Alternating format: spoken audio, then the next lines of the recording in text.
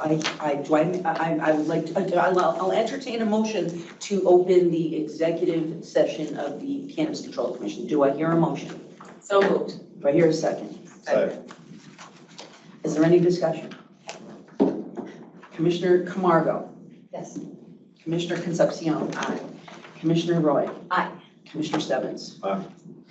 Commissioner O'Brien votes aye. Thank you. Unanimously. All right, here we are in executive session. Thank you. So I just want to walk through the agenda. We've got a complete draft, so we're going to go through the whole draft today. I'm hoping that we'll be able to walk through the entire draft and then have some time to talk about outreach and consultation, who within the agency should be asked questions about some sections, and also just get general feedback from. We also said we're going to look at a job description for the commissioners, some of which may be able to be pulled from the draft charter, but we'll do that. And so you got in your materials again some job descriptions of the chair and co-chair of the Alcohol Beverages Control Commission, and acting chair Kim had provided those to us. And then the third task that we have on our scope of work is to review the executive director job description, and so we sent that to you as well. That's in your package also. I don't know if we'll get to the job descriptions today. If we do, if we have just a few minutes, we can just talk about what we're going to do with them and how we're going to move through those. And then just next steps. And as you can see, our future meeting dates are October 7th and 20th. So just in terms of thinking of the schedule, if we can get through the whole document today, then we'll know what needs to be fixed or what needs more information, and plan to get feedback from within the agency, and then look at it together again, and perhaps even come pretty close to finalizing it on October 7th, and then have time for the job descriptions. So we're getting closer, I think, unless we hit some new major bumps in the road that we haven't seen coming. I think we're on target to finish our work in the next month or so. Any questions about where we're headed? All right, so I'm going to ask you to look at the draft. This is now version 3, dated September 16th. And just because we have, I think we have time, let's look again at the mission. I revised it based on the discussion that we had last week. And I want to see if there are any questions or comments or proposed changes to the background section.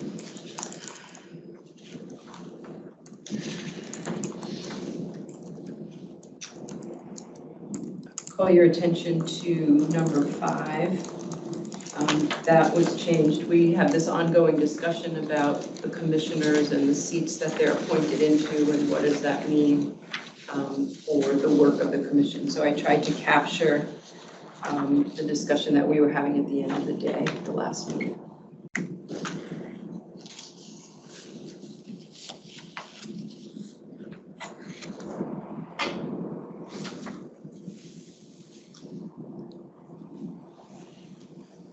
Take your silence to mean there are no additional comments on that. So just let me, I'm just still kind of looking like.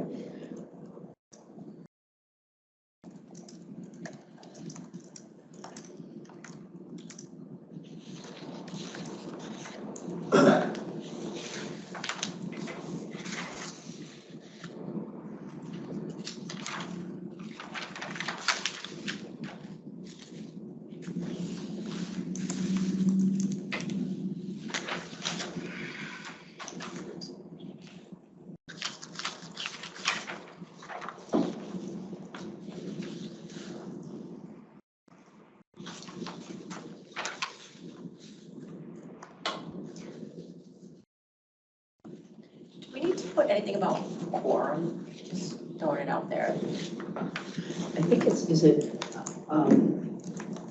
don't know if you have to put in quorum, but I think that the referencing decision 3. That's what made me think about quorum. Are you saying use the word, include the terminology? Yeah, I'm not sure if we need to weave that in. I think. What is a quorum? Do What's we the do we requirement? reference Robert's rules someplace in here later on, or do we? We It's do. somewhere. Yeah, Yeah. so my point is, I think that it's incorporated when you're, you know, we have to abide, we abide by those rules, and that would require a quorum. Can I ask you a quick question, just in terms of, this is one of the things, in terms of a quorum, only because I watched this issue unfold and I'm completely out of touch, but in terms of quorum, what are the rules in terms of in-person? And I know they're different now for, you know, post-COVID, Sure. but what's happening with that? Are we going to be required to be in person? Has that been permanently, a quorum can be done by Zoom? I don't know what the Extended it, status of the right? law is. March. I think they extended through March, the virtual remote meetings. But if we were outside of the COVID allowance, to do partially remote or remote participation, you still need a physical quorum present Right, in the room. right. And then all those again have to be through roll call. So in this context too. Meaning you'd have to have a physical quorum, but people can still participate Yes. remotely? Correct. Okay, okay. And how many make a quorum? Three. Well, then, And things need to vote by three, so if there are only three commissioners at a meeting, all three need to vote, so it's not a majority of those present. yeah. So the point is it's three acting. Three can, you know, constitute a quorum and three are needed to make something An happen. affirmative or. So the idea that any decision requires three votes, three affirmative votes. But that's what I'm saying is that you're saying decisions and approvals, you know, I don't know if that's incorporated in that language right there. I don't know. I mean, if you'd like to add that, I don't have any like feelings, you know, against it, but if we know we need a quorum, that's state law, that we have to have a quorum to function. Commissioner Roy, would you feel better if it was? It doesn't matter, I just threw it out there, I just didn't know, you know? No, but I'm glad you did, because I wanted to raise that question. And I Yeah, so it's up to the group, I mean, if you don't feel it's necessary, fine, but if you feel for future generations, it's helpful to have it, but it doesn't matter either way. So it's in statute. So it's covered then. Yeah. Three commissioners shall constitute a quorum, and the affirmative vote of three commissioners shall be required for every. So both things are in Yeah. statute. Yeah. My opinion, I would add it, just because it's in statute, but it's good to have it in here as well. And it just could be one sentence, Can just be in there, Combine it, like- just as it as was per read. statute. Three commissioners constitute a quorum. You could actually use the same entrance as number 2 pursuant to MGL. It's the same statutory reference, chapter 10, section 76. So pursuant to MGL, et cetera, three commissioners constitute a quorum, and commission's decisions and approvals are made by an affirmative vote of three commissioners. Thanks, Thanks, Ben. Ben. I'm glad you raised that. That's helpful to me. Any other thoughts about the background section?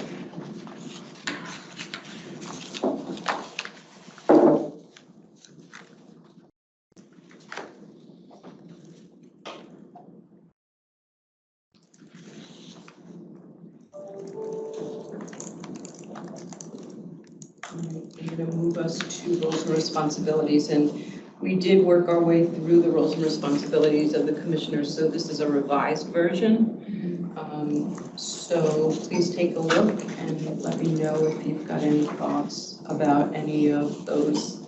I'm not going to go section by section because we've been through that, but if you have any comments about any of the A, B, C, D, E, F, and then there's a question at G. Is anything on A through F?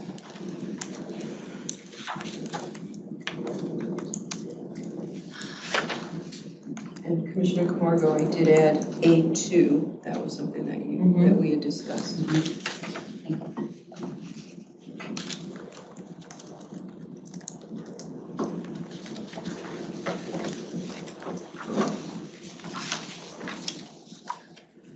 Susan, Yes.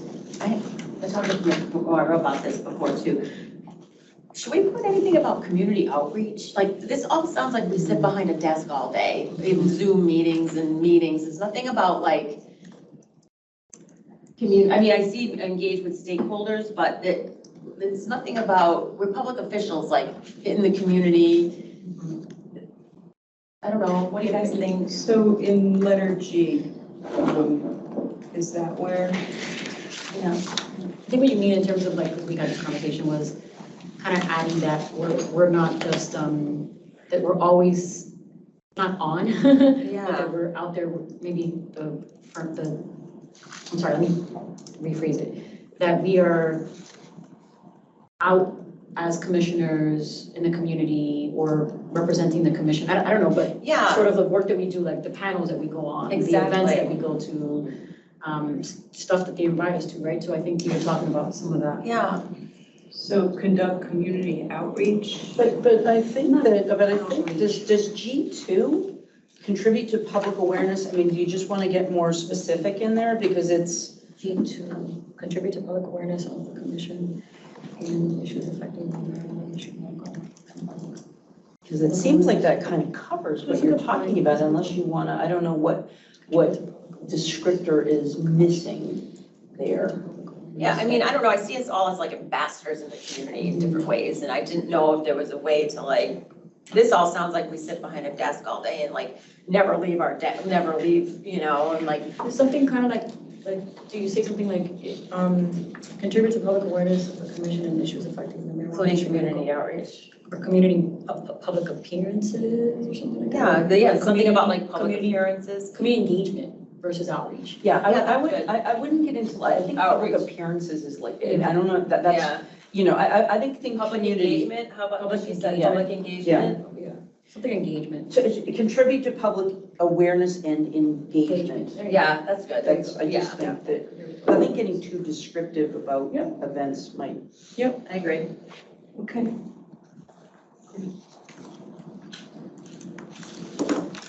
Anything else on A through F?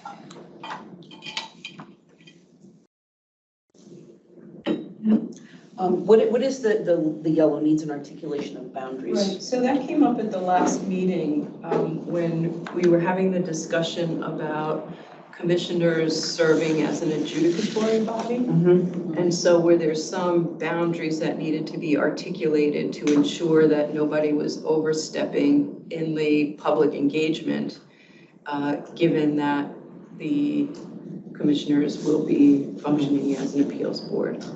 Yeah. Sean, I think you had some thoughts about that. I think you generally captured it. There has to be a line somewhere of, at some point, any licensee that we have could end up before the commission. And so the more we engage with licensees, the more we create a perception of either bias or friendliness that will ultimately lead to likely a commissioner having to recuse themselves. So, But I think we addressed that in E4. I know further down we talked about explicitly, I have some language explicitly around responsibilities of a commissioner to make themselves aware of the administrative process, but I mean, we touch on it in D4. That looks, What is it? page 2, down at the bottom, D4. Yeah. This licensor is the commissioner serve as a body for administrative adjudicatory proceedings. So do we need to, I mean, again, I think that this is the tension How about we between, add a clause without prejudice? to which section? D4. I guess my reaction would be that there's still no restraint in G. It's just, we share our expertise, we provide updates to industry. That's where I think it could be triggered. So maybe if there's some element of restraint there that at least expresses an awareness that there is a line somewhere. Like some sort of notwithstanding language. Like, just trying to think of a term to put in there. I understand what you're saying. Notwithstanding its role as adjudicators. Right. Yeah. Yeah. it's a little clunky though.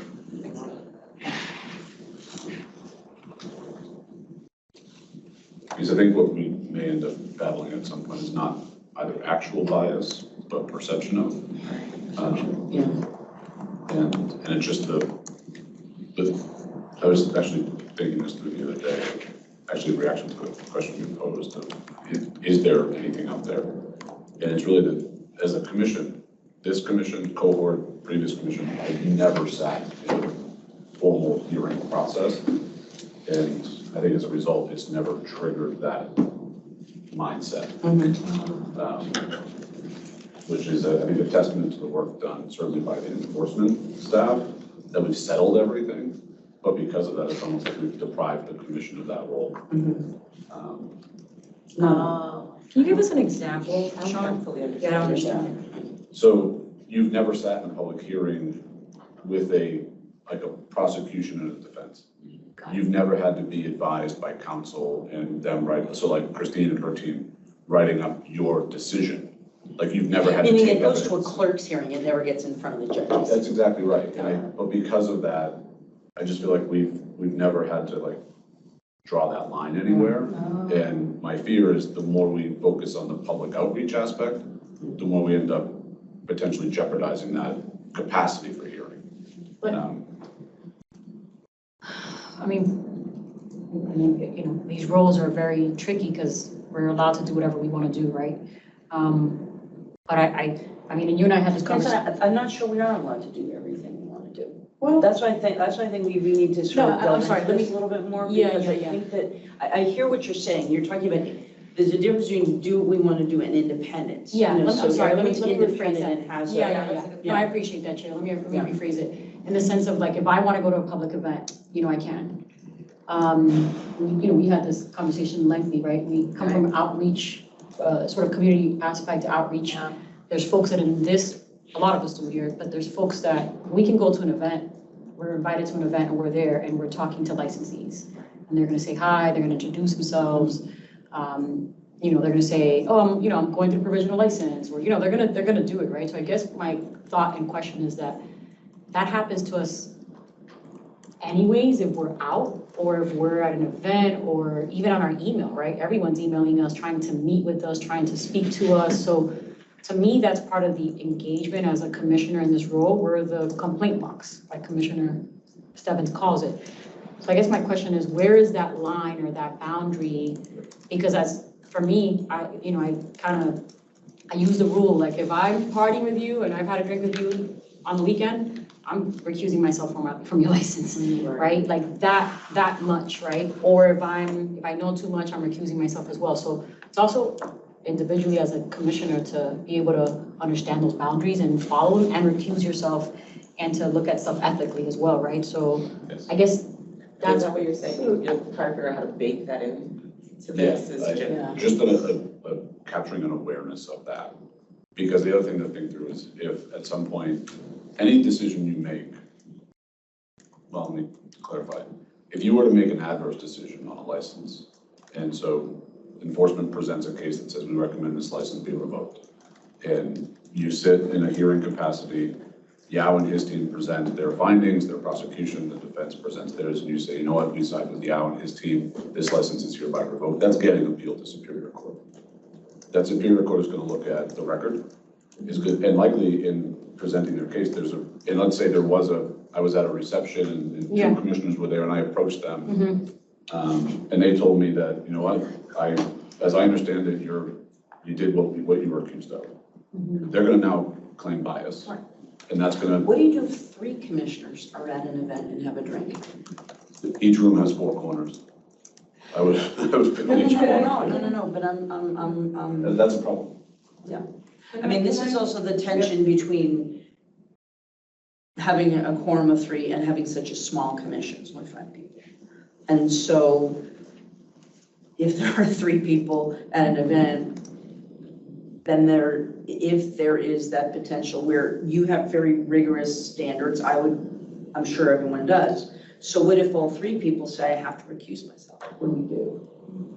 And that I think is what you're thinking of. And it's the nature of everyone here whose background is in public outreach and connection and community engagement. But how do we So I guess, when I spoke, I think it was with Chief Yao, is that Sure. correct?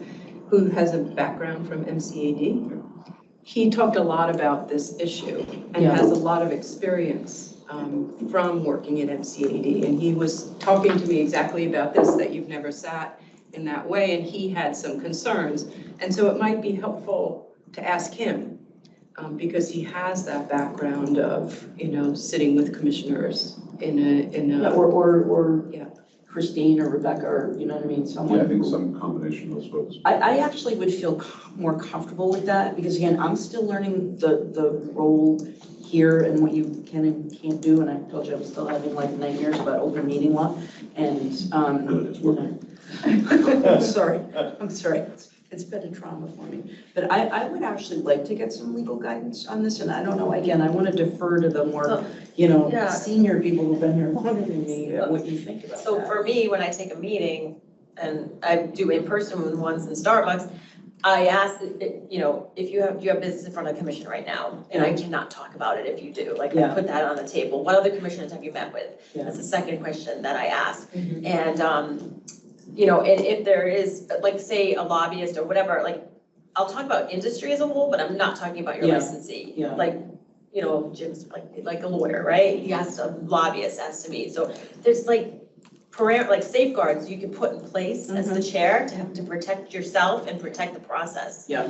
And I always ask those 3 questions every time I take a meeting. I have a similar way of operating. I don't talk about individual licenses. Yeah. I talk about issues or Yeah. Yes. policy concerns. And so that takes I do away that. sort of the Yep, that friction. Mm. And then when someone is requesting a meeting, if they're a licensee or potential licensee, then I have Kate sort of flag it with the enforcement team so that they're aware of it and they can tell me if there's something I need to know about. When you say take a meeting, how often do people take meetings like do site Oh, visits? God. I don't know. That's all we do. That's all we do, Do millions. site visits Yes. as licensees? You see my anxiety a little bit now.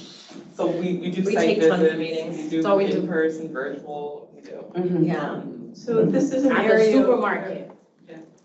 Trust me, I had a call the other day, someone's bragging, they know the new chair of the board. Hey, can you answer me this question here? And I'm like, oh, Yeah, I don't that's gonna answer happen. it. And I'm like, can I ask the licensing? To get the answer to the question, trust me, I had a few friends who went to jail, so. And you know what, I've been in the legislature, and I've had a few people who go to jail for.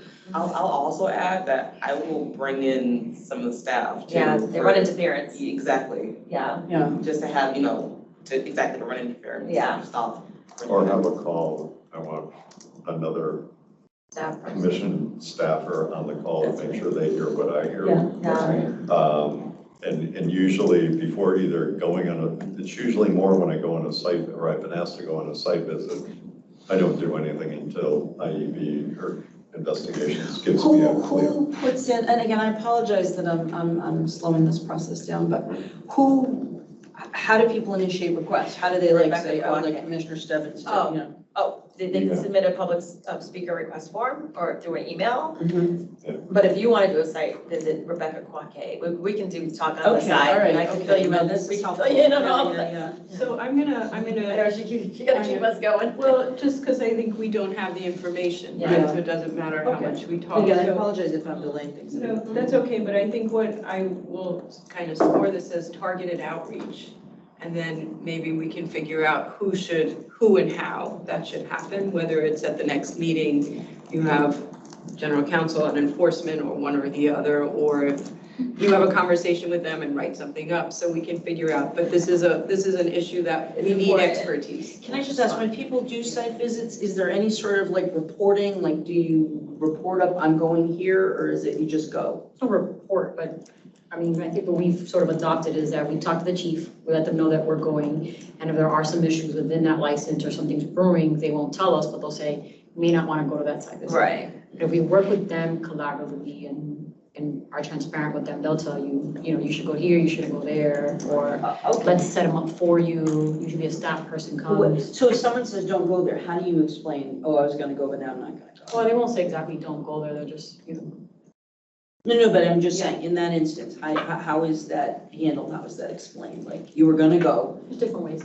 You won't get back to them, staff will get back to them. Oh, all right, You don't do that.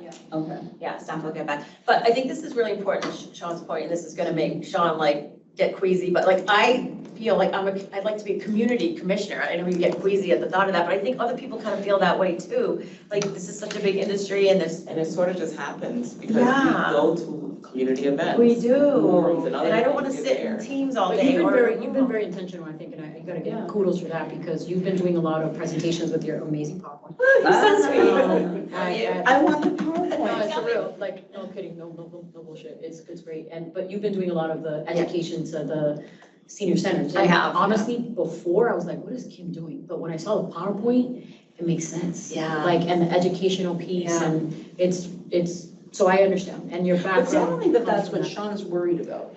It's, no, I was worried about That, that. the stuff like going out Yeah. and speaking and doing that, it's Yeah. just how do we sort of protect the dynamic for the commissioners Yeah. to be independent, to do that outreach. Yeah.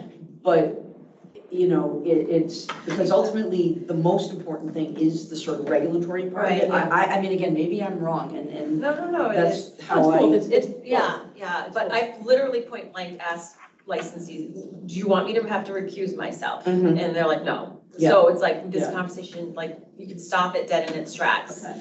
Yeah. different ways. I wonder if it would be helpful, you know, I know we have to go back and get more information, but specifically to get the information around where the parameters are when you have to recuse yourself. And Yes, sort of using that as the the cocktail rule. standard or like the kind of blueprint. I have shared with some people, I had been working with a cannabis farm. I thought I haven't talked to these people in a year, had lawyers, signed all these documents. I have no involvement, and they never changed Change of change of ownership. He calls me and tells me this, and I'm like, oh. So now I am calling the Ethics Commission, and I think that this is, what is the standard, and I'm fine, but what is the standard that we have to live by in terms of when do you need to call the Ethics Commission? Because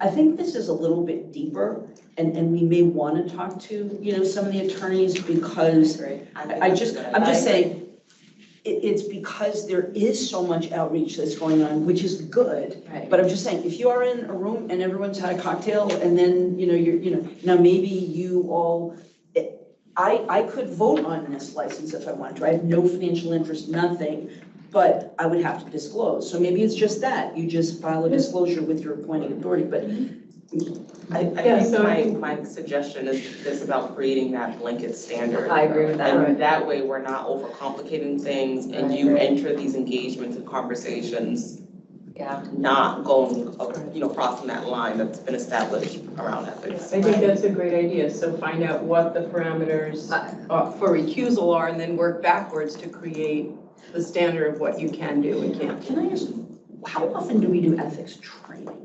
And on your own, Okay. yeah. All right. But Commissioner Cardo, you recuse yourself a lot, because I know you know so many folks, but what's the line? Just knowing them, or like, I don't know what that line is, to your point. I don't know what. So there's an actual line. There's Yeah. I have a direct financial interest. or Personal immediate financial, family you financial benefit interest. someone in Right. your family. Then there's the perception. And the perception is self-governing, and I think that's where folks use That's the whatever gray degree of area. caution. And you also need to think about, it's that public perception versus can the commission still conduct its business without me involved? And so let's say there were 3 commissioners in that meeting, you need an affirmative vote of 3 commissioners. If Commissioner Camargo may think, I could recuse myself, I don't have an actual conflict here, so I'm gonna vote for it. But if there were the potential appearance of a conflict, that's when you'd want to file it. How she or any commissioner, I don't want to. Yeah, I mean, we just How need to anyone apologize. can conduct that, though, is frankly an announcement to the commission and the public saying, I know these folks, I'm familiar with them, we have no financial ties whatsoever. Okay. I feel like So I'm you could capable, vote on therefore some of vote. that, Oh, absolutely can, but you're being cautious. extra, I know a lot. You know a people. lot of people. And I also, the perception is, oh, that's her good friend, that's her person, or, I ran a nonprofit Or just use organization. social media together you or know, whatever. They might, like, all kinds of stuff, so I can vote on a lot of it, but I'd rather not.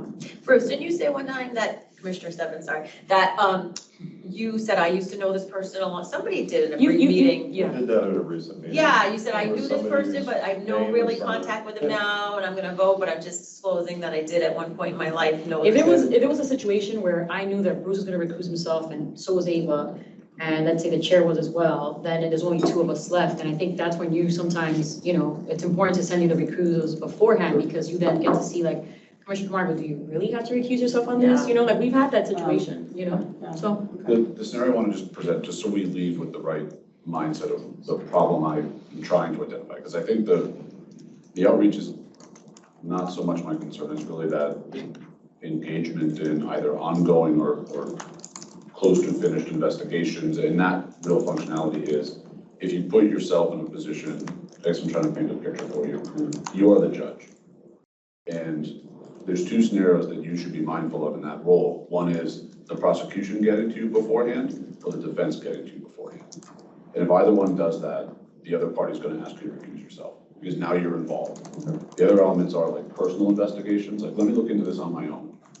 You should not be conducting personal investigations. So it's really that you sit in a judge's role, like almost put a visual robe on and think, and that includes us. Like if I come to you and say, these guys definitely did it, and I'm gonna be bringing you a case, I've now biased you against them, and the other entity would have, and so there's already going to be, I think, an inherent perception of bias because we work together. So there's already kind of an inclination of, these are my colleagues. So the burden is already higher for the defense to overcome. So they're gonna wanna create as even a playing field as possible. So it's just I wanna paint that picture, less so can I do a tour of a facility? I'm less worried about that. It's more when the conversation turns to, these investigators are really ruthless, or they're being unfair. The defense now is potentially trying to bias you. So, And that regulator role, in addition to everything else we want the role to be able to do, that regulator role is first and foremost our responsibility. Right. And, it's to Sean's point, it's not an easy process. My other job, we did get appeals that came all the way to us, and despite even a 5-0 vote, you had people carry that to an outside legal proceeding. So, Well, when one license is worth billions, it's a Well, little different than, it's a little bit. this is millions of small potatoes. But one of the things, in hearing you say that, I mean, maybe we can sort of, and then I think we still need a little stewing on this, but adding the engagement, so it's clear that that is a role, but I'm wondering if there is a determination which is the sort of, has primacy, which is the most, to me, it's the adjudicatory, regulatory role, and the outreach and education is central, but the adjudicatory role has to It's be, baked in the statute. Yeah. I think what we're working towards is how to make sure you can do the engagement Yes, in a yeah. way that. Can I just add, though, Sure. the engagement helps us form policy. Mhm. So by meeting with these groups, and we're like, how do you think we got to the social equity fund? How do you think we got to the HTAs? Because of the engagement, Yeah. because of that. So that now changed statute, but it's also gonna change regulations, so it drives it in a way. But there are two pieces, and that work is important, and I think that work helped us achieve the success we had. But it is those individual engagements of a licensee approaching you, Right. or their legal counsel, or somebody who then, and it's not, it touches on the recusal piece, but it's that, when I joined gaming, this was the best advice anybody ever gave me, which was every conversation you participate in, just imagine that the other person is wearing a wire. Yeah, somebody else told me that too, that advice. And it was really helpful. I'd rather stand there and look stupid than say something that's going to jeopardize my regulatory role. But I hear you. It's just, I hope I this think- is to the executive director. Yeah, I think that, I hang on. I do have one additional question, because this is also me sort of understanding the structure and function and kind of the statute. So, there's learning by going into the community, individually in different meetings, but also what is the sort of structure of the advisory, board? What are they supposed to be the ones going out into the community and hearing? Because, do we ever just listen to the public? I don't know. I mean, do we do hearings? I mean, are we able to? I don't know that. So how do we get public input aside from the one, separately people going and doing that? How do we engage the public and get? I think there's a few different ways, and the biggest example we have right now is this DIA report that's been circulating. And what's disproportionately impacted areas, so I'll use that as an example. Oh, yes, okay. That we engaged and invited public comment. Right. So there was a public comment period where people from the general public could submit their thoughts on the process, on the report that was submitted, and then we had stakeholder engagement. So that's one avenue. I think before we got here, for this iteration of the commission came here, the other commissioners did have hearings where they went into community and had members of the public speak. I mean, Sean, you can probably speak on this because you were here at that point. So I think there are several different ways that happens. And it's just based off of what the issue is or what we're dealing with at that point in time. I had a comment that I wanted to make in All right, terms and of. then I'm gonna move us forward because we really do want to get. That's fine, I was through it. waiting on this comment. It Go was, ahead. so Yeah. Sean was speaking about a really specific instance that makes sense to me about if there's an ongoing investigation. And I wonder, and I want to throw this out there, because that's a real problem. It's something that we really want to avoid. If we should have some explicit language just saying that we will not engage with entities that are subject to an ongoing investigation. Because it's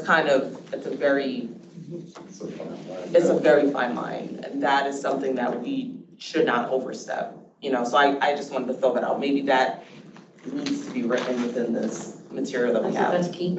But we don't know who's under investigation. But that's why we have to communicate with our staff and investigations and enforcement. That's the whole purpose of sort of going through that. Okay, this person has asked for a meeting. I know, And I don't do should- that enough. And that should be their trigger to us, not the guy, Exactly. not RFIs, but a notice of deficiency. So what I want to say about this issue is, doesn't appear to be a dispute. You're all on the same page, meaning you all see the great value in community engagement and you want to be careful so that you're not on the wrong side of the line when you're adjudicating an issue. So I think I'd like to table this issue and move it to getting expert advice from staff because it's a very nuanced set of words that we need to find, and I think we need that support. So if that's okay, I'm gonna move us to the next section, which we haven't discussed yet. So this is the commission chair, and I did, after the last meeting, put the statutory language in here. It's still in blue, just to remind us of that, and want to make sure that you want that in there in that way. And also, as I was going through it, we hadn't talked about the chair as a spokesperson. We talked about the scrum, and we talked about Sean as a spokesperson for the administrative part of the agency. And it occurred to me, is there a role where something happens and it's not after a public meeting? Is it the chair's role to be a spokesperson at that point? And I kind of didn't want you all to make decisions solely on the experiences that you had in the past. So looking forward, does that make sense to also to list as a role certain times when the chair is the spokesperson?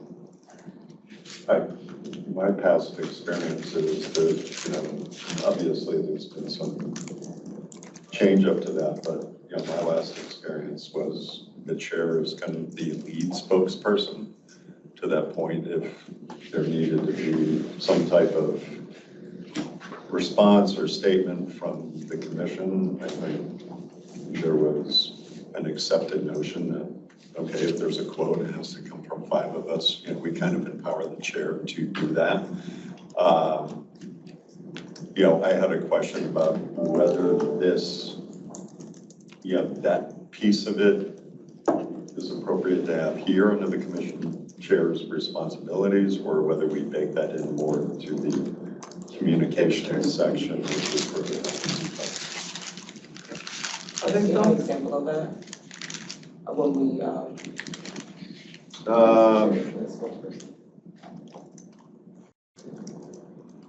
Yeah, when we would come up and, I'm trying to think of where it wasn't subsequent to a meeting, but if we had the handing down of the win fine was obviously more of a posted media event. The chair kind of stepped to the podium first, even though we all got to chime in, but it was the chair who kind of walked through the bulk of the details of the decision, et cetera.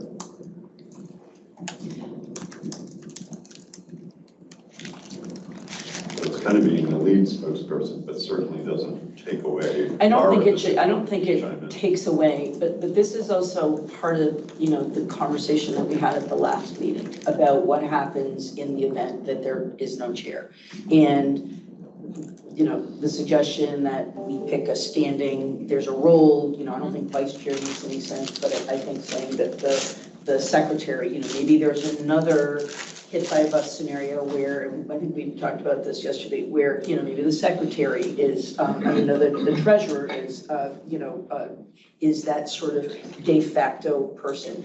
The only argument I would make is that in the statute, it all equal, but the chair does have a different statutory role, and there is a decision by the treasurer that, that person sort of lead. Now, I think that this is also in the communications that we have to sort of work out how people feel heard and people have opportunities, but I think that we are with the scrum and with those different rules that are being put in place, I think that there is a clear effort to make sure that all commissioners have that opportunity to take leadership positions, to be able to, comment and speak and use their lived and, professional experience. But I actually think that this should be baked in someplace that there is a central role for the chair to play. And again, this is, trust me, I'm probably never going to go to a scrum, so, Are you comfortable with Commissioner Stebbins' proposal of serves as lead spokesperson? I think we can find more democratic language, but I think that it is statutorily appropriate to put something in there like that. I mean, again, I hadn't seen this before, but, Others' thoughts? and again, if people disagree, I'll, you know what I mean, I don't want to be too overbearing on it. I guess it's like, in what, when? I mean, let's say there's some crisis, a farm burns down Sure. and the press is looking to the commission for a statement. Is it only, because is it only Sean who speaks on behalf? And if it's of the- only Sean, I'm happy, or Right. if it's the I didn't executive know- director, I'm okay with that. Yeah, and because I understood from the conversation at the last meeting that there were questions about how much do the commissioners give over authority to the staff and when. So it seemed that it just sort of framed up in my mind that the commissioners might want one of you, and not only Sean, being that emergency spokesperson kind of thing. But I don't know, that's, if not, I think with some language in there as like, sort of like, between public meetings, should there be a need for? there's like an emergency or something, but like, I think, and I mean, you just got here, so we can't base the experiences off of you, but like, my experience with prior chairs is sort of like, at some point, I don't think the chairperson was the appropriate person to speak on behalf of the commission, So if it's I'm just saying, I think that the point is that we're baking into the Yeah. communications Yeah. language Yeah. that people who are the appropriate spokespersons on a topic Yeah. are given that ability to do so. Yeah. But I think that what we're talking about is, and this is, and trust me, I've sort of chafed a little bit at, this is how you do it. Yeah. Trust me, okay, I'm figuring that out too. But I do think that there needs to be some sort of clarity around that. Yeah. But I think it's a commitment within the communications language, that people have that opportunity and are encouraged to, and, you know, but again, I hadn't. Yeah. Can I just, what if the chair was the spokesperson, but only with official language from the commission? Like, whether through our comms team or it's something we voted on, so not you, but Commissioner 20 years from now could go rogue and say horse cannabis at every place. And that's the official position. So maybe if it's checks and balances, it's just, What do you think? Is I mean, again, I also think that it's, Just thinking along the same lines, I think if any commissioner should still be bound by commission policy. right. In other words, nobody can be the official spokesperson if they're gonna go out there and talk about something that Right. the commission's not even discussed. or exactly, considered. exactly. And that is, I mean, historical, like, we're gonna be informed by history, so that has happened before, and that has also been a rub. The other thing, you raised the example of, like, for instance, there's an emergency or a crisis, whatever it might be, and let's say it's relative to a licensee. And I'm gonna go back to the same topic we just left, and I apologize for that. But I'm not gonna try to drag us back there, but there is a scenario though where, let's say, a facility was robbed, or a product, the entire crop went missing. I don't think commissioners should be speaking about that, because that's ultimately gonna end up before you at some point. So therefore, if you're out there, or any commissioners out there saying, we're gonna investigate this vigorously, we're gonna hold people accountable for this, great, well, you can now recuse yourself with any decision that gets brought before the commission. So that's where I think the divide needs to also be formal of what is policy versus administration. Or opinion. Should this be in consult with the That's executive what's on my director? mind. Opinion? It's like my concern is that if, and again, it's because of past experience, so unfortunately, that's what I know. That's our That's all we have. mindset Is the idea of the chair offering an opinion that is not a consensus amongst the commission, that is perceived and interpreted as the official position of the commission. But aren't we putting that into the communications document that all commissioners are sort of going to be bound to, when they are stating an opinion, to clarify that this is my opinion and not the official? Aren't we baking that in? That's in there in the external communications section, yeah. So, for clarity, the chair is also a commissioner, right?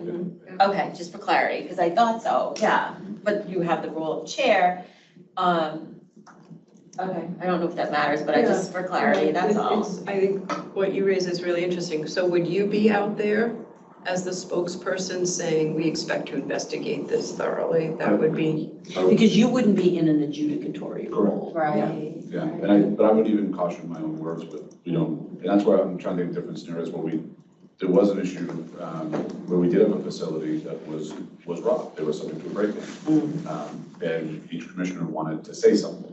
And again, my advice was, please don't say anything. Yeah. We don't have enough facts to know this could be they could be a victim. They may not be. We're gonna pull security camera footage. We need to investigate this before we can make any determinations. But then, of course, the next meeting, commissioners were asked, what do you think? Oh, it's a terrible tragedy that this would happen.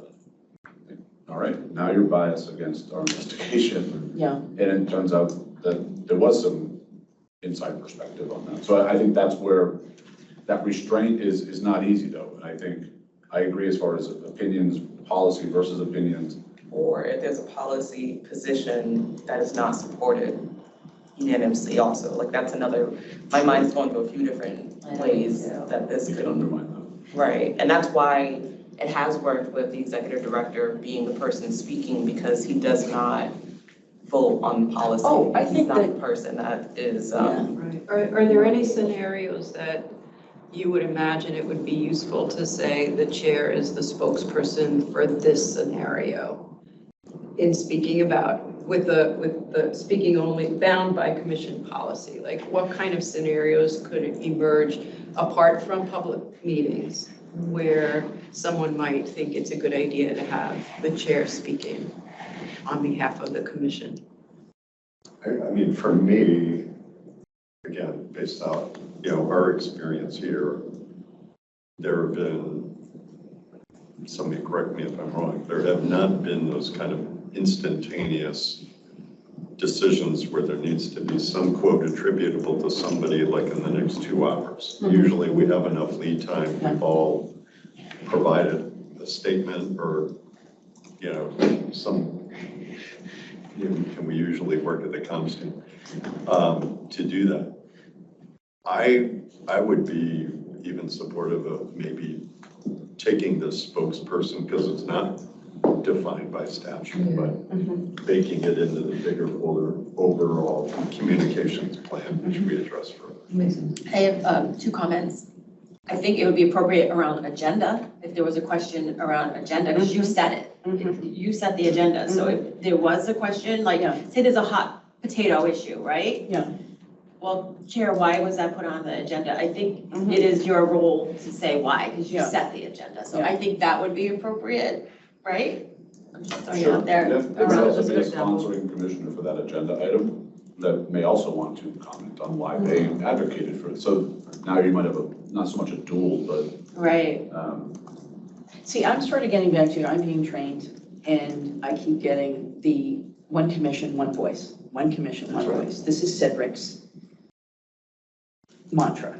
And Send 5 commissioners, 5 voices. yeah, and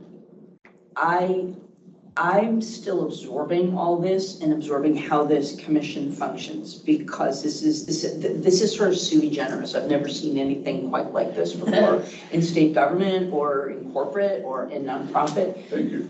So yeah. So Welcome to the CC. no, but my point is, practically speaking, my eye twitches. I'm like, I've always been around hierarchical, and that's not what this is about. And so, what I want to make sure is that we understand the need for that one voice while not muzzling any voice. And I don't know what that looks like. Does that, I agree with that. And again, I think, and maybe it doesn't, I've come back to what needs to be part of the governance charter and what needs to be connected via communication strategy. Think about the T board, individual board members, they can say things to the press and they still have to, but they're not really in an adjudicatory role. The lottery commission, same thing. And, it's like they don't even deal with most of this stuff, right? I mean, they over, there are people who lose their very lucrative, Keno licenses. And trust me, I've had people like calling, no, they were only selling drugs on the bar side, not on the bowling side. So, give them back their Keno license. Trust me, I've had a sheriff call me on that one. But yeah, but anyway, it's, so that's, probably the closest here, but there's nothing, I can't see any sort of similar where we are truly acting as a judge in other. And so it's thinking about how do we address that? So how do we protect the process? So it was taught to me that if something is pending investigation, you say no comment, it's under investigation. It's like, I almost think we should have a policy that if something is under investigation, commissioners are not privy to comment because it's under active investigation. And I think that's the safest way. So when asked, I'm not going to comment on an active investigation.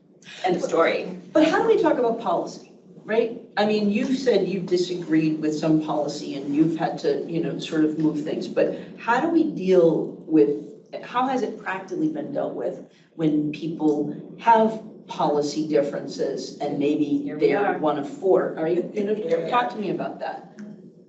Put on our gloves. I don't imagine what you need to, if you're saying the agenda is set, we have an issue on the agenda, it's brought forward at a public meeting, we have a conversation at the public meeting. And then that's how it's dealt. But I'm No, talking. but let's just say, I think you're asking, say Policy there's a behind the policy, a scenes. policy passes 3-2. Oh, policy. If there are 2 commissioners that didn't agree with the policy, but now it becomes official policy because it's agreed to. Chair, a lot of stuff, sorry to interrupt you, Susan, goes to Sean. He's our traffic cop. He is, he is. I voted no on social consumption, but it was policy because it was 4-1, and that's okay. That's I wonder if I'm understanding the question right.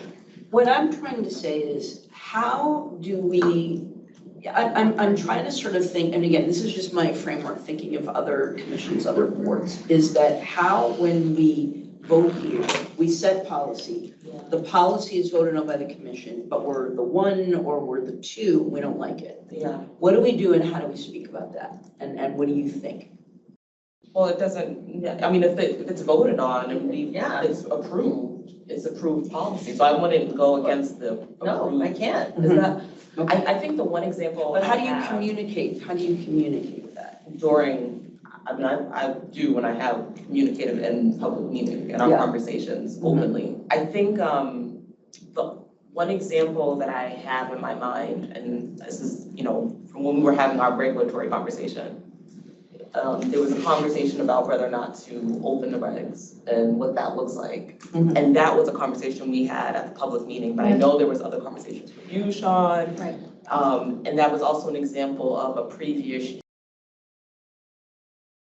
to sort of sway Can we not? I'm gonna have to call a timeout because there are two agendas here. One is to get through the charter and the other is to learn a lot about processes. But it, And I understand yeah, that you need to learn yeah. about the processes in order to We don't be have able an to, opportunity to have these but, conversations. Place else. but we also have a set of tasks that we need to Yeah. get through. So I'm gonna ask you to kind of police yourselves in the conversation and maybe make notes about things to ask people offline. Yeah, And so I just want to bring us back to the question of should it be explicit in the charter that the chair have some role as a spokesperson on behalf of the commissioners or not? I think Bruce had said Yeah, something. my personal feeling is it's maybe not baked into the role, but it is baked into the communications. Yeah. All right, so maybe we set this aside for now and come back to it Yeah, during the I think communications. so. All right. Yeah, I think so. Yeah, Chair, I was gonna say, Yeah, I'll have a side you're, conversation. I don't know who's onboarding you, but I'm saying. Everybody is Everyone's onboarding. onboarding you, but you should probably, we should set some time Yeah. and like. no, I write- mean, Grace Yeah. is doing that. Okay, No, but I good. think Trying. we, like, from a commissioner perspective, Yeah, we yeah, probably yeah, have to yeah. have some conversations Yeah. about sort of. No, just so you know, I mean, Yeah. we have something almost set up, but I've Yeah. been trying to set up like coffee or lunch with Yeah, everybody. everybody, that's what you have. Yeah, Yeah, so, it would be good to just Yeah. get those questions. and to not do it sequentially, so. No, but to your point, and not to suggest something different than what you suggested, Susan, part of your questions are baked into process Yeah. and goals and governance. So Yeah. they might get granular, but at the same time, I still think this is the right venue and the opportunity to talk. Well, because I'm just saying, I mean, like, in terms of communication, I'm getting like, Right. I think it's hard for don't you to say this, understand. don't say that, you know what I mean? One commission, one voice, and I'm like, Uh-huh. you know? And so I'm trying to figure out what is my ability to communicate and talk with the press, you know, I know what I don't know. Yes. And so I also know, the first thing I ever learned when I was running for office when I was 26 is you don't have to answer the question. It's a marvelous. And so, but that's what I'm trying to get around, and that's what this is. It's what is this one voice? If it's one commission, one voice. I want to understand practically what it So means. can I just, in 10 seconds? Yeah. So after the social 10 seconds. consumption vote, it was 4-1, right? And then I was in scrum after, Yeah. well, Commissioner, why did you vote no? And like, well, the commission has spoken. Mhm. Okay, Yeah. but the reason I voted no was Yeah. unintended consequences. Like, I said my reasons why I voted no, Mhm. but the commission has spoken and that's now our policy. So there's a way to like say, well, the commission has spoken and they have voted in favor of this, but my particular reasons as an individual commissioner were X, Y, Z. Yeah. So I there's think a that's way to do it. I think that's appropriate, and we can bring this back to the communications, but I think that it's literally the hit by the bus scenario. It's you know, how do we, in the event that maybe there is disagreement or there, I mean, how do we handle that? That's what it's just trying to I sort of personally find handled a it. set of rules that will have that sort of unifying impact without muzzling anybody. That's what I want to figure All out. right, So anyway, I'll shut that up. bring us back to the question of A, which is the statutory language. Do you want that to be explicit in the charter? I think that's important. Yes, okay. Anything else on the commission chair? I would just ask the executive director for his thoughts on G. That seems really broad and I think is kind of the tension that we're trying to resolve with the governance issue. It just kind of, I think, offers potential to be fraught with the tension and the confrontation that we're trying to avoid. I don't know if there's a better way to word that, or But add no some more than boundaries? 2 calls a week? Sean? every day. We're gonna limit the, We're gonna be that explicit. We have more explication in the process for setting an agenda and for setting executive director goals. Yes. I need clarity around A, the first sentence, because this is why we're all here. Has an exercise supervision and control over the affairs of the commission. Is that the small secret? Is that the, so this was the rub, right, Sean? So it's like, who exercises? So should we put non-administrative, or is it the commissioners? Is it the staff? Is it the commissioners? Is it non-administrative things? right, so We need I would clarity. suggest, I think you keep the language as it is in A, just because it's direct quotation out of the statute. It is. And then I think We subsequently need interpretation of that it. can kind of breathe life into that is what I would suggest. But that was a massive rub. But it's still, yeah, I think that's Can I tell you, the rub is the statute, exactly. That's it, it's great. but Blue. look. Blue's great. Blue's great. No, but I think that part of the issue is it's figuring out how to create collaboration with the commissioners I agree. and with the executive director, and the statute's the statute. You know, and so, you know, and this is the one thing that even if people have been unhappy with how that was interpreted by one chair, you know, it's still the statute. And Right. so how do we That's what I'm trying to say. clarify That's that? what I'm trying to Yeah, say, and I mean, exactly. It works closely with the executive director. What, I mean, I don't, you know, Should we delete it because it just sounds like it's causing more trouble than? but I think, Sean, can you explain how you think, because it's really to make sure that you have the independence to do your job without someone looking at that statute and saying, I'm in charge just as much as you with the day-to-day operations of the commission. So what thought have you given to?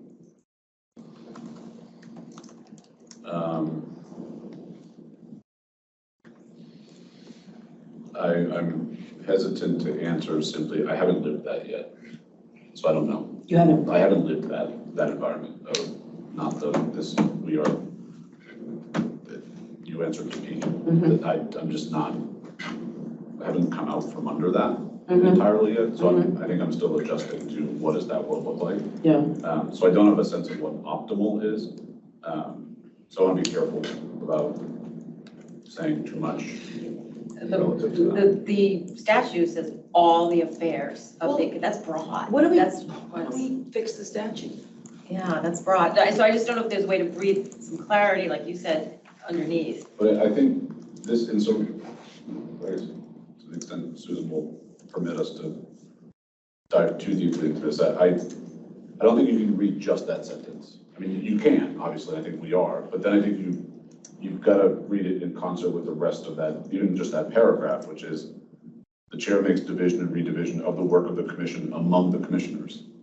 So to me, that's the very last sentence in there. Like, to me, that references the commission as commissioners. Okay. That's my, like, I could make that argument. I'm not saying it is the argument, because someone else could easily say, Somebody else did say. exactly. But then, with that in mind, then I come back and say, well, the statute also makes me the executive and administrative head. So what say you, like, if we're gonna start, that's the rub, that's the collision. But I would, again, and it's in my own self-interest, so I want to confess that. Like, there's a selfish motive to this, which is, I view the chair as conducting the oversight of the commission as a body, as a public body, that 5 members that vote on things. Conducting those affairs is basically making order of the activities of commissioners. The administrative side is basically like, and I'm not trying to smoke you out of this room, but like, the temperature in the building, and like Could the, you turn it down? I actually, I have Actually got a little complained. bit better slightly. Oh, no, it's hot. I've let it be known I'm not happy. It's hot. But It those does are, feel like it. It did cool down a little bit, it did, yeah. I'm So sure thank someone's you. up on the roof like, "Hey." Fanning us. Oh, no, they're in today. But those were where I think, and that has been an issue in the past, like just the administrative side of the house. And this is frankly how I want to be mindful too of just personal style. I'm not like a combative person. I'm not going to puff my chest out and insist on things. And I think that's also been a rub in the past, is my personality is such that I will speak with all five of you before I make a decision, especially a significant decision. But I can see, and that's where I think the commissioners, you as commissioners, should think about that in this document too, is that may not always be the case for an executive director. Okay. So you want to be careful about giving me too much power, which again is against my own self-interest, but I want to find a way to coexist. And I think as policymakers, and I think in thinking specifically about the role of the chair, I think the chair has authority over how the commission conducts its business as a public body. And I think that's fair. And what if we just said that, consults regularly with the executive director regarding operations of the commissioners, of the work of the commissioners? I guess I'd want to embed that in my responsibilities, and I'd want to spread it to the entirety of the commission. How do you, so my question is, how do you, that last line is what pops out to me. So, promote advocacy in administration, the chair shall make such division or redivision of the work of the commission. What is the work of the commission? And how do you separate that from the work of the agency? And that's what I've not been able to wrap my own mind around, because I don't understand the. I had a similar question, I think, based on the way E reads, which is project delegations among commissioners. I don't know Right, if so that's let me just say, the way I structured this is to differentiate between the 5 commissioners and the commission. So in the beginning of the document, it says there are 5 commissioners, and the commission is both the 5 commissioners and the executive agency. And so throughout the document, I refer to the commissioners to differentiate from the commission as a whole. And so, so here where it says coordinates commission work and project delegation among the commissioners, that's specific to working with the 5 of you, the chair working with the 4 of you, as opposed to the executive agency. Yeah. So the thing that, because this is a statutory interpretation, right? This is the language from the statute. This is, That's, right. you know, so I don't, like, that's an interpretation of that It is, statute. it is. So what does that mean? The chair makes division or redivision of the work of the commission among the commissioners as the chair deems expedient? What does that mean? Right, that's the question. Yeah. And the problem with this is, what does it mean per personality that's sitting in the seat? Say, which? No, this is like the real thing here is that this is also, what does it mean depending on the personality of the chair? how can it be interpreted? So, for instance, 20 years from now, somebody could passive aggressively assign a project to a commissioner that they don't really support or want to do, but according to this language, they would have no choice. Kind of, right? I think we're going, it's a little bit separate from like the question that I had originally though, because I see our work as being the work of the agency also. You know, the role of, you know, if you look at what our commissioner roles are, yeah, they're intertwined, so I don't. I think we need to figure out how to amend the statute. I think you're right, But let's use the charter to interpret it the way Yeah. that you want it to be interpreted. And then if you can change the statute to fit that, that's helpful. The purpose of this charter exercise really is to interpret the statute so that it works in the way you want the body of commissioners to work. But I think this also comes back to the sort of different vision of what the role is. And is it, see, I come at this as a board, you know what I mean? Functioning as a board and not being administrative. And when I initially thought we were doing corporate governance, to me it was making sure that the commissioners are more focused on policy and adjudication and less on the day-to-day operations of the executive administration. That's what, when I have chaired governance committees, that was what I had to focus on, because we were trying, the Girl Scouts, it was like, we had different court members who were, reaching out and basically, creating some disruption internally with the staff. And so when I think of governance, I think of that separation. And I'm hearing the commissioners saying that they don't see that same separation that I've seen in private boards, nonprofit boards, or other governmental entities. And so I think that that's the tension, and I don't know how we rectify that. That's helpful. Because that's what when I initially, and you guys have been doing this exercise for, I guess, over a year now. Well, didn't it start? I thought it started and then We've stopped. actually just, this is our fourth meeting. Procurement, yeah. Oh, Is our fourth okay, meeting, Susan? okay. With me, yeah. Oh, okay, with you, yes. This is a fifth meeting. So, It's our fifth in person. yeah, so that's what I guess, we've sort of gone down this road and then come back and gone down, but it's really thinking about how do you, that tension, it's that tension. And that tension, I think, ultimately needs to be clarified. And I ultimately think at some point in time, you gotta change the statute. Because the statute, I think, has created some, it basically says, the chair runs it and the executive director runs it. Two people. So if you were changing the statute, if you were making a proposal to change the statute, how would you change it? Well, see, I don't know, because I want to be respectful of the rules and the reasons why people are here, right?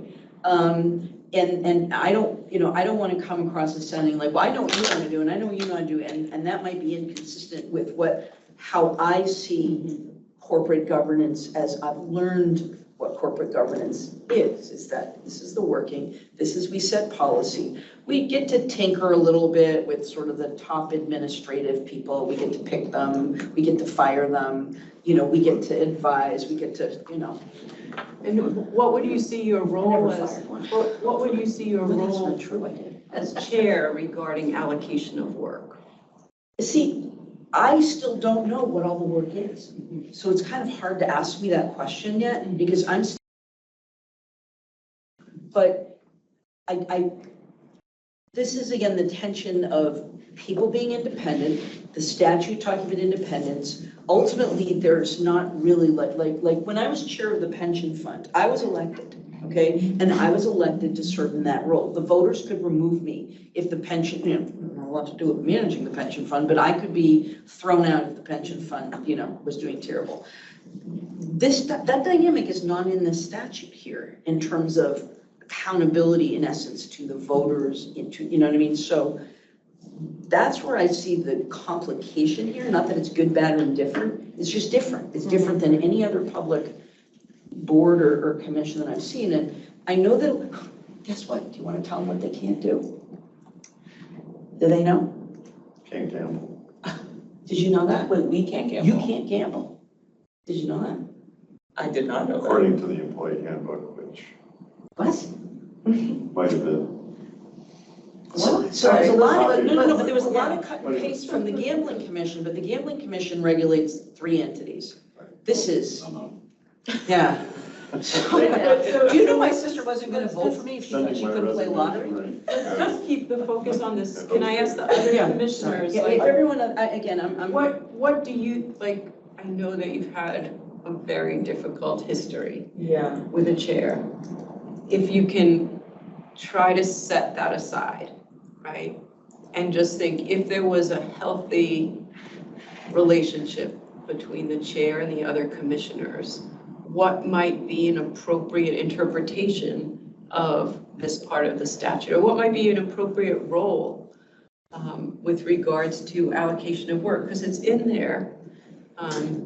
Not to play devil's advocate, but do we have to plan for the worst case scenario? Because we might not always have a Chair O'Brien, and we had different circumstances. Well, Do we have to plan for that? What I first want to do is plan for the good chair, Okay. right? And then let's see what kind of protections you need, because this is a long-term thing. But we haven't really had a discussion of, with a chair who functions in a healthy way, for the commissioners.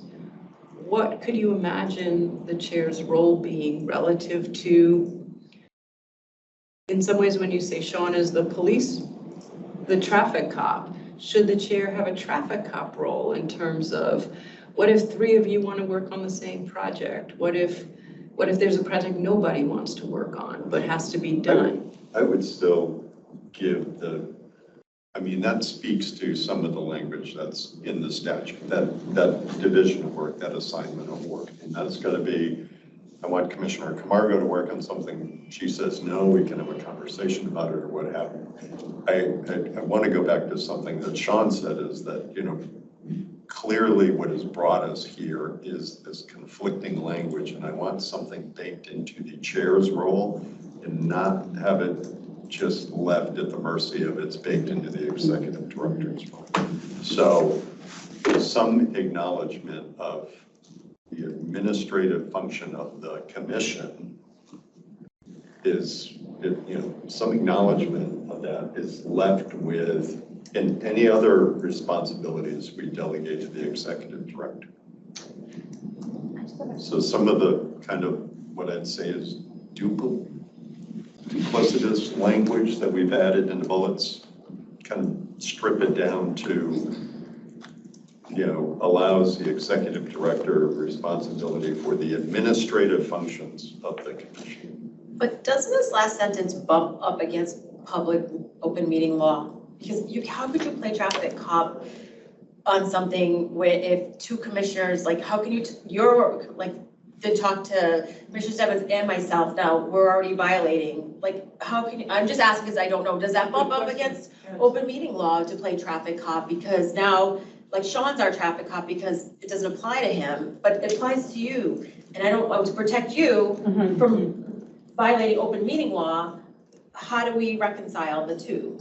See, I ultimately think you need to have some sort of, again, every board that I've sat on, the chair picks what committee you're gonna be in. And I've told you the story when, I had like a firefighter cop from Boston who was like, hey, I wanna be on that investment committee. I have friends who, make money on this. I'm like, yeah, okay, you're not gonna be the person who goes on the investment committee. But the point is that in any board setting is always reserved to the chair. You're on that committee. Now we don't have committees, everything's ad hoc. Yes. So in order to make sure that there, and again, this board, unlike any other board that I've seen, utilizes staff resources way more than any other board that I've ever seen. In much more, and again, that's part of the conflict, it's the work that's being done by the staff, it's the priorities being set by the commission members, and it's, there needs to be some agreement, I think, by all the commissioners of where we want to go. But you may have, you care about the impairment and so that may not be the priority of all 5 commissioners. That may be yours, but you want to go work on that, right? So how do we maintain your ability to do that, but make sure that, like in any other board that I've seen, the chair gets to determine what basically committees you sit on, what area of focus you have, and respecting your experience, your lived experience. So that's what I'm trying to get my arms around, because this is such a unique structure and everyone brings so many different talents and experience. How do we have a little bit of a traffic cop, but also allow people to do what they want to do and where their passions are? And prevent a bad chair, not you, from punishing people by not allowing them to work on the things. We gotta be careful when we're using the word good and bad about people. I'm just saying, Okay, I'm a little all right. sensitive to it because. Sorry. Sharon, I just want to say, But you don't know who's good and I bad. really appreciate your fresh perspective. You're saying something, I think it's, I'll tell you what's happening internally in my own mind. Yeah. I'm sort of going back into the way that we've operated and recognizing that, maybe we haven't been operating correctly or to the best of our abilities. And now I'm just I'm taking what you're saying, and I just wanted to say it. I appreciate your fresh perspective. It is really it's helpful right now in this instance. I think you came at a good time. So I'm going But I through hope, and thinking but I about really, it. really want to express, and this is what I want, because I'm so, impressed with what everyone has done. And so, and again, I do know, I mean, I've worked on, I was on a board of a community bank, and it was one of the worst experiences I've ever had because of who the chair of the board was, who did and did not do the right thing and did not protect. I mean, probably almost could have gotten us into some legal trouble because he didn't do the right thing. So I respect what everyone's doing, and I just want to understand, how do we create this that people feel heard, people can follow the passion that they feel, for what they want to do to help people, but how do we kind of get something in the middle of that? I don't know what How that about we is. just add this language then, in consultation with the commissioner? Like, do you want to make it seem like, because you said you want to be sensitive to our needs? But I think that we say that, hold on. Like coordinates commission work. The agenda, project obtaining input from the commissioners, public solicits input from the commissioners for the position, but for them during the public meeting.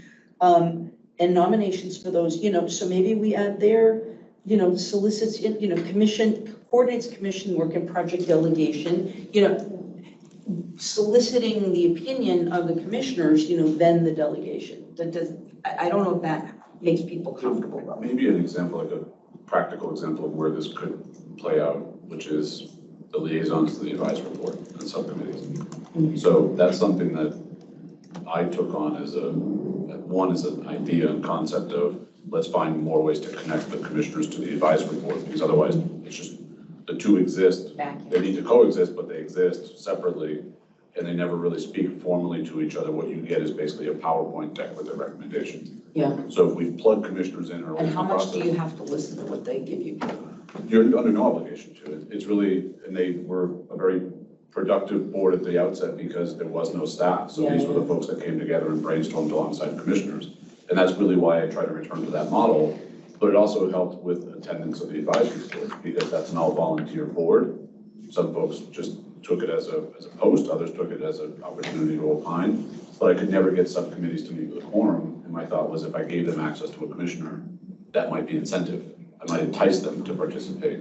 Because now they're thinking, I'm not just talking into an empty vacuum, I'm actually talking to a commissioner directly. But that was something I took on and I realized it wasn't perfect, which was I tried to give folks different opinions. But if that's something that actually is not led by me, but is instead led by the chair of the commission, and probably in a public meeting to solicit, where would you like to liaise to? Okay, then I will assign you this one, I'll assign you that one. That could be a task, but I think to the spirit of, in consultation with the other 4 commissioners. Yeah. That's something that I frankly, I don't know that I should be doing. It's not quite policy, but I'm not gonna dictate to you where you spend your time and how you spend it. So that could be a practical scenario where, to your point, it's that committee post. I agree, a lot of the boards that I've seen, I don't mean to roll a hand grenade into the middle of this, but I think one issue that we haven't talked about is what I think makes this board uniquely awkward from a governance standpoint is your full-time employees. Most boards are volunteer, part-time, advisory. You sit full-time. I did see some commentary from the advisory board that they are not paid in the past week, so anyway, be careful. Yeah, well, the statute doesn't pay them, so. So could I just understand, so did I hear you correctly that the advisory committee has subcommittees? Yes. And the question is liaison to the advisory committee as well as liaison to particular subcommittees? Determined by the chair. Determined by the chair. And so we could put that in that would be a role of the chair in But consultation. you're the chair Yeah, of he's- the CAB. I chair CAB, yeah. Oh. Okay. Yeah. So, but that would be a function of the chair, the commissioners. But you just sort of assumed that, there's nothing like in writing or anything, There right? is. Where's there? the advisory Oh, board? it is? Oh, yeah. It's in statute that you're the chair? Yeah. Yep. Oh, I didn't realize, yeah, Yeah, okay. I'd be happy to delegate it, but I don't think I can. You can have a Oh, I designated. did not know that. Do people feel comfortable making the chair of the commission soliciting interest of the commissioners on who wants to work with various committees or subcommittees of the advisory committee? Is that of interest? I think that's how we did it last time, right? No. You basically. You gotta sign. Oh, you got So you're gonna voluntold? suggest it. Suggested, you got Because- voluntold. But to be clear, folks negotiated out of seats too. Yeah, so it yeah, wasn't, But the chair kind of, or you kind of led that. You know, that was on my mind after our last conversation, and it was because of something you said about us not being, our seat, us not being our seat. And I said, well, I thought about this throughout the week. We don't rotate at the cab. And it's like, we wanted to really familiarize ourselves with the entire, cannabis industry. Good point. Maybe there should be some sort of rotation so that commissioners are also, there's an understanding amongst the CAB that we are, interacting with the different subcommittees. And there's also exposure for individual commissioners for the different areas also. What do you think of that? I like that idea. So what I would recommend along those lines is that you serve as a primary liaison to one subcommittee. There's nothing prohibiting two commissioners from attending a subcommittee. No, but I mean, maybe set time and Three, I mean, if they're open public meetings, we could all listen in, so that there's one who's responsible for reporting out or. But I mean, even if it's, if we're a liaison for a term of 1 year, and then after that 1 year period, you then rotate. So it's just, that was something that was on my You're mind. coming around to my, that's one That's of a your. good idea. Both of your ideas. I'm not gonna capture, snatch victory out of, whoops. So, I'll give you that, Sean. so is that something that you want baked into the charter, or do you want to leave it open that the chair will solicit interest in liaison to subcommittees of the CAB?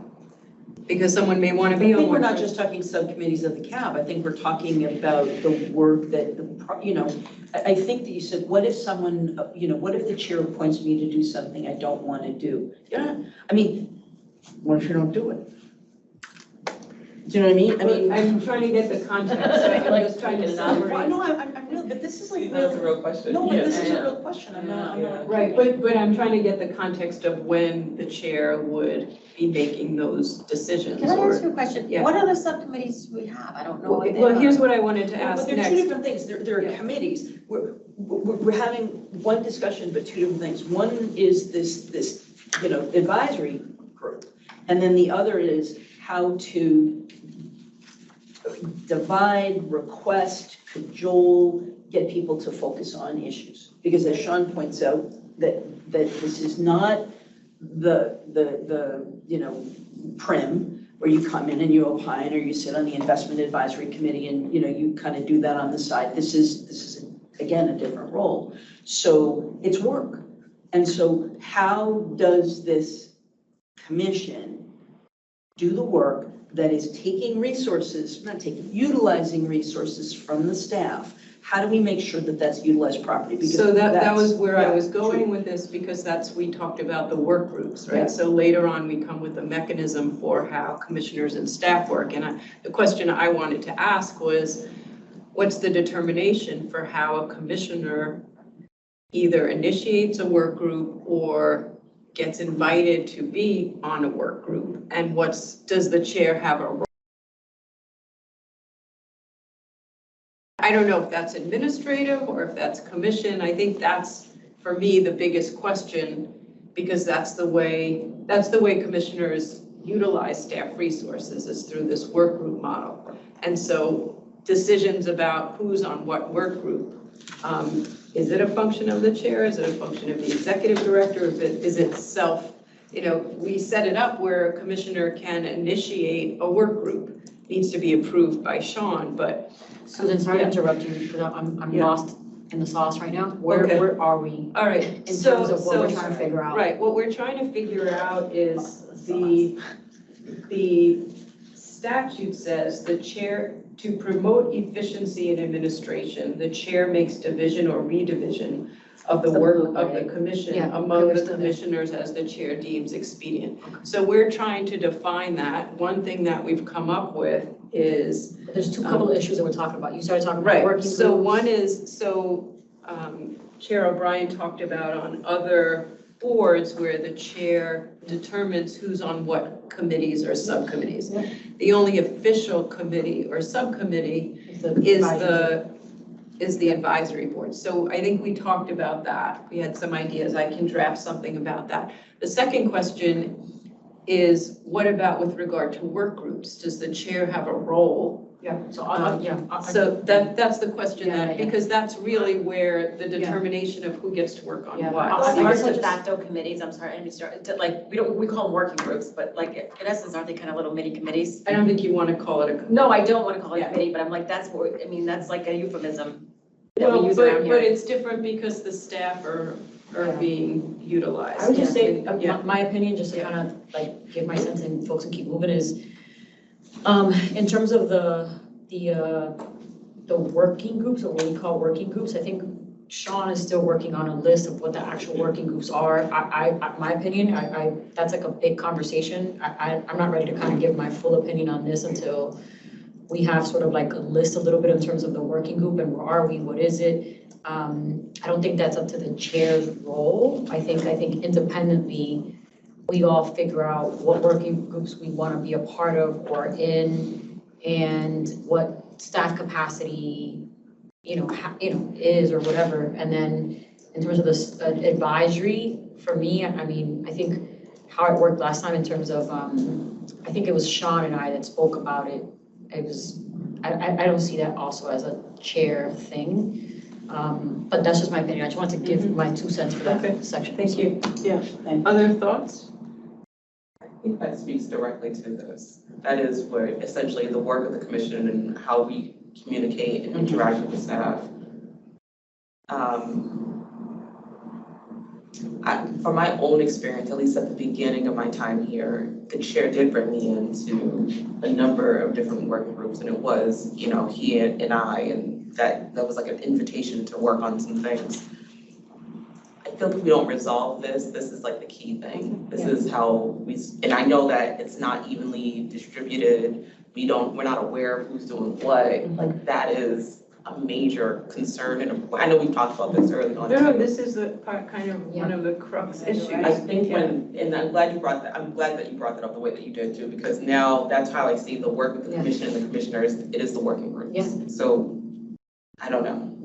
The other part of it too is, and Chair, you have a lot of experience, right? So it sucks that we only have some experience in terms of former chairs, right? And whether good or bad, they were figuring out the process and trying to build this thing. So I think, we gotta keep thinking like forward and kind of like, this is a whole new board now. Right. You're here, you're permanent, so I think the chair before, in terms of the working groups, like I think to Commissioner Concepcion's point, it was one of those where it's like, hey, do you want to join? No. Or yeah, this is really of interest to me, but I think he kind of managed that a little bit. But we didn't know what we didn't know.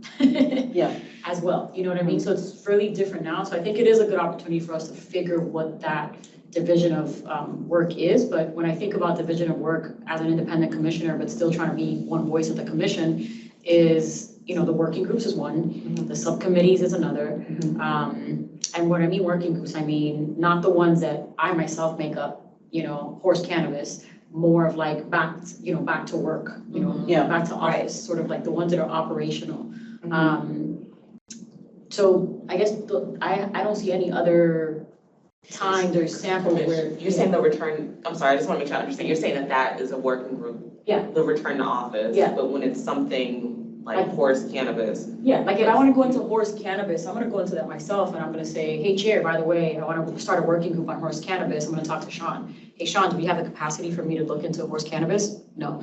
Okay, fine, I'll sit out for this year. I'll wait till next year, right? So I think but the working group of back to office, for that's a internal operational thing. I expect that Sean and the chair are going to say, hey, Commissioner Concepcion, I want you to join this, or Bruce, I want you to join that, for some of those internal things. But in terms of topics, I think we get to kind of sort of pick those working group topics that pertain to the work that we're doing. But I think that, go ahead, sir. No, I was going to say, in hearing all this conversation and some of the points that Commissioner Concepcion raises, is it a matter of these aren't public discussions, these are behind the scene discussions, and should there be a requirement of the chair in a public meeting to talk about assignments or inviting that solicitation of work? Got it. Yeah, because you're right, they're all behind the scenes. You're absolutely correct. What I was gonna say is, and again, I mean, at some point, the chair still may have to say, well, I mean, I'm okay, just all three of saying, you. I see this as sort of the trade-off, as, from the blue language there, that, we're trying to undermine or nullify this statutory language which says, that's where we have the conflict. But I do still think that we have a statutory obligation to allow this position to manage the business of the commission, and again, I think that that's it. But it brings me back to, I hate open meeting. So how do we, have a planning retreat? How do we, I mean, this really is. We have to keep hiring Do Susan. we have to? We do. I mean, how about every year? We tried, We've tried. we tried. Well, that was in the past. We're all Just have a fight, have some big argument and then call it a meeting. But I like your thinking, It also Susan. caters. But can you just explain to me why, in terms of executive session, which ultimately is publicly disclosed, and we determine when it's disclosed, how can we have these, I'm not on, camera today, but I could be on camera in a year if someone wants to sit through this. How do we have these dialogues? I mean, when you said we tried, how did we try? Yeah, it was kind of the concept was, Not with us, though, make it clear. no, it was With us? doing this. This project was originally envisioned as how can we retreat? Oh, okay, How but, can we train, how can we retreat? And, but not that we didn't want to. Yeah, no. Let's be clear. no, I'm saying we can't. We tried and cannot. You tried to find a way Yeah. that the Gotcha. open meeting law would allow. Yeah, it's not that we Gotcha. tried and there wasn't interest, it was, Okay. I mean, again, my theory was, we can probably lock ourselves in a room for a weekend and figure this out. Like, it might get tense at times, but I trust the people in the room to figure it out. And there is no allowance with the open meeting law for that to occur. But what if we're talking about you?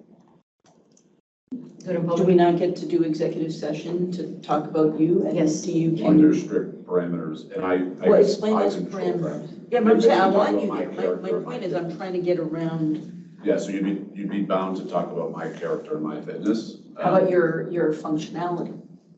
That's a job description, that's a public meeting topic. All right, I'm gonna bring us back, because what we're trying to do is figure out what's a reasonable process for determining interest on particular work groups, Been working on it. right? Developing interest or assigning, right? I think I hear the I commissioner don't mean to saying go, but that. can I just get back to this? Because I think that this also helps build some collegiality and communication. And again, with all due respect to anybody, I've lived with a selectman, they don't abide by open meeting law quite like everybody here does. But you have been very, very strict about abiding by these rules. But is there a way that we can abide by the law, but also give ourselves the opportunity to collaborate, if not deliberate? It's a question for the general counsel. I mean, I just don't think we can, I mean, I had lots of conversations with Christine because the way the open meeting law is applied here is also very unusual for mediation. And the Attorney General's office has never really used that exemption, so they don't really have it defined. So essentially, they basically said, you can meet in executive session, but that's, but then But we can also we can anytime call a public meeting. We're But just gonna have to put all our dirt out into the public. in any case, I think the question, we have to, for now, understand that the way the open meeting law is applied to the commission is you can't do that. You can't you can't have serial conversations with people. So given that constraint, and the question of what's the chair's role in assigning work relative to the statute, but also relative to the way this commission has functioned, so those are the constraints. We're in a box. Yeah. And what's the best way to operate given that box? I guess what I'm being pain about is trying to expand that box so that we gain trust and communication so that these decisions, so that the role, I'm coming in as the chair, okay? And so I'm gonna protect based on the statute, what I think the proper functioning of the chair is. And again, I'm using my experience in other roles. I think that the basic assignment to committee, but it's not committee. Yeah. So it's assignment of that work and working with the executive director on those resources. That's what I think the chair should be doing. But I also want to make sure that moving forward, could we do a mediation? I mean, I think we should talk about it. I think that's maybe one of the projects that you can work on, right? Like thinking about Okay. it, partner with somebody else, another commissioner, you know, and think about that. Because Yeah. I think there's ways to do it, and I think what we ended up was here, which is Yeah. for the first time, yeah, we're allowed to even have these conversations. Yeah. So this is our fifth meeting, you've been to two of these now. Yeah. Our first meeting, it was like, oh shit, we're in person. yeah. First of all, and then, oh Yeah. shit, we have questions, oh my God, we got, you know, so this is a process, and I know it's a lot Yeah. because you have so much But I experience. think if we can figure out how to build this in, Yeah, I no, think it absolutely, makes I don't think it's this a little bit less angst driven, Yes. like, oh, I don't want to say yes to that because I don't, you know what I Yeah. mean? It's, Well, it's can we have the- quarterly training? Can we, Yes, but it would have to be training. Yeah. Like that's where, if, I think we should take. depending on where we end up, if the training if it evolves into discussion, deliberations, whatever. So training is typically presentation. You absorb information, you don't discuss it, so. So I just, because we have to write I the chart, we have to thought this, write the charter now, Mhm. right, in the next month or two. And so your proposal, as I understand, I heard two proposals, and I want to frame them as that. I heard your proposal was the chair decides who's going to be on what work group with consultation. What I heard Chair Camargo propose was the chair determines with consultation who is on which work groups that relate to operations, but that the commissioners determine or propose work groups based on their own interests, apart from the chair. So those are two proposals that I've heard that have to do with the box that we're in right now. If the box changes, the charter can also change. But I think we've got to write the charter, given the current context. So I want to just put those two proposals on the table and get some response to those. I agree with Commissioner Camargo. I think we need to delineate between internal and external. Like I've created an external working group, Commissioner Stebbins is on it with me. Some of us might sit on external committees, like opioid task force committees, like that's all external, working with other government agencies. But for the ones that you say, what was the word you used? Not administrative. Operational. I think that would be very appropriate for you to be able to pick us for operational, very appropriate. Yeah, I mean, I think that when we're using staff resources, you know what I mean, that is work that needs to be done. But it's also, the one thing I want to push back on is sort of, well, what if you all three want to work, what if three people want to work on the same thing, but then it becomes a quorum issue, right? And so, you know, I mean, and I've been in, you know, contests where people, you know, with the Attorney General, when he wanted to do something, and I said, that's my, you know what I mean? I've been in those political, you know, friction, and that's ultimately why I think that, again, this is not, I don't think it's happening right now, I don't think it's gonna happen, but we have to create this for the eventuality that there are three people who wanna do the same thing, it's hot, it's cool, everyone wants to do it, and then someone has to make a decision. And we can't have three working groups, we need to, so that's, and then this is why it's so awkward for me, because I'm trying to, in essence, retain power to, in essence, myself, but it's really the long-term functioning that I hope people, you know, understand that that's what But I And I think appreciate- they're still responsible for that functioning. Yeah. I think that bullet about coordinating commission, and I call it commissioner work as opposed to commission work, because then anytime we use the word commission, we start to tread into the tension we're trying to avoid. But, you know, it's publicly solicit commissioner input or involvement for a working group. But I think we still need to abide by the fact that at the end of the day, if all four of us want to work on something, that's not going to work because of the open meeting law. I think we still need to give the chair the discretion to say, it's great, all of you want to work on it, but I know your workload, I know your workload. I see. Commissioner Camargo may not have enough on her plate, so we're gonna give it to her. But also embedding that in a public meeting somehow. Yeah, Yeah, I don't disagree. And I Yeah. think part of this is building what has started off distance on this of allowing commissioner statements at the beginning of our meetings that we all agree to incorporate not only what we want to talk about and thank the staff, but we also start to build into agenda some type of requirement or mechanism that's the appropriate venue for us to report that. And trusting that our chair will allow us to do things and, Yeah. I think that solves That's the, fair. yeah. because I was thinking about, if there are two commissioners who want to tackle something, and then how do two commissioners then go to the chair without violating? That's it, that's what was my, exactly. So I have a question. Do you want to specify that in the situation where multiple commissioners want to work on the same work group, the commissioner shall decide, the chair shall decide? Or do you want it for all work groups? How does this relate to red? Good question. Oh, yeah. Yeah, so this is kind of spiking my anxiety a little bit around just the creation of work groups and how broad or general we're going to be with thinking about work groups, because if there's an expectation that commissioners are going to be on every single work group, that is really untenable for me. But I think that's, unfortunately, I'm getting the sense that's where we're headed, and it's, again, it kind of spikes my anxiety.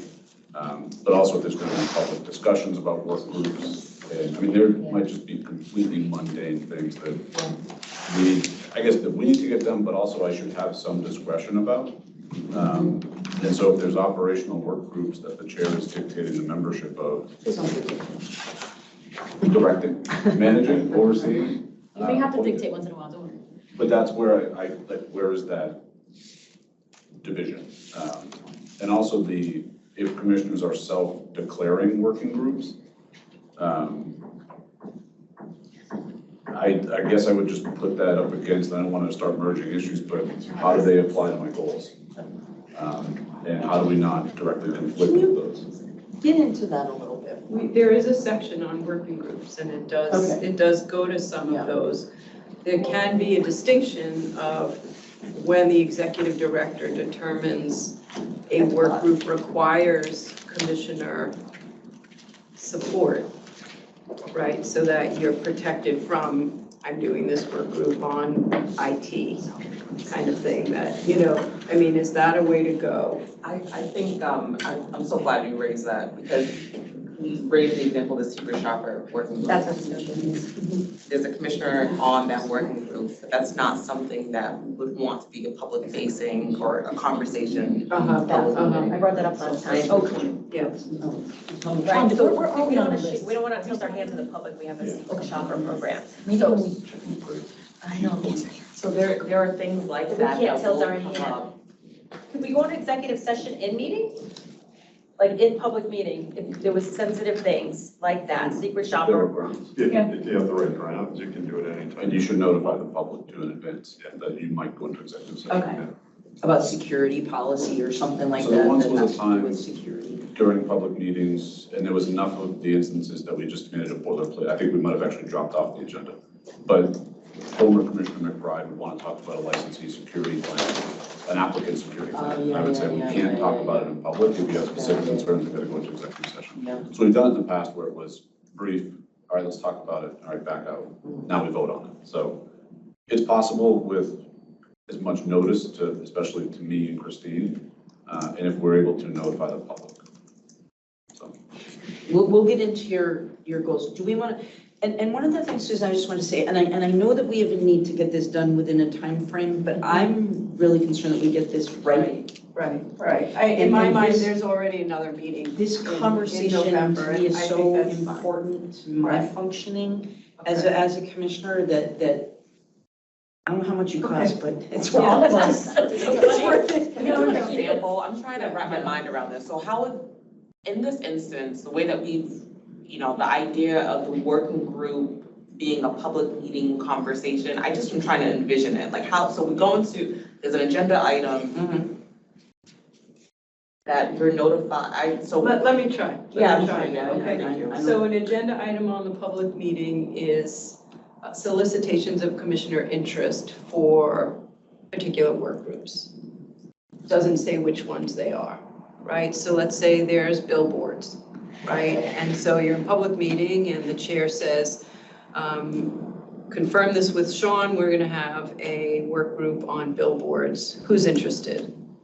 People say who's interested and the chair, and that's And there that. doesn't have to be a determination. Doesn't have to be a determination. Then there's going to be a secret shopper one. And so the chair says, for the purposes of soliciting interest on another work group, we're going to go into executive session. Right now, you go into executive session, chair says, who's interested in secret shopper work group? Okay, did that, we're going out of executive session. And then the chair, I presume, would consult with those who offered some interest and determine who's on that work group. That's one way to do it.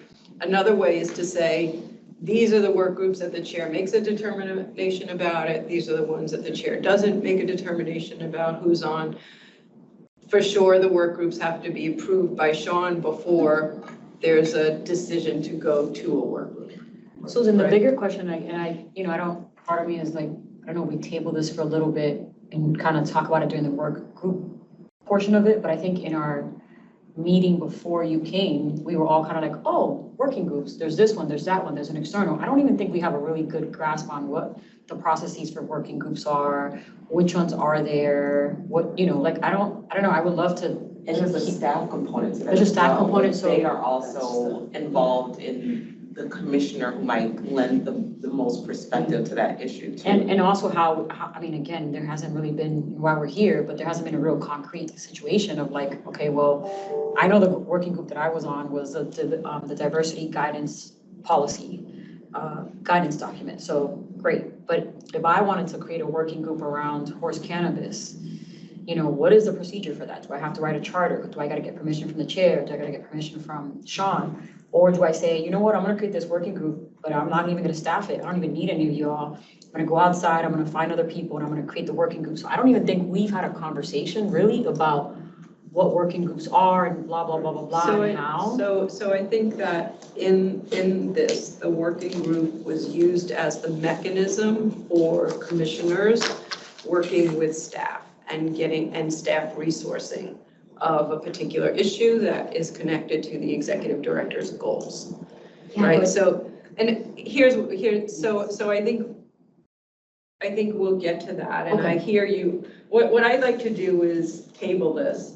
I think I heard a lot of ideas. I'd like to put some things on paper so that we can focus on what the proposals are. I'm gonna let you, yeah. Before we close this out. So I think there's been very good discussion on this issue. I think I understand some of the dynamics and the different proposals and the balance of power, so to speak, on this issue. And so let me put some words on paper and we will come back to it at the next meeting. And we're gonna get to the work group, and I understand that there is a desire to have the list of existing not work the list, groups. but Sean, I hate to put you on the spot, but I'm, at some point this afternoon, maybe I will, but like, I think we need to hear from him a little bit more, because I feel like, you have this in the back of your head and you're working on it, but I think we need to hear a little bit more about how you feel about it in terms of as executive director, but also how it relates to how it works with us in the chair. Like, let's be honest, like this is a situation.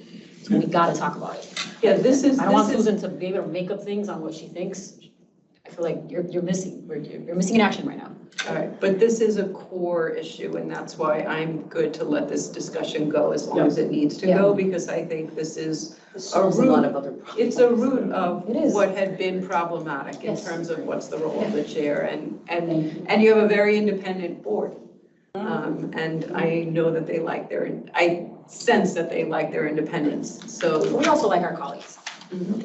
And Sean. My Yes, only concern, in addition to the secret shopper, is if we air this publicly, so let's say like the vehicle work group, which I volunteered to put myself on, I don't know if it's met yet, I don't know if it exists yet, but like, so we talk about that at a public meeting, next thing the Boston Globe is like, why does the commission need vehicles? Like, that's gonna give Sean angst, it's gonna give you angst, like, if we start airing our private laundry, dirty, like, then it becomes a story in the press, and I don't think we need that, to be honest, like, you know, what if we have a thing on conferences, we start a working group, like, to talk about who goes to what, like, then they'd be like, why do the commissioners need to go to conferences, right? That gets in the paper, you're, next thing you know, you're answering phone calls, like, that is my concern about airing it all in public. So so Commissioner Stebbins suggested having interest shown at public meeting because that was a way of giving everyone a It's fair chance. He's right on that. Right, He's and so right. the unintended consequences, Is yes, that, that there's, yeah. there's,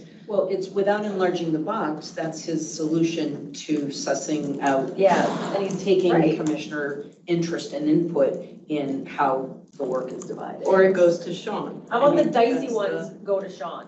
The dicey ones. Put that in, The dicey. dicey ones. I don't know, is it, I see either one. Just to watch. And some of this all They're gets not back dice. to our individual responsibility to understand, I think, Commissioner, your point, what should not be in public. Yeah. And I think we need to allow this chair, future chairs, right, some of that discretion, hopefully working in you know, if the chair wanted to say, I'm gonna put the, you know, the issue of the secret shopper program on the agenda, all four of us certainly have the opportunity to weigh in advance of the agenda being set, but also the executive director, I hope, has some input into defining, you know, so I don't want us to get back to too boxed in that this is the process we always have to follow. I think, Okay. where's that expansion to allow some discretion? I'm concerned about the optics of this as well. If we're showing some sort of discourse internally, like amongst commissioners, that the way that this conversation goes, let's say that, you know, there's 4 of us or 3 of us who are interested. Yeah. And then how does that conversation map out? And then there is that sort of dynamics, how that plays out to the public, the way that we're perceived as a commission as well. So that's not lost on me. I'm And also, who gets selected? and who and how, you How know, is the what decision yeah, who got exactly. selected? Yeah, it's Exactly. complicated. Yeah. it All right. can be ugly. Let's break for lunch because it's here. Yeah. We're gonna have to revisit Probably can't this. go to the DC. All right, I'm gonna give you a break to talk about your gambling problem. You know. We're gonna move to roles and responsibilities of the secretary. And Commissioner Stebbins has put together a sheet which you got this morning, so you would have looked at that. So I'm gonna ask Commissioner Stebbins to just say a little about it and walk us through it and see how that relates to what's in the draft. Is it addition or is it I got it, this one. a replacement? Here we go. You know, kind of what I did was, obviously, there's a little more explicit language in the statute about some of the requirements of the secretary. I can tell you from working with general counsel and Saviel over the last year and a half, you know, part of it is I'm an extra set of eyes on commission meeting minutes, extra set of eyes on that executive session memo and decisions about what minutes should be released or what still require confidentiality because of ongoing issues as a basis for executive session. And I think those two are kind of baked into the first 2 draft bullets I came up with. Again, the 3rd bullet reflects back to the statute, making sure that there's a way to certify that all copies of public documents, meeting minutes released by request, giving some confidence to the public that they are true copies. Again, that's all baked into the statute. Some of the additional things, just are baked into the last 4 bullets. And obviously, I've not run these by our GC, I haven't run them by Sabiel first. I fully expect, obviously, staff will have some input into these suggestions. One of those is just tracking, I feel the secretary is being responsible for the documents of the commission, that there should be some just review of any pending Freedom of Information Act requests and status of those. There are obviously compliance issues around responding to Freedom of Information Act requests. Working with the legal department to, especially as we're going through a new regulatory process, there are requirements of promulgation timelines and when you need to act on something, hold a public hearing, submit a small business impact statement along with a final set, things like that, when they are shared with the Secretary of State's office for publication.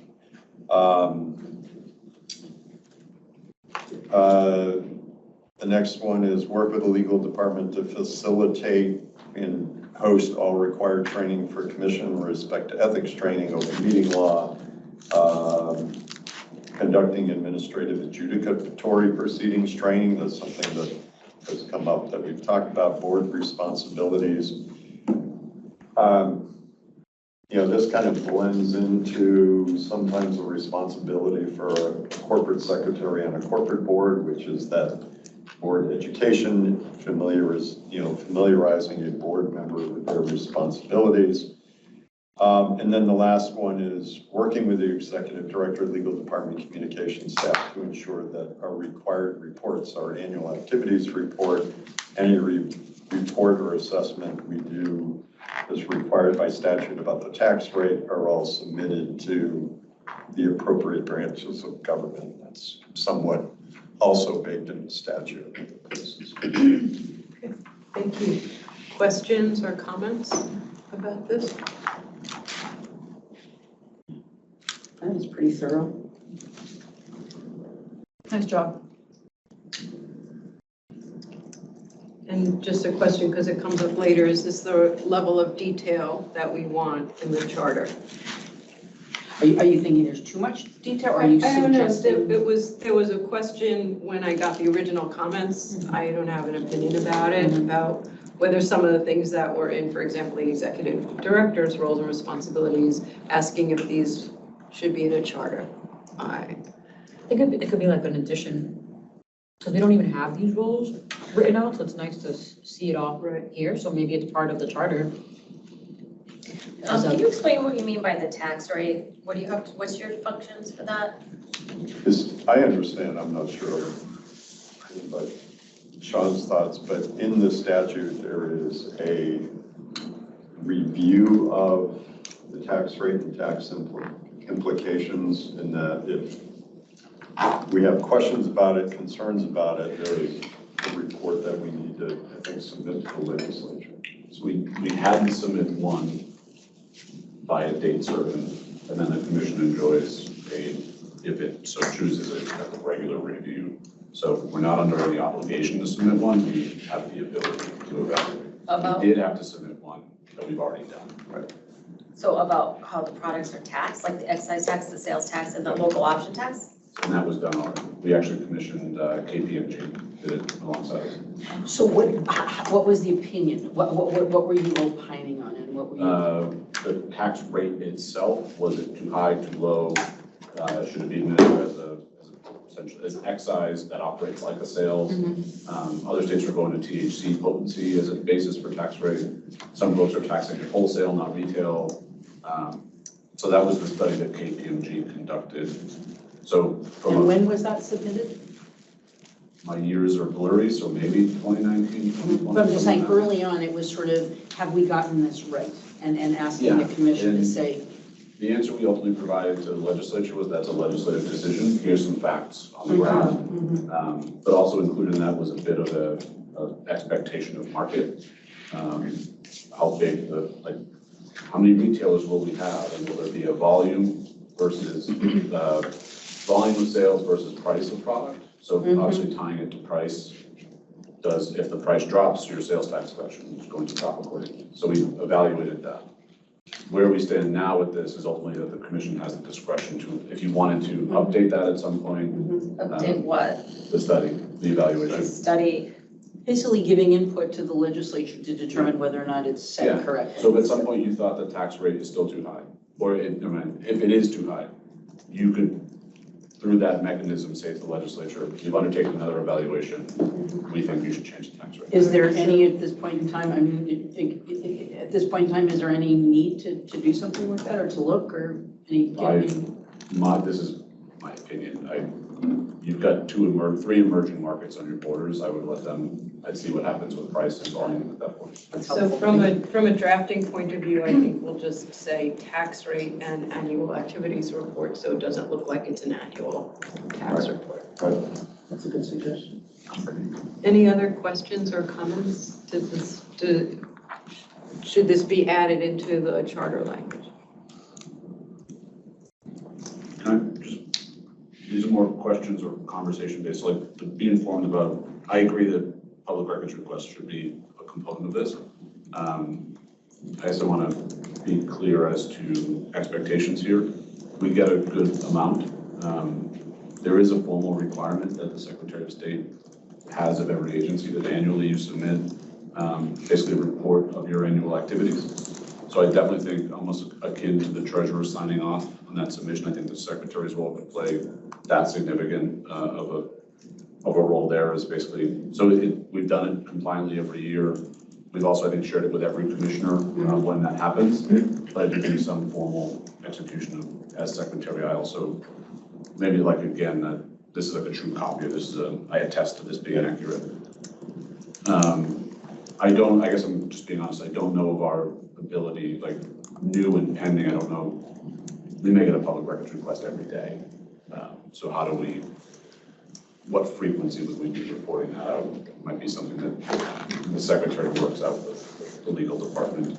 We are building out an aspect of the Dynamics case management system where those things can be tracked. For no fault of legals, it's on the list of Dynamics enhancements, it's not high. The functionality for investigations and enforcement is certainly paramount, but that could be a dashboarding opportunity where the secretary could go in and access that segment of Dynamics. And again, it's not to look at what the true respect of the request is, it's the statutory compliance and timelines. To our benefit, I think we actually publish a lot of what those requests are, so our fulfilling the answer is usually sending a link. You want a list of every licensee, here you go, it's right on our website. So can we frame it as stay current on new and pending freedom of information requests and status updates? Because it sounds like it's going to be something that the secretary will be able to access as opposed to having an affirmative act on behalf of the legal department. And so here, I think I would, yes, maybe add a clause about including any required annual submissions. Because that captures the Secretary of State's report that we have to issue. I want to make sure we capture that. Just, I could almost be informed by CCC legal department about freedom of information requests that strike out the new or pending. Any status updates and required submissions to the Secretary of State's office. You may want to refer to it as public records as well, instead of FOIA. I think FOIA might be a federal. Okay. Would this be appropriate for a treasurer and secretary to add a bullet saying, for secretary, let's say, the secretary may opt to provide a secretary's report to the commissioners if placed on the agenda for public meeting. So I think both of you should have the platform to provide the commissioners a secretary's report if you opt to, or a treasurer's report if you decide to. That's good language. Could you read that again? The secretary may opt to provide the commissioners a secretary's report if placed on the agenda for public meeting. Something like that, I just kind of ad hoc that. All right, Anything else on the secretary? The next bill about regulations, is there a way to kind of specifically fold in those, especially those filings that are required? Because tracking all pending regulatory changes may be overly broad. I don't want to, I think, put that high of an expectation on any one commissioner that they would not be the keeper of the draft of regulation, so to speak. But I do think the small business impact statement hearing notices, draft, like formal promulgation to the Secretary's regulations division. Those things I think are worth tending to capture. So, but tracking all pending changes may just imply that's like a red line version of the regulations. So how are you saying to change that?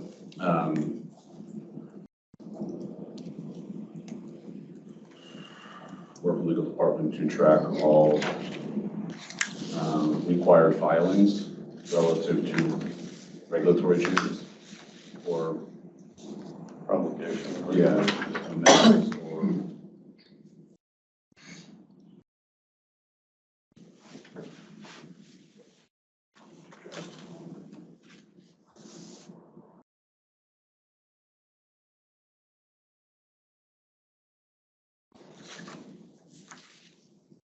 To promulgation of regulations, period, or do you need the timelines in here also? I think the Secretary's office would dictate those timelines. I have a question, Sean. The minutes on the subcommittee meetings in the CAB, where do they go? Do you get them? Do we get them? They adopt them, but I don't get them. Are they subject to open meeting? Oh, yeah. Yes, No? they are. So we could put them on the website, but I can't speak to their accuracy or anything of that nature. So, we support the subcommittees, but to be honest, they've become a bit of a runaway train. So in terms of, and again, sort of familiarize, so if they're subject to open meeting, are they subject to minute taking? And so the Secretary of State would enforce that? If, Theoretically, but I'm saying, we're not, they are not. So who's currently taking minutes at those meetings? We generally staff them, but it would be the responsibility of the chair to ultimately track the minutes. And that's, again, I can't speak to their accuracy, so I wouldn't want to, by us taking ownership of it, we're basically implying that we. no, but I just want to make sure we're also kind of letting them protect themselves. Not that, I don't want to take that on, but Yes, that's been in introducing new chairs of each subcommittee, it's kind of one of the lack of a term, like onboarding of them is, you're subject to open meeting law, you must take minutes, if you're meeting remotely, you've got to comply with open meeting law requirements of taking roll call votes. But that's when those chairs can do their own thing, so. So for our own protection, like, we need to read the minutes because we're speaking at these meetings where they're going to be the record quoted improperly or inaccurately in minutes that are public I'm record. assuming there's a record. Maybe, that's it, you don't get a vote on minutes, so. But if we're in the, I don't get a vote on minutes, you're right, but if we're in the minutes, for sure, if we talk. But you wouldn't be in a position to say, I move to amend what I said, I know. so. You're saying so it doesn't, even if there was something that was contrary to what we actually said, we wouldn't have the ability to change it or rectify it. Just as saying would be if we misquoted somebody, and I think that's why, well, one, that would never happen with Savio. I'm not even going to turn around and look at him. You should have seen the gesture. Yeah, but that's because the confidence is there. Yeah.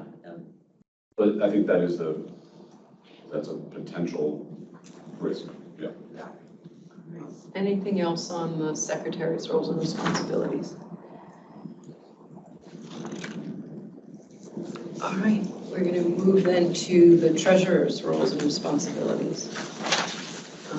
Commissioner Camargo prepared this for us. I'm going to ask Commissioner Camargo to present that.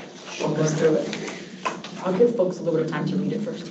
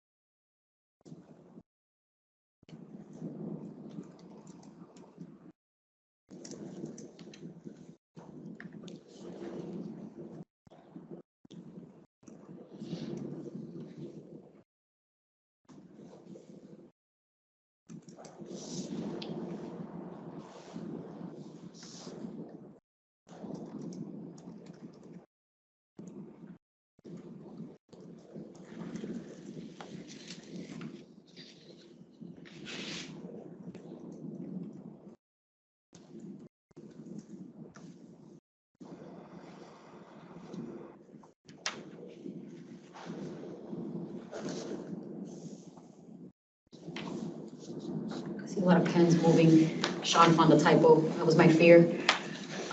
So I want to just, we can go through this line by line, but I put it together in consultation with our CFIO, our operations manager as well, and I consulted with Sean a little bit.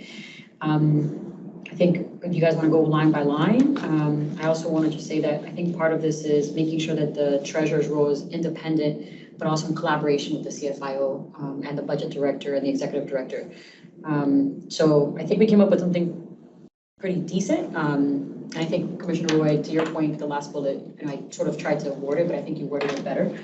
And I also, you'll see in here, I think towards the end, I'm also recommending that our CFIO provide quarterly public reports to the commission if need be. So, but I see everybody, I saw some pens, so. And Commissioner Stebbins, thank you for also looking it over. So we can just open it up for comments Yes, and sure. questions. I think it looks good. I have two small questions. One of those is in a recommendation. The fourth bullet, you talked about the physical impact analysis during the reg review process. Mm-hmm. Commission understands the costs and benefits of proposed regulatory changes. Mm-hmm. Is that, when you're thinking of that and the recent change in the legislation where we have more of a role with respect to HCAs, is that about the internal costs to the commission? Mm-hmm. But then you talk about including the impact on the industry, patients, and other key stakeholders, which, certainly in the reg review process, that small business impact statement, I think, speaks to what we offer as an assessment on that impact. So I'm trying to clarify with the broader impact view versus the in-house. I think that maybe the broader impact language may be a lot, but I think the key thing here is that we're looking, this role should serve as, extra eyes when it comes to the regulatory process. And I think that we all think about the regs, but we don't think about the impact of the regs as it relates to internal capacity, staff, fees, all kinds of stuff. So I think that's the idea for the bullet. And I think maybe the impact of the industry, patients, and other key stakeholders is probably extra language, but that's the gist of that bullet point, is making sure that we're, that we're understanding that in terms of this role and working with the CFIO and the executive director. Can you, I'm thinking about how it functions in reality. So we go through our regulatory our process. We have draft regs. So you then do a separate analysis at that point? Yeah, so what I was sort of, and Sean, you can jump in after, but what I was told is that in the past, we haven't thought about the budgetary impact on any change internally, whether it's like, oh, we gotta add more folks to the government affairs team, or the host committee agreements now, we have 90 days to sort of get them in, get them out. We need more staff to kind of take care of that. So I think that in the past, we didn't look at the impact of creating the courier license. What does that mean internally for budgetary purposes? So I think this says the treasurer should be at the table looking at this and making sure that they're a champion of basically like, don't forget that this is a process. So I don't know, Sean. But I'm saying in reality though, how does that work? Like, so when would the process, yeah. Yeah. So that's a good question. Yeah, so I can speak to like real examples that we went through. That's a good question. Some are, I think, from a process standpoint, the more we know, the sooner we know about a potential change, the more we can run that evaluation or that analysis. In the past, however, changes have come during a live public meeting. And there's two examples I'll point to that were troubling. I don't think the commission made the wrong policy choice. I think the commission optically chose the wrong venue, and then secondly, I think chose to do it in a kind of a rash way. The first was, we're gonna waive patient fees at the State House during a budget deliberation in the House. And I then sat before the commission when this came up as a topic, and they said, eliminate the $50 patient fee. And I said, you just chose to forego $2.7 million in revenue to this agency. And right after this meeting is over, I'm gonna actually go upstairs and try to advocate for our budget. And this is gonna come up. So where am I making up that $2.7 million in revenue? Because I'm still asking for the money, and we're still we're still spending the money on patient cards. So it's $6 a card. So we shouldn't be making money on patients, but we should just be able to make up that revenue somewhere else. Or give the legislature and their ability, the ability to say, we'll just float you that money. So that's one where the $2.7 million impact was not assessed or evaluated. But so then now tell me how that would operate with this function. So, like when? yeah, so that happens. I mean, I hope that we don't have like a live conversation that comes on the table and then you would interject and say, wait a minute, I need to do an analysis. I mean, I think now, like if we hit the reset button now, I think this role should be working very closely with the CFIO and the budget director to start to understand what the regulatory changes could possibly mean, like what's the analysis. I think it's part of the regulatory process, because it's really, I don't know if they've done it before, the treasurer in the past did anything like this. But I think for practicality, I think is like one of the monthly meetings should be basically like, okay, so what is the regulatory, like what are we looking at with all the changes that we're gonna put in place, and what's the budget for that? What is that, creating its I don't know if it's a separate budget, but creating its own sort of like, separate line item or budget of like, okay, are we gonna need more staff, or are these, host committee agreements gonna cost us X, Y, and Z? So I think that this is where this bullet is gonna come into play now. So I don't have a full answer for you because I think no one's gone through it, but we have to develop the actual practical piece for this bullet so that the treasurer can insert themselves in this process. May I ask you, is that after you have your department head meetings? Isn't that how you get to that point through department head meetings when they advocate for resources to you? So that would be like the budget development, just the commission's annual fiscal budget would be Department head meetings? department head meetings, commissioner meetings. Okay. And I think in that exercise, I would argue, I think the treasurer has an outsized role in the budget development and ultimately what gets to the commission. So as an individual commissioner, they have their own, they occupy that role as a commissioner and advocate for their personal priorities. But I'd want to make sure that I respect the treasurer's role alongside Adriana and probably come to the treasurer and say, this is what we're now prepared to present as a full budget. Right. That certainly meets hopefully your individual priorities, but also collectively the whole. So that would be one role, but I think on the regulatory side, in the example I just used, my hope would be that someone occupying the treasurer's role would be in a position at the commission level to say, time out. This is a big decision. And then I think also formally though in the run-up, any policy that gets proposed, for someone to just even maybe say, have we evaluated the impact of this. So the other example I'll use happened in the most recent round of regulations was at the very tail end, without really any draft language even prepared, there was a proposal to add out-of-state residents accessing medical marijuana, becoming registered patients for basically end-of-life or palliative care. That was just a policy that was debated at the commission. It kind of came up out of the blue. It was not through a working group. It just came up as a conversation. The commission live said, yeah, that makes sense, let's do that. That cost us about $150,000 of reconfiguration of our medical operating system. That would change order that I didn't budget for. I mean, to Adriana's credit, frankly, like we do have some flexibility budget-wise, but I didn't expect that price tag. But this is the question that I was gonna raise, is that how do we make sure that all of the commissioners' priorities are, you know what I mean, engaged in this, in That's this the budget process. process? Budget So- process. But that's also the regulatory process too, because there are regulatory priorities as well. You're trying to separate out the two. There's budget Yeah. development, but there's also, This we're one, about to unload through policy change or regs that we're creating. What is that cost? Do we have an assessment of what that cost is Yeah. on the commission's operation Yeah. itself? I mean, it's two separate things, but they're still intertwined. Yeah. And I think Commissioner, to your point, Commissioner Concepcion, I think this is a good question, and I think we have to, it's a good time to talk about it during the budget process. So like right now, none of us have been through the regulatory process at the commission.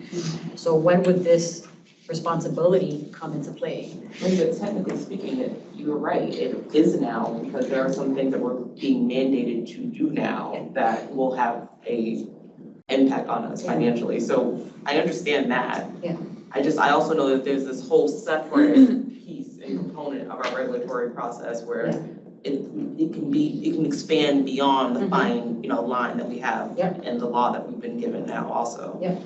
So I don't have an answer because I don't know the regulatory process yet in terms of where we're at, but I think our budget has been set in place. So I think it's us checking back in with Adriana, right, as it relates to this and having that conversation. Like how do we champion this for the words that we used here? But also for all of us commissioners, how do we, and the treasurer's role, how do we get some clarification on this now as it pertains to us starting the process for next year? Just from a drafting point of view, this clause, including the impact on the industry, patients, and other key stakeholders, do you want that in? Or it sounded like you were talking more about the internal costs to the commission. I think it's just the wording that we put in there so that we understand that the regulatory process is gonna have an impact on, not just internally, but on the industry, right? With fees that we may put in place for licensees, patients, or stakeholders. So I think, it's language, but I think, There are two different analyses, like there are two different things. Yeah. I see what you're saying. And when I see regulatory impact analysis, I see a large consulting contract for someone. And so Got it. I'm kind of wondering what your scope is, I guess I would open it for, recommendations. I think, again, we put this together, but this is why we're here, so this is good. My preference would be, I'd rather, because I think you bring up a good idea, and obviously, as the executive director has pointed out, a couple of cases where there wasn't that stop sign that went up. Focus on the operational costs for the commission for these regulatory changes. I think you start to go down an awkward slope if you're estimating what the impact is on everybody else, because it could be different. And I would hate for the commission to be held up and say, you told me my impact was only going to be X, and it turned out to be Y. And again, as part of the regulatory process, and I think they're a little light on details, but that small business impact statement, which is supposed to do what you wanted, what you're hoping to do, says this is what we anticipate, and that's more of the formal part of the promulgation of regs. But I think the internal assessment, hold up the stop sign, what's this really going to cost us internally, I think is equally as important, where I think it's appropriate for the treasurer to have that role. Is there though, I think, the potential for, I mean, I think, I view, I guess I'm not, I don't know if I'm arguing necessarily, I think it's more, I view, like the example I used about patient fees. There, I think the intention is the stop sign, yes, of if you do this, you are foregoing $2.7 million in revenue. However, by doing that, you are also providing a benefit to patients. And now you're armed with information by which you can make a decision of, essentially it's like a cost benefit. What do we get for that 2.7? We get patients that don't ever have to pay a fee to the commission to access medicine.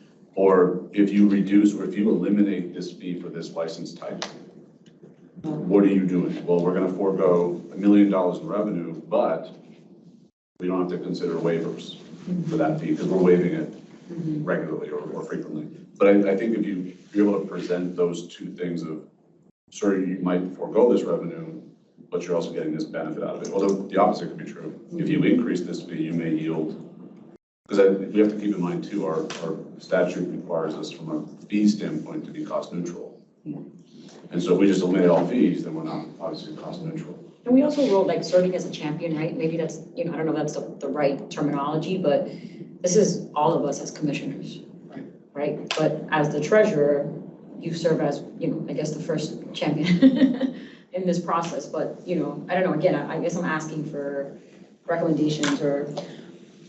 I think it's a massive undertaking because if I have 9 things on my list, you have 8 things, you have 9 things, you have 10 things. How can you reasonably have your responsibility as a commissioner and look at the feasibility of 9 of my things, 9 of his things? No, I don't think that's, I hear what you're saying. Is that how it's reading to you? That's how it's reading to me. See, I'm reading it a lot differently. I'm saying like, Yeah, okay. if you have 8 things and you're bringing it to the commission, I view the treasurer's role as saying, Commissioner Roy, have you assessed the fiscal impact of this? It reads like the treasurer is the person who is evaluating. That's how I was reading it. Yeah, no, not at all, thank you. Yeah, so it's Because like, I geez, how you interpret gonna do all it this? as, have you considered, like, Yeah. if I came forward and said, commissioners, I'm gonna recommend these 10 policy changes, Yeah, I would view the treasurer's role saying, sure, that's fine, but has anyone actually assessed the fiscal impact? Yeah, Like, so that's the championing part that I'm reading. yeah, so how I envisioned it and wrote it was basically the treasurer having the responsibility to sort of say pause and have we figured this out? Hey, CFIO, have we figured this out? What are the impacts? Hey, executive director, have we figured out? And Commissioner Concepcion, to your point, when do we figure this out?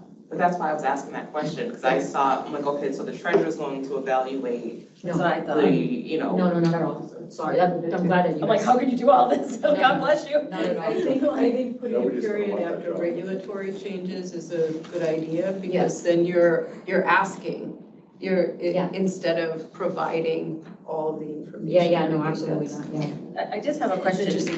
Right. I'm wondering if the treasurer should, I have seen nothing around procurements. And should the treasurer be involved in the procurement process or be a standing member of a PMT?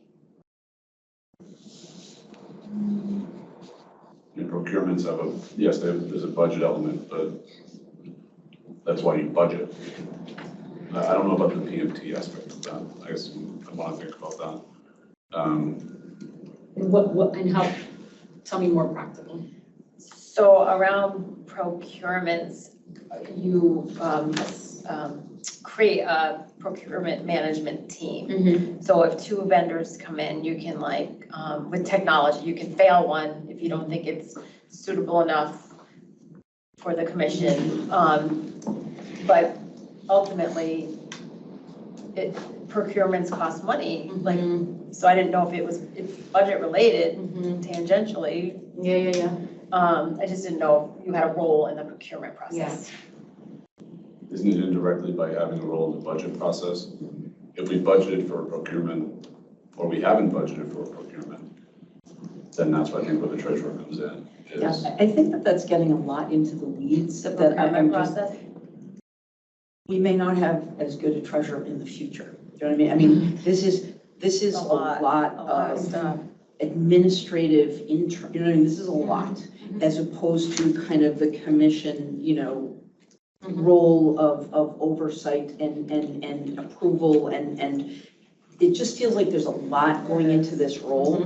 I mean, we can, this is why we're here. Yeah, no, I'm just saying, I mean, I think that there's a lot in here, and that would be my only, you know, again, I'm still learning how all of this works, so I feel like I'm sort of, you know, one arm at a time and like back making comments, but it feels like what the role should be is gaining enough information on a very granular level, more than other, you know, commission members, to comment, champion, and respond to what the staff is doing. But I worry about putting too much sort of Detail. and staffing, because it feels like this is like not a commissioner anymore. It's like an assistant Full-time job. It's CFO. a full-time job. And that would be my only feedback here, because it's, Throw everything in there just. well, I'm just saying, I think that it's very ambitious, and I think that, but I also think that, you know, knowing that a lot of what you may also want to do is outward facing, I don't know how you have time to do anything else. Yeah. You know, so that would be my only suggestion is, I think bigger picture rather than, and again, because I don't really know what I'm doing right here, but I would ask your feedback on that, because when I look at that, I go, holy cow, this is a. I mean, if you read some of the, well, go ahead, Sean. Let me see. I guess on the procurement piece specifically, I'm wondering if the third bullet actually captures that, which is the regular review meetings, discussing execution, revenues, but also the spending of unplanned costs. And the unplanned cost is where if there's a project we didn't know we had to undertake, we need to issue a procurement, that would be triggered by that review, that periodic review. I guess I view this role, we have a professional finance staff that they're exceptionally talented. This is kind of a check on that, and I view the role as really being functionally, how I would interpret a lot of these bullets, is basically sitting down with the CFAO regularly and saying, where are we at, how are we doing? Exactly. And is there anything that I need to be aware of, anything that comes to mind? Because I think that third bullet sort of says it all, and there's a lot in here that I just want to make sure that, you know. I also want to make sure, Chair, is that it's all in here and that we're very clear when we get out of here, because there has not been a clear understanding of this role, which is why I put everything in it. Yeah. I think the secretary's role, we've done a better job at defining it, because it has specific things that you have to do. Well, and there's stuff in statute that he Stuff in has. statute, This is, we're kind of making this up. Exactly. So, and you know, I think anybody who sits in these roles, you want to be, like, I don't do anything else but the commission, right? So it's kind of like, I'm in it, but you want to make sure that you're responsible to the fellow commissioners, right? Legally and ethically and everything else. So. No, I totally get that. Yeah. I just want to make sure in terms of the level of detail, you know, and we'll get to the executive director's job description, but I just want to make sure that, again, in thinking of how my not candidate, but Yeah, I get you. governance, that I get it. what that means. That's So do you guys want to go through some of these bullets, or do we want to read? One more question. So you listed your requirements to submit forms, the tax thing. Do you have to sign any forms that go to DOR or anywhere, like? No, so we developed, and you'll start seeing it soon. Well, maybe you'll see it, maybe you won't see it. I don't know if you'll see it. They won't see it. We put in place sort of the same process that the executive director has in place, where in order for us to be compliant with statute in terms of the treasurer's role and signing in terms of money transfer, we put together a memo template, which is what we use. Sean uses for everything else, and then I will read it. The reports will be attached in terms of what has been moved, what hasn't been moved, and then I would sign off on that to be compliant, which is, to be honest, something we did not do before. Right. So we put that in place probably like last week. Yeah, so it's good. Yeah, thank you. And I think that's what satisfies the statute. Yeah. It would be helpful to go through these and see Yeah, which ones we keep. what's the right level of detail, which of these should be included, and which are subsumed at a broader level by other ones.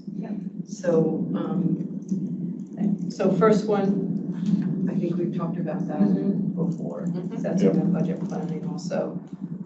Sounds like the second one is what you just put in place. I would advocate for approving versus certifying. Yeah, I wanted to ask you guys that. So approving, you think? I think so. All right, The third bullet, we Third like. bullet, Third bullet's critical. and fourth bullet we talked about. I have a question on the third bullet, only because I know we talked earlier about the way that our staff is made up and the way, the different roles within it.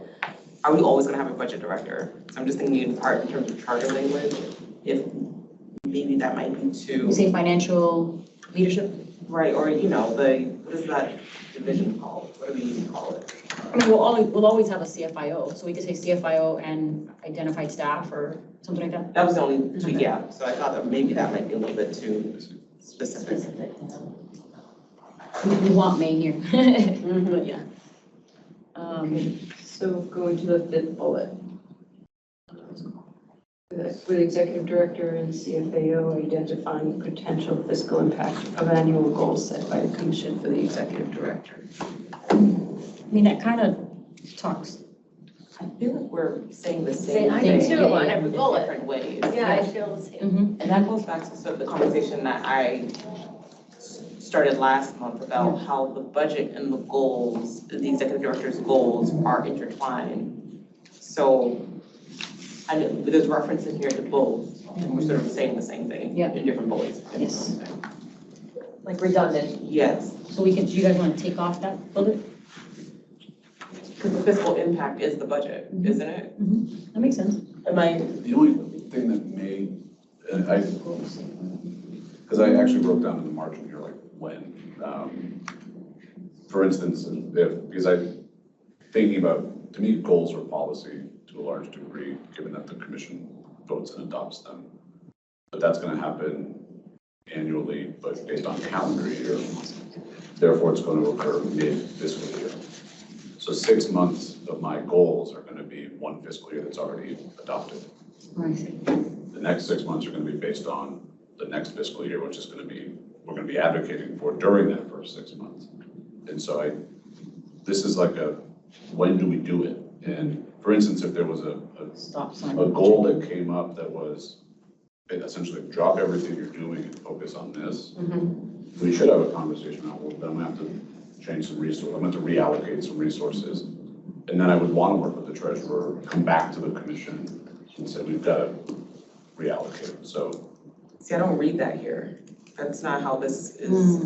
I understand what you're saying, but that's not what I'm reading. So I guess I'm trying to read it all together, which is that there should be similar to the regulatory process, there should be someone that says like, well, hold on, what is the impact of that? And then if that's the case, going back to say the third bullet, which is the unplanned costs. Like, how does this all work together? Maybe we create a bullet that is saying that for everything.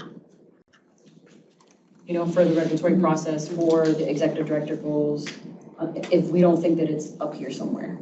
So In the sense of it's not the treasurer's sole responsibility, but commissioners can come to the treasurer and say, hey, I'm gonna go to Sean, the executive director, to talk about, a possible pause because we don't know what the impact of the regulatory stuff is, or his goals have shifted. Has anybody noticed or talked about switching and taking a look at the budget because his goals have changed? So, there's a lot of, I think, instances that could happen. So I guess maybe it's maybe writing it at a high level of sort of Meaning like check and maintaining the balance. ability of the commissioners, all the commissioners, to have that impact and conversation. So how's this? If changes are proposed to the executive director's goals, provide the commission with information on expected related costs. Well, I don't think again, that goes into that's a CFAO's job to provide that, but I think the treasurer can provide oversight, but also I don't want to leave it just to the treasurer. What I was trying to say here is not that you would develop that information, but that you would provide that information to the commissioners. But Well, that's an interesting. so it's essentially you're the stop sign. You're saying, we can do this, but the CFAO told me that if we do, that's going to cost X. Or we can do this, but shouldn't we first find out from the CFAO how much that's going to cost? I think it's a CFAO thing, either in collaboration or first, because they are the CFAO. that line. That's a newly constructed bullet that we're Yeah. thinking about. Do you want to read it But again? it's not to replace something here, you're just, No, In it was, addition to- it was trying to, well, so we were looking at that fifth bullet and Sean explained why he wanted some aspect of that. And what I understood was kind of the same stop sign that says, if you're gonna change the executive director's goals midstream, you should know the potential costs, related costs. are we removing this bullet? I think we're trying to sort of recreate it so that it can add what we're talking about. I think we were removing it and I was proposing one that Yeah. might So we're. give More more general. clarity about I what just wanna Sean's, follow. So you what said Sean's remove and concept- replace. but remove and what- replace, Thank there you. we go. Okay. And does that work so it would provide information furnished by the CFAO to the commission? Mhm. So in some ways, making the treasurer the stop and think before you act relative to costs. I mean, and I have full confidence in who our CFO is right now, and I know that that's happening, but I think in recreating this role, and giving it a little bit more meat, it does become another full-time job, but Yeah. I think that's the trying to figure out that balance. Yeah. Like, what if we added some language here? Okay, identify potential fiscal impact of amended goals or any amendments to the, Great. by the commission for the executive director. Yeah, I like the amendment. Does that kind of speak to what you're saying? Yep. Okay. Okay, that's great language. Thanks. And I think also just for future folks who will end up in this role, I think part of this whole thing is in collaboration with the CFAO. Yeah. So it doesn't have to feel like this is not a full-time job or another, I would almost start every bullet with Yeah. working with Yeah, the CFAO or in collaboration with the Yeah. CFAO. Right. yeah, Treasurer does. I agree with that. yeah. Okay. Got it. Yeah, so it makes it clear that the CFAO is developing the information Yeah. and you are there to provide it to the commission. Absolutely, yeah. That's, That takes a lot of the work out of it. Does that answer that? I want to check in with you again. What are you thinking? I think it does, yeah. I think the main goal is if there's gonna be a major shift, that there's be someone on the commission that is at least charged owning with it and or making us. tasked with saying, Yeah. Wait a minute. hold on, wait a second.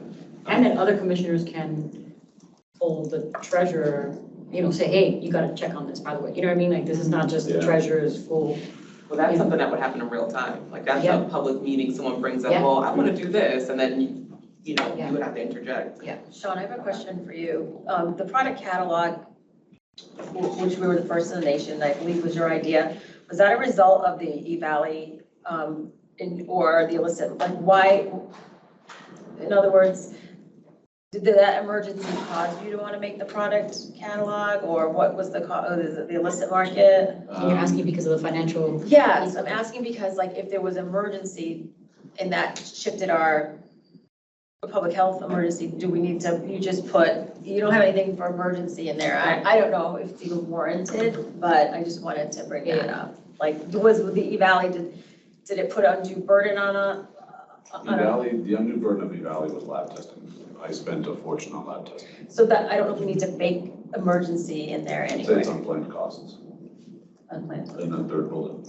I think that if you want to kind of heighten that language I think that was an unplanned cost. I didn't expect to have to spend that. The product catalog is within Genesis, so there were newspaper articles of school resource officers that were saying, but now with the legalization of Dispensary, cannabis, yeah. I'm finding all these products in schools. South Shore Hospital said we're seeing all these emergency room introductions, and turns out none of the products were from the illegal market. So there was you know what, let's put a resource out there that folks can at least identify it. So, but it wasn't. So it was response to public perception Yeah. that you created that. And I think E-Valley fed it a bit because practically speaking, we didn't have the list of ingredients in metric. We weren't requiring product manufacturers to put the list of ingredients. E-Valley was the genesis of that. I couldn't just call the system or query the system and say, And how much did the product catalog cost to build?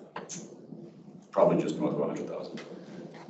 Okay, And now metric gives it away. So they'll pay for that. All right, let's look at the next bullet.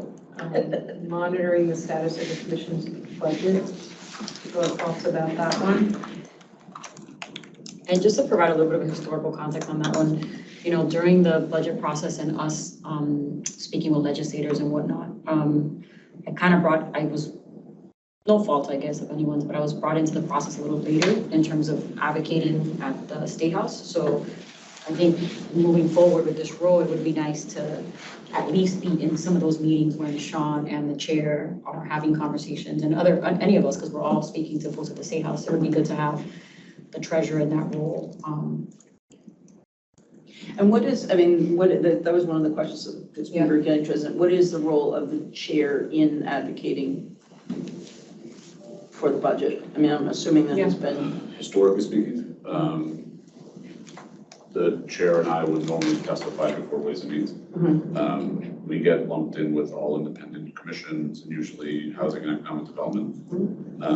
So we usually testify like after the cultural councils and that's the Commission on the Status of Women. We get thrown into that hearing. So the chair and I would testify. Again, historically speaking, I wouldn't really say anything. I was there probably as window dressing. I think the treasurer should be there. And one of the things I think maybe to include is that the treasurer maybe preps the chair, you know, works with the chair in advance of, you know, any testimony in front of the legislature. I think that would be very helpful. Because you're going to be getting that granular, you know, kind of But I would understanding. also say in collaboration with the CFIO. Oh, yeah. Yeah. Probably government affairs. And government affairs, yeah. Got it, yeah. That's good. And I would build that second to last bullet into that monitoring of the budget request. Yep. I feel like those three, so that bullet, the bullet we're on now, and the last two bullets are sort of Same. the same. Like we're just Yeah, trying to say the same Yeah, thing. we can take them out. So let's go through them. So do you want to go to the end, Commissioner Copason? Well, tell me what you're thinking, like what, yeah, so, I like, just wanted to put everything in here, right, so that we can, but I think, so if we go to the monitoring the status of the commission's budget request and the state budget process as reported by the Director of Government Affairs and Policy in collaboration with the CFO. So I think that we understand what that is, right? Do you want to add? I think there's a way of saying this without being as descriptive. You You understand okay. what I mean? No, I know, yeah. I see what you're saying. Do you have a suggestion? Let's see, You want to work through the other ones and see if it comes to you? yeah, maybe let's do Okay. that. So working with the CFIO, Executive Director, to prepare monthly budget updates for Executive Director to present at public meetings, we can completely take that one out because we know it's part of the process in terms, you know, so I don't know if anybody has an objection to that, but we No, I can agree. I scratch that out. thought that one and the next one was the same too. In collaboration with the CFIO and the Executive Director, the Treasurer to provide a high-level report on the finance status of the Commission at public meetings. So we can use the language that Commissioner Roy came up with. I think that's exactly what we're trying to do here. The Secretary's role, yeah, so opt in, opt out. So we can sort of take that and then prepare to participate in public. Wait, for that one, that's sort of to rectify the issue of if we're coming towards a point where we have excess funds. Like, remember we talked about that, about when we do another Different. check-in? Different, That's different. different, yeah. So this bullet Okay. is basically sort of like the option, even though the word option is not in here. But for the CFIO and Executive Director to provide quarterly updates and give the, so that's what that bullet is there. Right, and I think the proposal is to change that to so it would be, the treasurer may opt to provide the commission with a treasurer's report if placed on the agenda for a public meeting. That's what we're putting in the secretary's one. So it doesn't have to be quarterly, but that maybe there's a meeting that you say, there's something you guys all need to know about. The other thing, just here on this bullet, and y'all can have, on the same one we're talking about in collaboration with the CFO and what Susan had just rewrote here is, what I want to also be able to do is also for I think you all saw our CFIO last week in terms of going through the budget. I think it would be good to have that role on a quarterly basis or when, maybe not, you know, whatever, however we figured out. I mean, I did speak to her and I asked, you know, is that something that you have capacity to do? She said it's very hard, but if I have to do it, I will. But quarterly sounds safe. So it's sort of like an option to have the CFIO present. And I know, Sean, you do your slides and your in your stuff, but I think being more transparent about our budget, the budget process, how we're getting there, what we're doing, where we're at quarterly could be helpful. So I want to make sure that we invite the CFO to do that publicly. And I guess that's where I was trying to get to in this bullet. I like that idea. Again, it kind of, it's a critical component of our work and making sure at the end of the year that we're not criticized because we overspent or underspent or what have you. At least ingraining a kind of a mid-fiscal year review. If we wanted to start with that, again, I'm thinking you're not the treasurer. What are the things we want to make sure get baked in? Yeah. As opposed to too much being left for who's ever sitting in your seat to Yeah, decide. absolutely. So Yeah. a bare minimum, at least, Yeah. get an end of year closeout. Yeah. A kind of mid-year progress Yeah. report would be helpful. And I would just add, with the option of the treasurer, blah, blah, blah, blah, blah. Right, so we've got the mid-year is part of the budgetary process. And so we can put something here for the treasurer's role with respect to that, and then use the opt-in for, so as you're suggesting, starting mid-year and end of year when you're doing the budget, and then option if there's an issue that needs to come before. And then the next bullet that says prepare to participate in any public hearings about the commission's budget, we can completely take that out. It's obvious throughout this stuff. And then concurrent with the proposed budget. I actually took the last bullet from our charter. So we can, concurrent with the proposed budget, work with the government affairs unit to prepare a legislative outreach strategy with respect to budget requests. I think that falls into the. What if you can merge the last bullet with the first one? In other words, budget planning meetings, develop the budget, communicate the budget to the commission, consistent with the legislative and executive branch outreach. Yeah. And then that makes the treasurer, the commission responsive. Yeah. I think that's an appropriate role. That makes sense. I just have a question about the 3 line items. I kind of brought this up last meeting, the operational budget, the medical side, and the public awareness.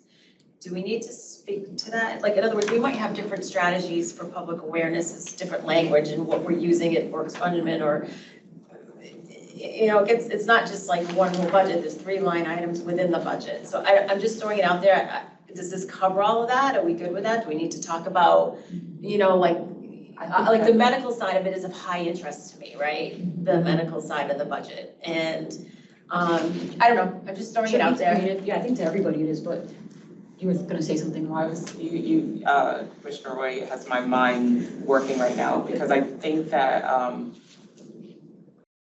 there might be more of a conversation at the commission level for some of this. When we're talking about our outreach strategy, and if there are some priorities that we have that are directly, Public awareness. public aware, if we're talking about the budget, I just don't know if that should be relegated to just the treasurer. If that's something that is more of a commission conversation. I think that's a development. commission conversation. I mean, that's just me personally, I think that's a commission conversation, but I also don't think I think it's part of the budget process versus a treasurer's role. Right. So so are we eliminating that? That's what the way I'm reading that line is saying that the treasurer. Which line are you looking at, just so I The know? last. Okay. Concur with the proposed budget, we work with the. How I wrote this was, well, I'm lying, I didn't write this, I took it from our charter. But I added it in there just because of what I sort of said earlier in terms of, and maybe I read it wrong, but I added it because of the historical context of the treasurer being absent, somewhat absent, throughout the budget process. So that was why I just threw that bullet in there, but this bullet is from our charter.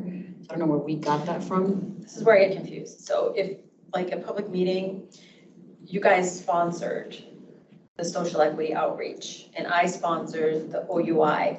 So some of us might want to sponsor that last bullet on a meeting, you know what I mean? What do you mean by sponsor? I don't know if I know what the term of art is. So it's like, correct me if I'm wrong, so if there's something we want to bring in front of the commission for legislative outreach or vote. Yeah. The commissioner that maybe is the most enthusiastic may want to put their name to it, and is that right? And then they put it to meeting like as a sponsor, it's on the agenda, it will literally say, you know, sponsor Camargo Concepcion, commissioners sponsor this one. So I don't know if then it's at odds with this last bullet because. Well, I think what we're saying is that the treasurer is by default the sponsor for the budget. When it comes to preparing, Oh, this is And legislative presenting it outreach. to the commission, but what I'm saying is I think that the commission's budget is policy that should be brought to the commission by somebody, and I think annually it should be the treasurer. But what you're saying is, Legislative you're saying outreach. sponsor, you're saying sponsor bringing it to the commission. For a vote, Yeah, okay, yes. yeah. And Sean, we're But saying some of those things are budgetary, like public awareness. If there's a conversation that is being sponsored by Commissioner Roy around public awareness, and she wants to bring that forward to the commission in a public meeting, and then develop the legislative outreach strategy, the way that this bullet reads is that she is not able That's to how it lead reads. that conversation and develop that strategy. yeah, That is what we're saying. I know what you're saying about the budget as a whole, Yeah. absolutely. But if you put this line in there as is, it can be interpreted. Restrictive. Exactly. yeah. For future generations, So I need not to, saying I you need would do to, that. again, and I took this bullet from some of the work that was in here, so I need to find it, but I put it in there because I wanted to make sure that the treasurer's role wasn't absent when it comes to the legislative process. And I think we had already covered it up here in that other sentence that we're gonna create. But yes, I hear what you both are saying. No, it should not be a treasurer's decision or, absolutely not. But the treasurer should be involved in that ways and means, Absolutely. you know, budget, Absolutely, meeting, definitely, hearing, yes, conversation. Absolutely.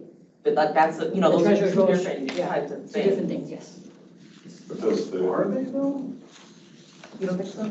No, I guess I don't. I feel where I get anxious now is we request $1 million for public awareness as part of our budget. And as part of the presentation to the commission is this is how we will spend the $1 million. We then take that budget and present it to A&F and the legislature. We then pursue that budget as a legislative outreach strategy. I guess what I'm now thinking potentially could happen is that we get our budget, it's adopted we get the request. We've already declared how we're going to spend that money through our budget process. And then another commissioner comes in and says, through the legislative executive branch outreach strategy, I'm going to propose, or just a policy discussion, I'm going to propose that we reallocate the $1 million for this instead. I guess there's nothing stopping a commissioner from doing that, but It's there's a the order, problem it's the there. order of events, that's, Yeah. it's the order of Yeah. events. Yeah. Like, this reads that's first, so the order of events really should be commission discussion. Yeah. Then the budget, so then we all agree on it, it's Yeah. baked into the budget.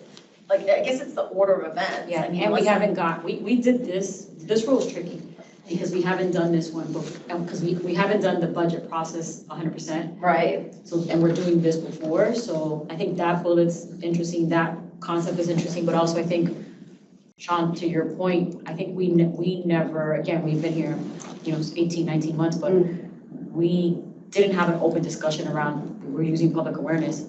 What are we doing with the public awareness dollars? Yeah. Also, the budget doesn't just end then, like there are also sub-budgets, there's other things, Yeah. or like there are other vehicles where things come from. Amendments. There's other like there's advocacy that you do with the advocacy, maybe that's the wrong word. You know, you're doing meetings, you're having these conversations in order to get the language that you need for right. the funding that you want for certain things. So maybe that's where I have to wrap my mind around also. It's just like, there's not just this one singular Yeah. thing that comes out and that's what we're restricted to either. Can I propose something, just because I think that this role, now that we're creating it, I think is key, and I was gonna call you treasurer, former treasurer and chair. I think, I think you're obviously getting to know the ways and things, but this is just my opinion. I think that some of this that we've sort of figured out is good, and it's good for now. I also think that the budget discussion is parallel to one or two of these things. It's important though. Sean brought up a really good point though. Now I'm trying to wrap my, I think we need you need to expand on that, what he just But that's what said. I'm saying, that I don't know, I think that we have some edits for this. Right. I don't think we're finished on this thing, because at least for me, I would wanna also have the budget planning conversation. To sort of like finish this one or two, because I think this is what we're talking about is key around this position. We could take off this last bullet and just take it out, right? Because I think we're on the same, everybody's on the same page for that. I'm saying I wanna have a conversation, like That's what I'm saying, so I guess I'm saying the same thing, is when do we have that conversation? Is it around the budget, budgeting process, and do we pause this role Right. until we have that conversation? So from I a guess that's- process point of view, I think we can revise this based on the discussion and know that it's not final, Yeah. because it's linked to the issues that will come up in the budget, and we can go over the budget items and then come back to this Yeah. and refine it. I just don't wanna lose the thought. No, let's talk If about I it. don't. I know, Let's and I- talk about it, If yeah. we don't, then it's just gone, like Okay, I all right. feel Talk about we're into something. So I had Talk a about it. question, because I was trying to understand it. The question on the table is really about legislative outreach for the budget. And the question is, what's the treasurer's role and what are other commissioners' roles in that legislative outreach? Not just the legislative outreach though. I guess the legislative outreach is one, but I think we have a very specific example is as it relates to what you're talking about, the 3 line items, and then specifically, public awareness, because it's been a thing. It's been a thing. But it's about the legislative outreach, it's broader. Yeah, it's It can broader. go into other things It's also. broader. So, but I understand what Sean was saying in terms of, okay, if we're starting to advocate for something that was not included in the budget, then we're in turn, conflicting with it, like we're rubbing up against and going against what we. So okay. But I also think it goes back, and we've sort of tabled it, the sort of role of the chair, you know what I mean, as an alternative spokesperson, because we've kind of put that towards, the comms thing as well. So I just want to make, you know what I mean, I want to sort Can of. I just ask the understand. Commissioner Comisión, I see your head spinning, and I know you have a way of analyzing things, so I want you to vocalize it, kind of pause and tell us again that one process that you're thinking about. Just a question. Legislative outreach strategy. What's the definition of the word strategy? So in other words, strategy could mean you work with the CFO to say calendar, budget calendar, like the commissioners, this is when we're going to be filing our budget. This is when we should begin our legislative I'm thinking maybe that could be the strategy, certain times of the year, we need to do certain things to advocate for our budget. And I don't know them. I don't know the months like you do. You worked in the State House. I don't know all the months. So part of the strategy should be knowing what months are important to do what. We're gonna get to the month, to the calendar. but Okay. Calendar, Here's what I'm not understanding, right? So you have a new legislative outreach policy. And at the last meeting, you said, we want to have a legislative outreach strategy based on that policy to go along with the budget. And then it was discussed that both of those should be presented to the commission at the same time for approval. And so what I'm not understanding, what I think I hear you saying, but I may be wrong, is the development of that legislative outreach strategy championed by the treasurer, or is that to be developed with all of the commissioners, because there may be different parts that I did not know that we agreed to having a concrete legislative outreach strategy that's agreed to at one point during the calendar year. So for the that's one- budget, for the budget. Okay. Just So for the I'm like, budget. that's- Sorry, to go That's with, proposed in the budget section. Right, so I'm sorry, ask that one more time. I missed that too. I was- okay, I'm You sorry. have 2 questions. So my understanding, which we haven't completely agreed to, but what we discussed the last time, is that there would be the creation of a budget. And aligned with that and concurrent with that would be the creation of a budget legislative strategy. And both of those would be voted on together by the commission and then acted upon. So now I understand that I misunderstood what you were saying, because I thought when the draft said that the treasurer would develop that legislative outreach strategy, that was something I thought you were saying was, no, we want to have a role in that also.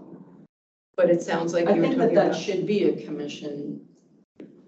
Yes, I don't think anybody's saying that So- the treasurer's so- role will do that. What is the treasurer's role relative to the legislative budgetary outreach strategy? You had created a sentence, or somebody had given feedback about a sentence that we created in the beginning. I didn't fully write it down, but it was to be, in very practical terms here, is to be present throughout the process when the chair and the executive director and other commissioners are, after we've created the legislative process, advocating for the budget and working with the CFO. Okay, but so what about in the development of the strategy? I can see this being a major problem with our overall legislative, and executive outreach strategy. I'm thinking it through now, my wheels were going because Yeah.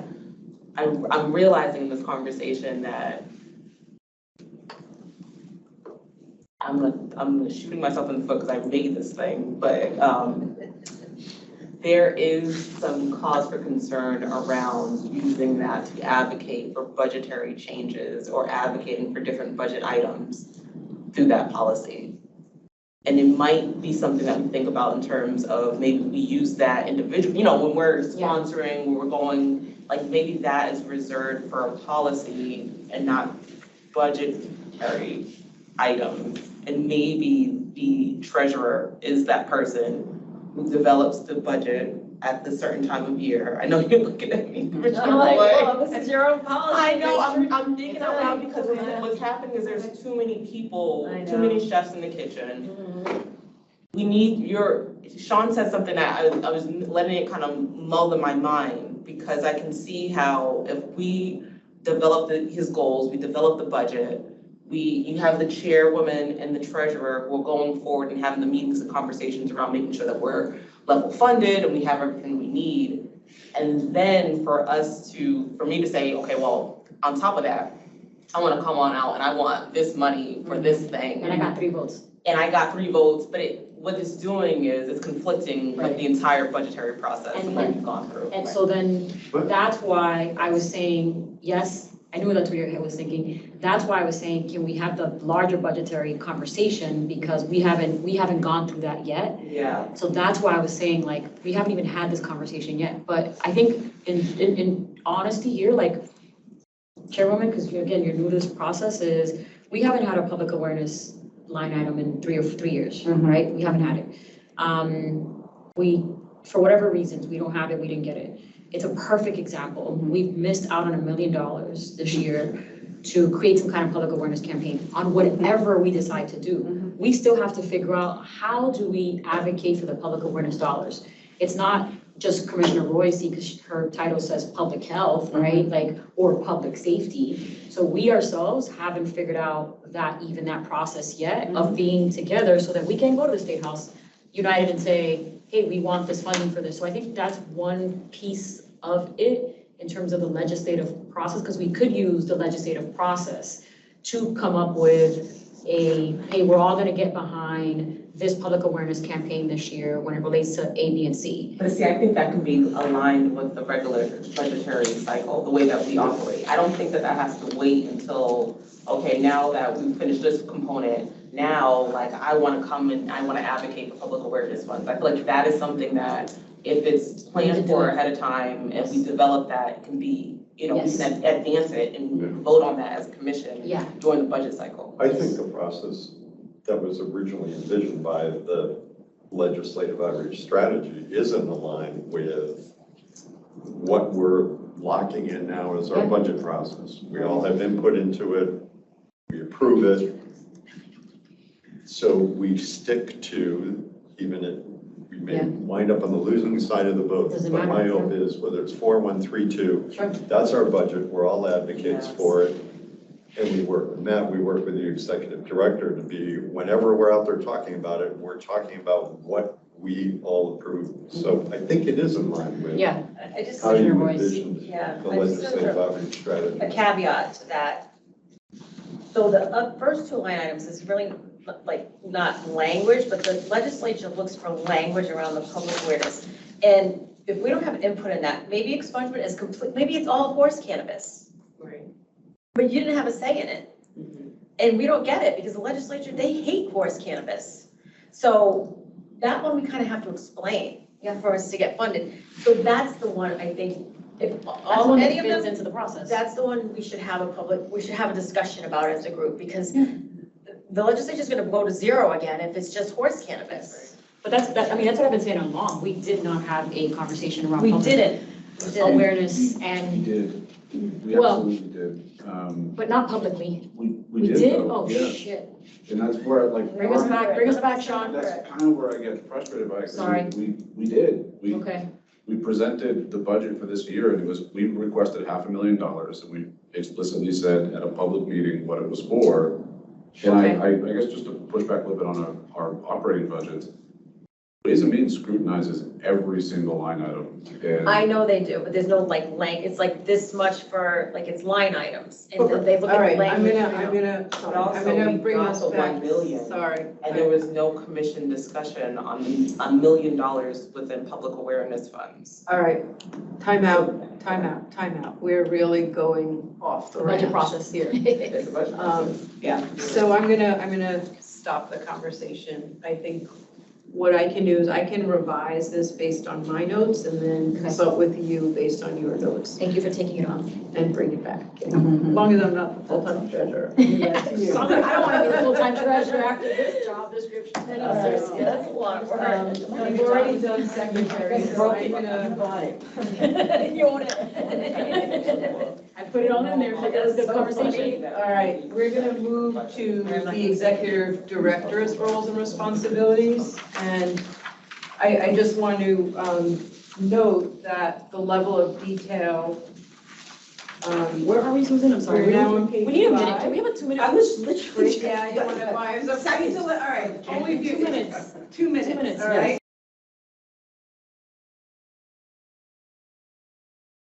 All right, I'm going to ask you to turn your attention to the roles and responsibilities of the executive director. Oh, there you go. And Now we're getting. And now we're, All right. now we're.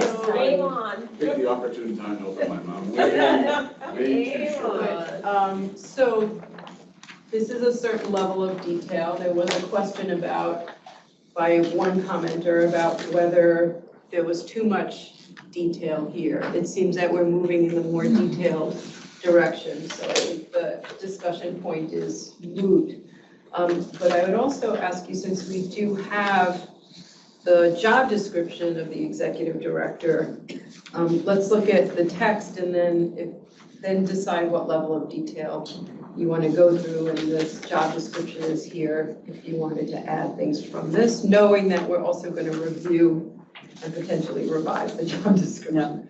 So all the parts are moving, we're not making final decisions, it's really take it as far as we can, and then we'll come back to it. And what is the stop time here? 4 o'clock, 4. 5 o'clock? 4 Okay, o'clock. all right, I just want to make sure. And what, so we have an hour and a half. So where do you hope we can get in the next hour and a half? What would you like to- Well, that's a I don't want to, funny I don't want to question. thought of that. And again, and I apologize for the side trips here. Let me put it this way, when I did my kind of plan, I thought I was being very generous, thinking 75 minutes for all of the roles and responsibilities. Okay. So we didn't get any more there. Per rule. Right? God, I wish I would have got that on camera. And they all laugh. So here's what I'm thinking. I'm thinking that I would like to go over, let's really try and finish executive director. I would like to have 15 minutes before we break to talk about outreach and consultation, to just get a general sense, because if we leave that till 2 meetings, then we're gonna be rushing to say, what do we wanna do, and having to think about scheduling meetings and things, but my first priority is to finish the executive director roles and responsibilities. If that has to run all the way to 4, Yeah. then we'll do that. Okay, but again, I just want to get, Okay, sort of there we general, go. Okay. because then we can sort of self-police. All right, so comments on what's here on page 5 under the executive director.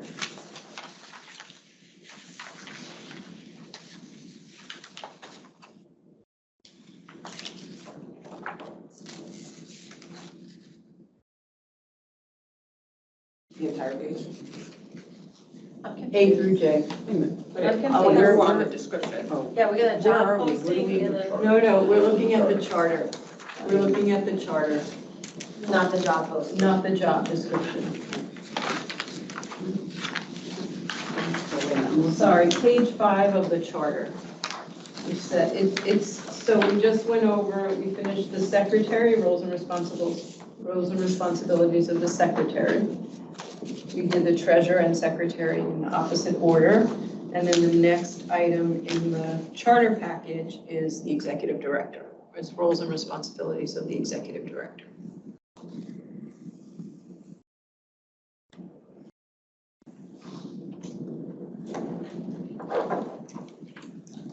Not enough.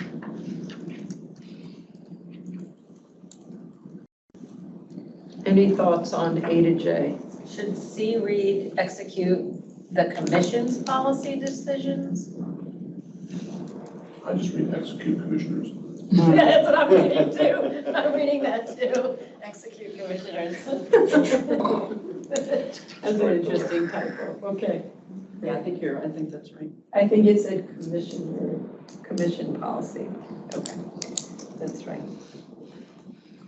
Under E, should there be a caveat about, I know there are certain employees and job postings that have to be reviewed by the commissioners. So, I just wonder if there needs to be anything that says that. Can you tell me which of those, because I don't know that in terms.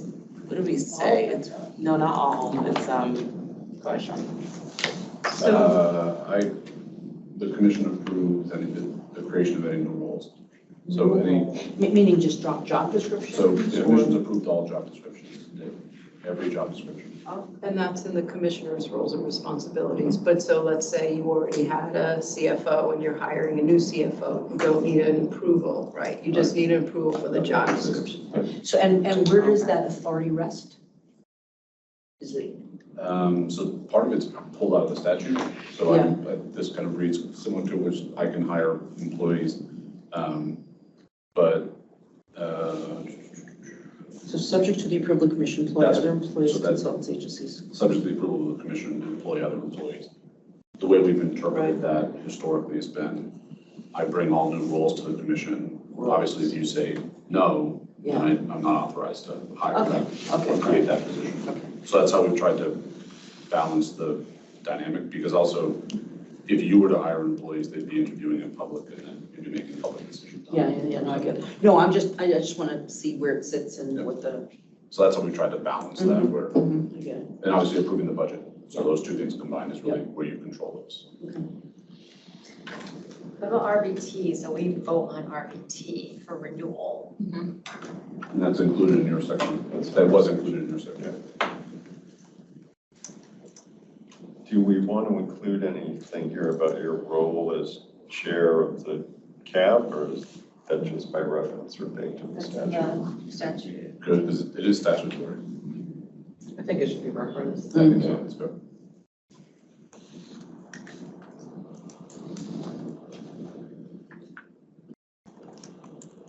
And I think we need to unpack J a little bit.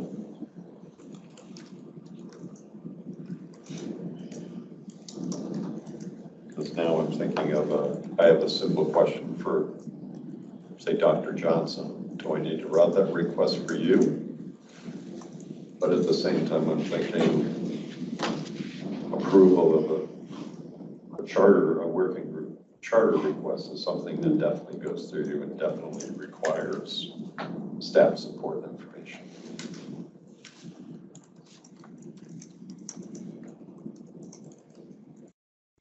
Like I had an informational question the other day that I just wanted to get a quicker answer than having to go look through the website or send in an email.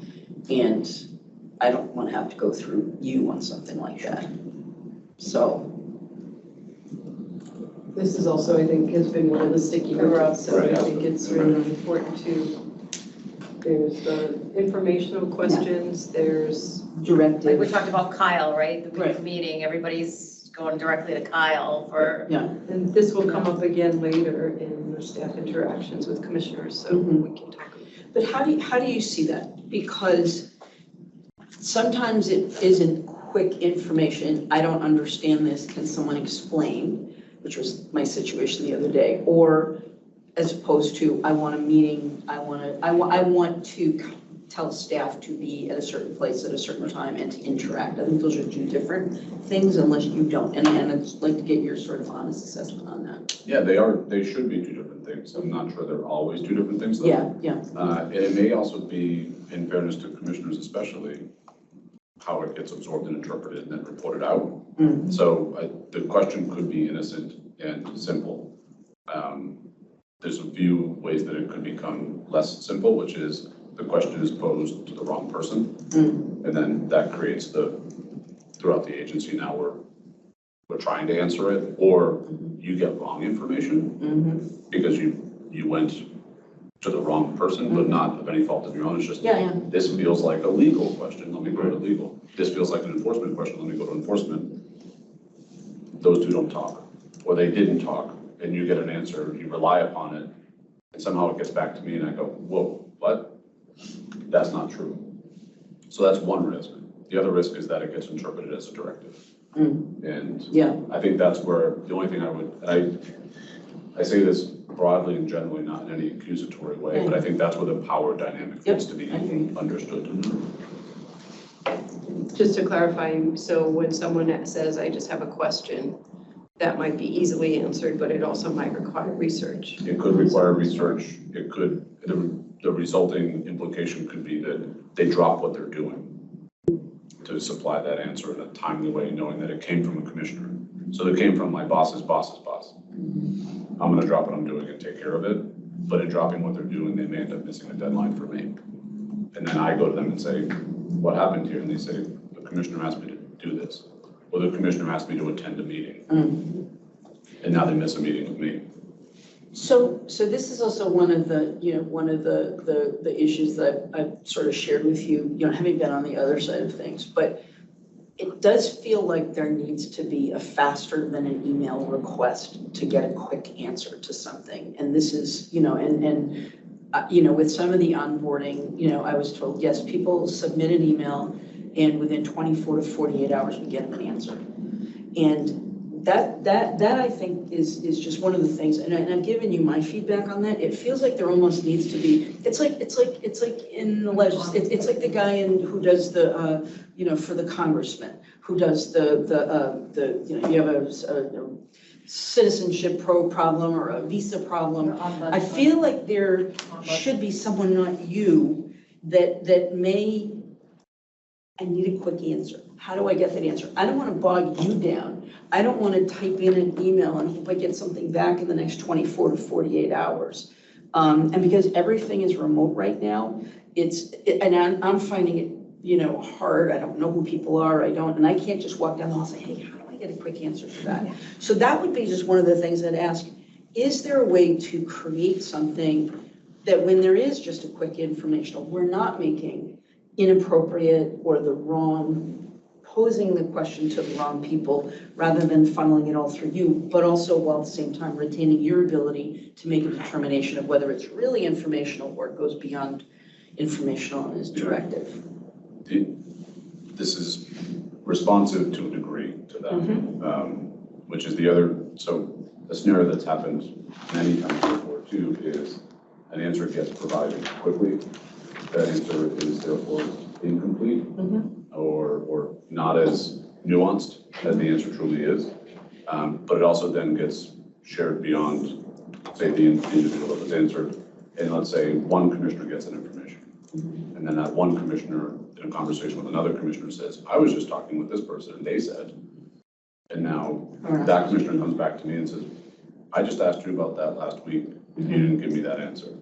So now we're creating this environment. One of the things I've actually instituted as a policy was, if you give anything to one commissioner, you give it to all commissioners. I have found, we've not truly been loyal to that. And it's frustrating to me. And what's frustrating about that is that I find out secondhand that commissioners have information, and I've not provided every commissioner with that information. So is there someone you could deputize to make sure that if someone needs information, they want to get information, and you make sure that it's shared equally? For instance, the question is, Because I think I told you, someone is like, oh, I know the new commissioner, I'm gonna get that answer for you right now.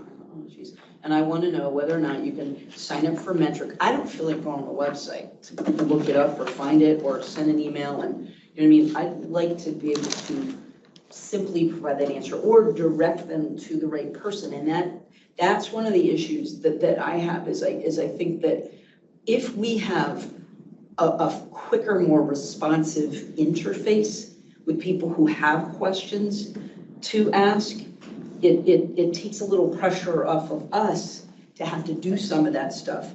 And so that's kind of the dynamic here. Is there a way that we can create either that shell answered person that then shares everything equally with everyone and you don't have to do it all? Or, and this will be one of my budget priorities, is I want people answering phones because I do think that it creates problems that people can't get quick answers and they have to wait 48 hours and maybe an email. And then, by the way, I was trying to get someone in the legislature, you know, in the last couple of months, I've been lobbying on an issue and no one's answering the phones. No, the voicemails don't work. You literally can't talk to anybody. And I'm not saying that's happening here. And I think you've done in the past year, I think, a great job, but that's still one of those things that I think would take pressure off of us. But I want to take pressure off of you so that we're not doing that. I wonder if, for a short period of time, I was a tax consultant, right, for TurboTax. I know, it was like a side thing. So what? This reminded me of Job I that. have, yeah. Can you do my taxes this year? Yeah, exactly. But you guys have heard of Slack, right? Slack? And like there's a board where, you know, it's a virtual board, the same way that we have Teams. You can put a question out there and everybody in that organization can see it, the universe can see it. And the right person who has the response to it can respond. Everyone sees the response, everyone sees the question, and so you know it's answered, and the correct person can get to it because they're aware of it. So I'm just thinking like that kind of might be something. No, I've flirted with this. By the Oh, way, okay. just so you know, Slack put my company out of business. So Oh, I'm yeah, sorry, yeah, wrong it's all example. right, it's all right. I know So Slack. we actually talked about this at prior meeting. Go ahead, Sean. Go ahead, Sean, go God, ahead, you're you so respond. Open meeting law Oh, Public record. boom. and security. There you go. Okay. That kills It's it. an insecure It was good environment. theory though, I loved it. But no, And that's worked, why we were but better I than got it. Slack. It didn't work. it's not secure. Open meeting law. There you Public record. So what are the question on the table is there a way for, the real question is, does the ED coordinate staff responses to commission requests for information and staff support all the time? That's the question that's on the table, I think. And so, Sean, I think that's the question to you. The question is are there other alternatives? I think to Commissioner Stebbins' question though, that as far as raising where is the line, I don't know how to describe or what constitutes sort of that innocent inquiry that can be resolved in 2 minutes. But in a lot of instances, especially with what we do, there is just so much nuance to even an innocent question of like, well, can I get into Metric and what's the process? What is your license status? Who is your assigned investigator? Have you done the training? Like those are things that the answer isn't just, sure, here's your login. And that's where I think you may find a hesitation from the staff standpoint of like, I don't know if I can answer that without actually conducting some sort of inquiry or investigation in a very innocent way. And that's, I think, even the phone call responsiveness aspect of including to commissioners, I hope you've experienced our staff holds commissioners in high regard with utmost respect. And what happens therefore is they will drop everything that they're doing to be responsive.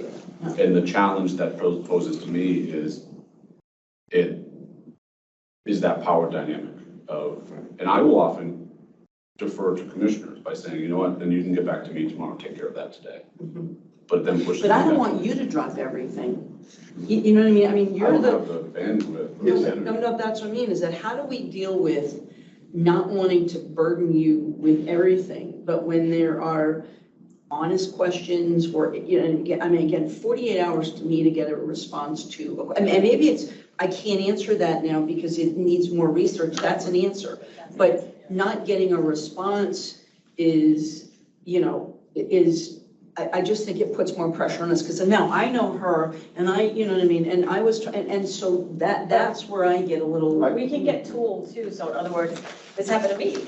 So they'll come to another commissioner to try to get a different response. Yeah. And there's frequent flyers, like, I didn't know he was a frequent flyer, Yeah. and he legit was a frequent flyer, like, met with previous commissioners and trying to get elicit a different response. Mhm. So I think what you said, like, give me a day or two and we'll get you an answer, is probably the safest response, Right. because you don't know the historical context. I didn't know this guy was a frequent flyer, and I shouldn't even be having a meeting with this person, but, so that's where Sean, like, I'd send you a bunch of stuff, like, that's where it's helpful. But see, to me, that's a little different. If you're, I don't know what you mean by frequent Like, flyer. so that's how the term they used for me, like, comms was this guy, commissioner, is a frequent flyer. He has hit us up 100 ways to Sunday to get a different answer, from different staff and different commissioners, and they sent me threads of emails in the past. So you might not know this person's asked before about metric. You don't know. So that, to protect you, that little time cushion maybe is good in a way. But how do people get practical answers to I know, I simple asked this, questions? that was a frustration of mine. I said, The question has to be simple though.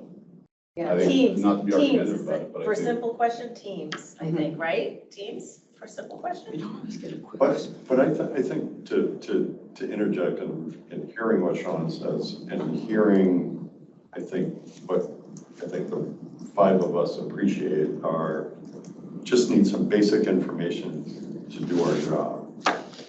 Not to move into what I'd call a policy question, but would it help you in knowing the relationships you have with direct reports, that instead of us guessing, I could call somebody in licensing, or I can direct my question to whatever, say, your upper management. Does that erase I don't want you to get a different answer than what you know, but I would think that your department head, senior management they have more interactions with you than maybe somebody who's just reviewing licenses. Is that going to eliminate the confusion over the answer? And then, not to add another subject, but I want to push back a little bit on what one commissioner asks for, every commissioner should get, because I might ask a really ridiculous question. I might be the only one who cares about it, and now the four of you are going to get bogged down with reading an email about Commissioner Stebbins' stupid question. So I want to parse that up too. In response to that though, where it's burned me before is the innocence of the question. It might be a stupid question, then gets brought to a public meeting and says, so I asked Kyle and Kyle said, and then I get 4 glares back at me with, where the hell did that come from? And so it may be how it's been deployed in the past. And so if we're going to create something, a document, a report, or some sort of Excel spreadsheet, whatever it is, my objective is every commissioner, when they enter a public meeting or are doing their job, are on equal footing with the same amount of information. So having lived through it and gotten the glare, and also been surprised myself in a public meeting with, I'm sorry, staff said what? Yeah. I didn't know that we made that representation. But would that be that circumstance, and that makes all of us look bad? Do we reduce that if our line, and part of this is, with all due respect, is to try to stop you from being bogged down with being the funnel. But I think if we all decided,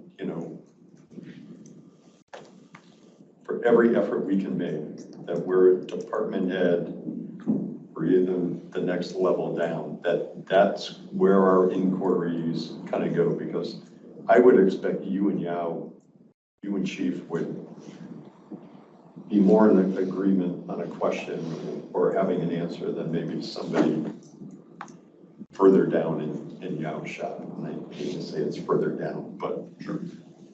At least like in an org chart. in an org chart, yeah. What happens now, Sean? Like, how does this operate? We ask a question, you go to your weekly meetings, and then mean, do the chiefs kind of say, well, Commissioner Concepcion asked this, that's all, like, what happens right now? It's a little all over the place. So some of it comes to me secondhand. So it might be a staff meeting. So I guess there's two types of staff meetings. One is the direct reports, so the 5 folks that report to me. And that's every Wednesday for a couple hours. Then there's also the Monday and Friday, I call it staff meeting, but it's all departments are represented. That one is less, those are Mondays and Fridays. Those are more frequently information sharing, like make sure your teams know that Monday's a holiday, so we're gonna be off, there's a public meeting on Thursday. Just so everybody's on the same page of information. The Wednesday ones, we probably mix it up a little bit more on the, this commissioner asked for this, what am I supposed to do about it? Or I learned that this commissioner asked, not me, but my staff for this, and but they also asked this person for that. And so, Sean, can you intervene? Or what am I supposed to tell this commissioner? And so then we start to manufacture the answer of, or someone might say, that's really not my territory. So Christine, can you handle it? Erica White, can you handle it? But hopefully, if nothing else, that demonstrates the amount of energy that does go into actually providing an answer. Is you, at that point, you've got 6 of your highest resources devoting multiple hours to what's our answer on this? And I think it might be interpreted by the commissioner asking as a very simple question. It's really straightforward. What are we doing about insert topic? And the answer is not as simple. So there is no one way that we're functioning, which is, I think, part of the problem.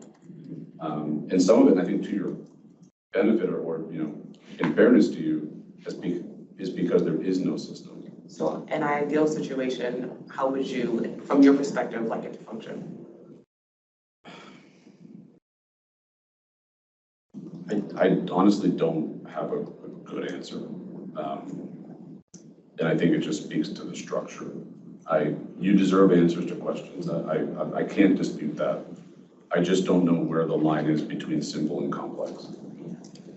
So ready information, But access to can we ready leave it information. to you to determine whether it's simple or complex? But that's what I'm saying, is it feels like there needs to be a place to put our questions. That you can go, oh, that's complex, oh, that's simple, and then, you know what I mean, Triage it. the answers come back. As opposed to, I really don't like this answer, you know what I mean?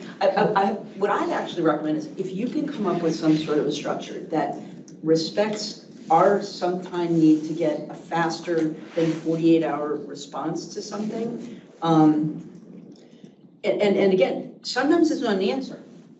It's just a response. And because I do think that if there isn't a quick way to pick up the phone, make a call and get an answer to a question, then it's like, I'm gonna go get that answer and I'm gonna, and that's what I want to avoid for you and I want to avoid for us. And I want to avoid us saying or doing things that we shouldn't be saying or doing. And I think that everyone is very careful, but you get put into these situations, You don't know what you don't know. Yeah. And that's, I think you But need, even in our attempts to be careful yeah, and sensitive, yeah. still there's some residual staff feeling of Yeah. take it a whole different way. Yeah. And raise. Or the level other thing is, and we're just here, we're regulators, we're adjudicators, we're in a bubble and we're not talking to anybody. You know what I mean? I mean, that's the.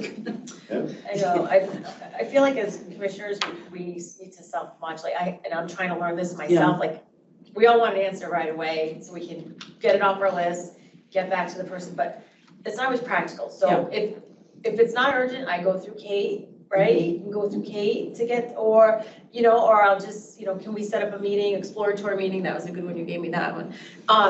So, it's really good, I've used it. But when it's. that's what I mean.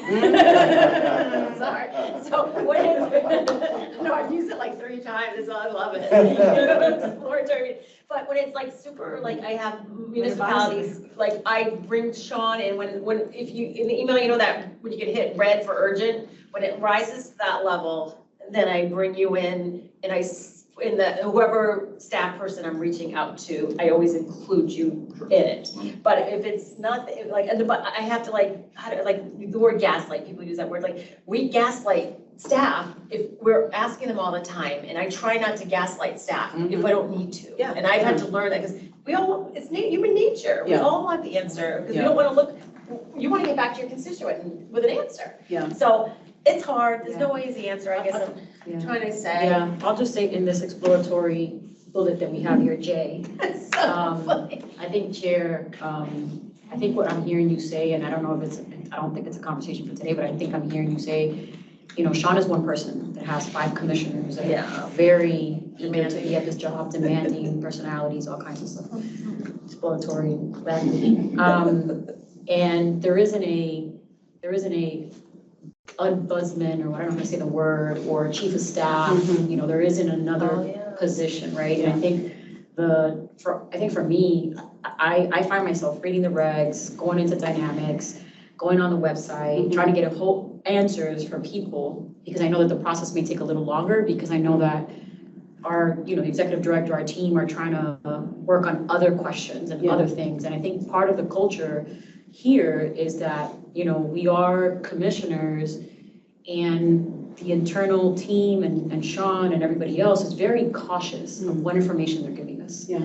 And how they're managing that, how they're balancing it. I think people already know my personality is that I'm gonna ask questions. So Yeah. if you're coming to me with something, Yeah. I'm gonna have a lot of answers, because I'm Yeah. gonna ask a lot of questions. So don't even tell me until you don't have 90% of the answers, right? So I think that's what we're seeing, and I know, Sean, I'm hearing you say there isn't a real process, and there probably isn't, but I think that we've come up with our own processes, we've trained ourselves, and then we're kind of like playing football tackle with Sean, Yeah. you know? And I think that we've been respectful about saying, hey, Sean, you may not have an answer right now for this, but by the way, I'm gonna go talk to Yao and his team, all right? At See, I least, don't even, I'm guilty of not even doing that all the time either. But that's so. what, that gets frustrating for me at times too, because then I find out that I know, but that's what I'm saying. I like, got this, we- Yao told me Yeah. this, and then I think, well, Yao didn't tell me. Yeah. And I don't wanna single him out, but like I actually learned, this is a live example.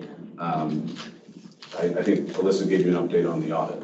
And I didn't have a chance to talk to you yet about it. So you got her take on it, not mine. And then I haven't talked to every commissioner about it yet. And so when she gave me, and to her credit, she said, by the way, this came up. And that was a team's chat to me, like, heads up, this came up.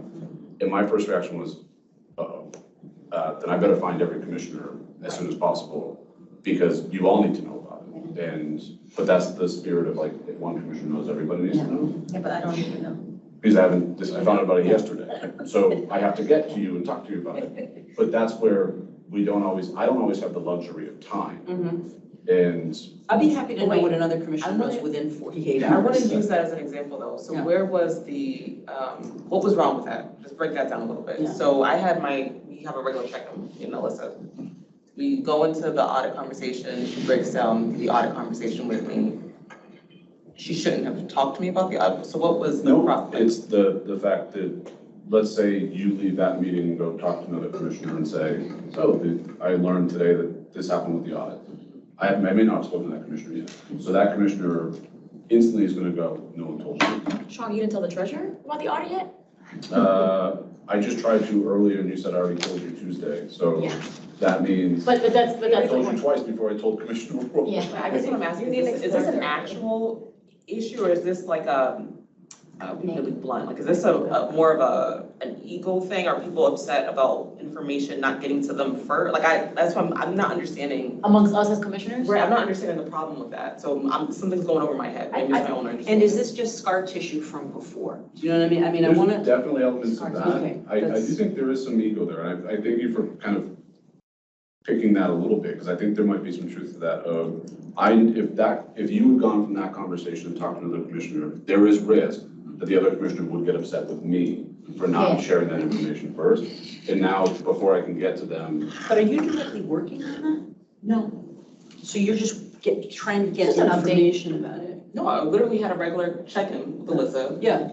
and audit came up. And so she said, okay, well, let's talk about the audit. And so we had a conversation. But see but how do we have these conversations? See, because I wouldn't be upset if she had that conversation, she asked a question and she were made aware of it. I'm hoping that I'm gonna find out about it when it's appropriate for me to know it and make a decision on it. And if I wanna ask about it, that's the other thing is, I would like to be able to ask about it and know it. And this is where I feel like, That's my question, it's like, what is I think we need to be less concerned about everybody knowing, because I think this is scar tissue.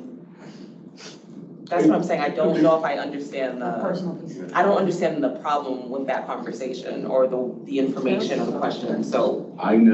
The feeling I now have is I need to run around this agency and update every commissioner. No, that's wrong. But that's a personal style, but also, but Based on That's historical. No, That's no. scar tissue. yeah. That's Yeah, scar that's- tissue. That does To happen. be blunt, I've gotten my ass chewed for not updating commissioners in the past. Yeah.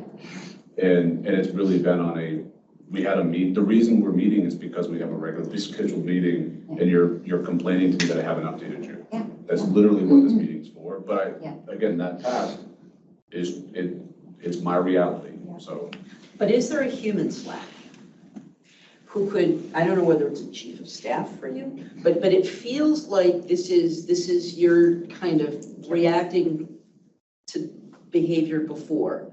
I don't expect if she has a conversation with someone and then you find out that she knows something and I don't know, that, I'm gonna get mad at it, but I hope that there's some way to make sure that we're all eventually on the same page, but I don't need to know it.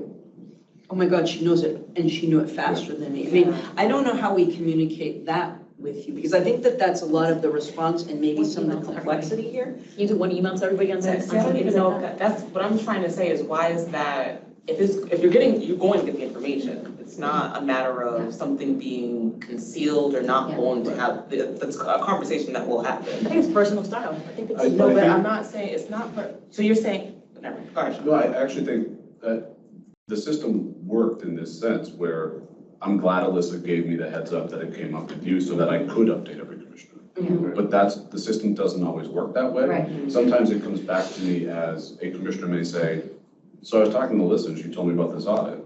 And then I'm caught with, oh, okay. So, and maybe I haven't told any commissioner yet because I don't think it's ready for commissioner dissemination. But that's part of this is what I'm saying, like, when I'm saying personal style, and maybe it's the wrong word, what I'm saying is like, that's part of the culture that's been embedded here. And unfortunately, you've had to deal with it for scar tissue, everybody else has, so I've chewed you out a couple of times, other people have, stuff like that, where it's like, damn, I didn't know this, right? So it's kind of like, I didn't know, and if I don't get a hold of Sean, or which he's always, I can get a hold of you, but if I don't meet with you, if I don't hear from somebody that I don't know, I don't like surprises. Nobody likes surprises when you're going to an event or when you're reading something online. So it is a situation, but I get my own personal opinion. I think it's sort of part of the culture that's been embedded here to whoever's, no fault of anyone's, but that's just part of the role that you've taken on with all the shit that you've had to deal with here, excuse my French, in the sense of that. So I don't think it's a problem that Alyssa told you. I think it's detrimental if we're saying that I have an inquiry or I want to know something in my own capacity and people are being limited with the information that they're allowed to share. And so that is making me really alarmed by this conversation now. And I also, and that's why I don't want your fully baked PowerPoint, I want it as is. But this is also, and I had this dealing with Jay Mitchell down at the lottery, is that a lot of times there would be a problem. And he wouldn't want to solve the problem first and then go, oh, look, it happened and it's solved. And I don't want you to say, oh, I don't want half-baked stuff going out there so that we walk out half-cocked, saying things that, don't make sense. But this is also part of, kind of my style, is that I do think that openness within the damn, open meeting rule, that we have these limitations. I mean, and that's also part of, I think, the difficulty that he's put in the middle, because we're constricted from, having some of these conversations. So anyway, I still want to see if you can come up with some way to allow us to get, if not answers, responses that are same day, whatever, next day, whatever. It doesn't have to be an answer. Like, this might not be a fully baked audit thing and it's worth there. And this but is I a still want to know conversation it. too, so that's what concerns me. It's like, there's one thing if it's like an email or a message, but now you're saying, or I'm not saying you're saying this, but I feel like there's sort of an implication there that if I'm having a conversation with a senior staff person, that they're not able to have a full conversation with me. Because everyone else isn't in the room. Right, exactly. Yeah. So I Yeah, that's don't. what I'm saying. No, but it, I that's see not what you're saying. Yeah. you don't think that? I don't know, I don't have a problem with that. I I think, see what you're saying. I didn't, yeah, no, I Understand it think that way. what I would expect from the senior staff member is hey, heads up, this came up. But that's where I need to catch up with both commissioners and staff. But I don't want you to have to run around with a chicken with your head cut off, trying to, because you've been burned before, and I don't want you to, we need to figure out how to, So it's Take a the egos two-way out of street it though, too, to be honest, and I think this is where, because I've been burned not by commissioners, but by staff before, is I need space to make decisions. Yeah. I need space to make recommendations to commissioners, and if there's two competing interests among staff, and I'm still wrestling with what, I don't know what I'm gonna do on that yet. Yeah. I'm sure you've all seen it, there might be a staff member that comes to you and says, what do you think about this idea? And now they're basically co-opting a commissioner, they're campaigning. But that's a management issue that you have to, It is, unless, of course, the commissioner ends up becoming a cloak.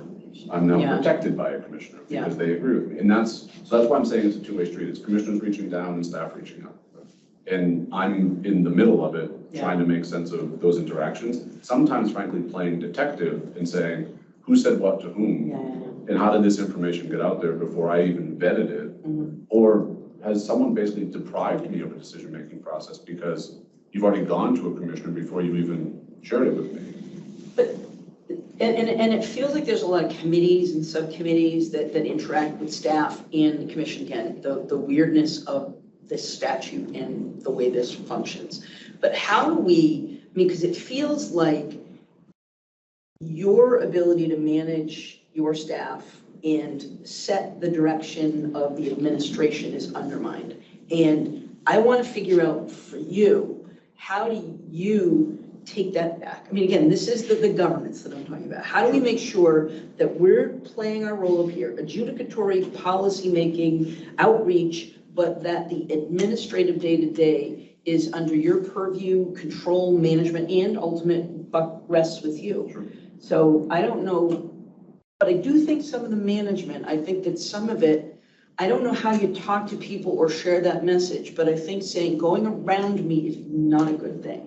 And not in a threatening way, but how do you, I think to be honest about that, I think it's happened, I haven't seen it happen lately. So I think, Okay. I hope that's been addressed. I don't want to pretend like that's Yeah.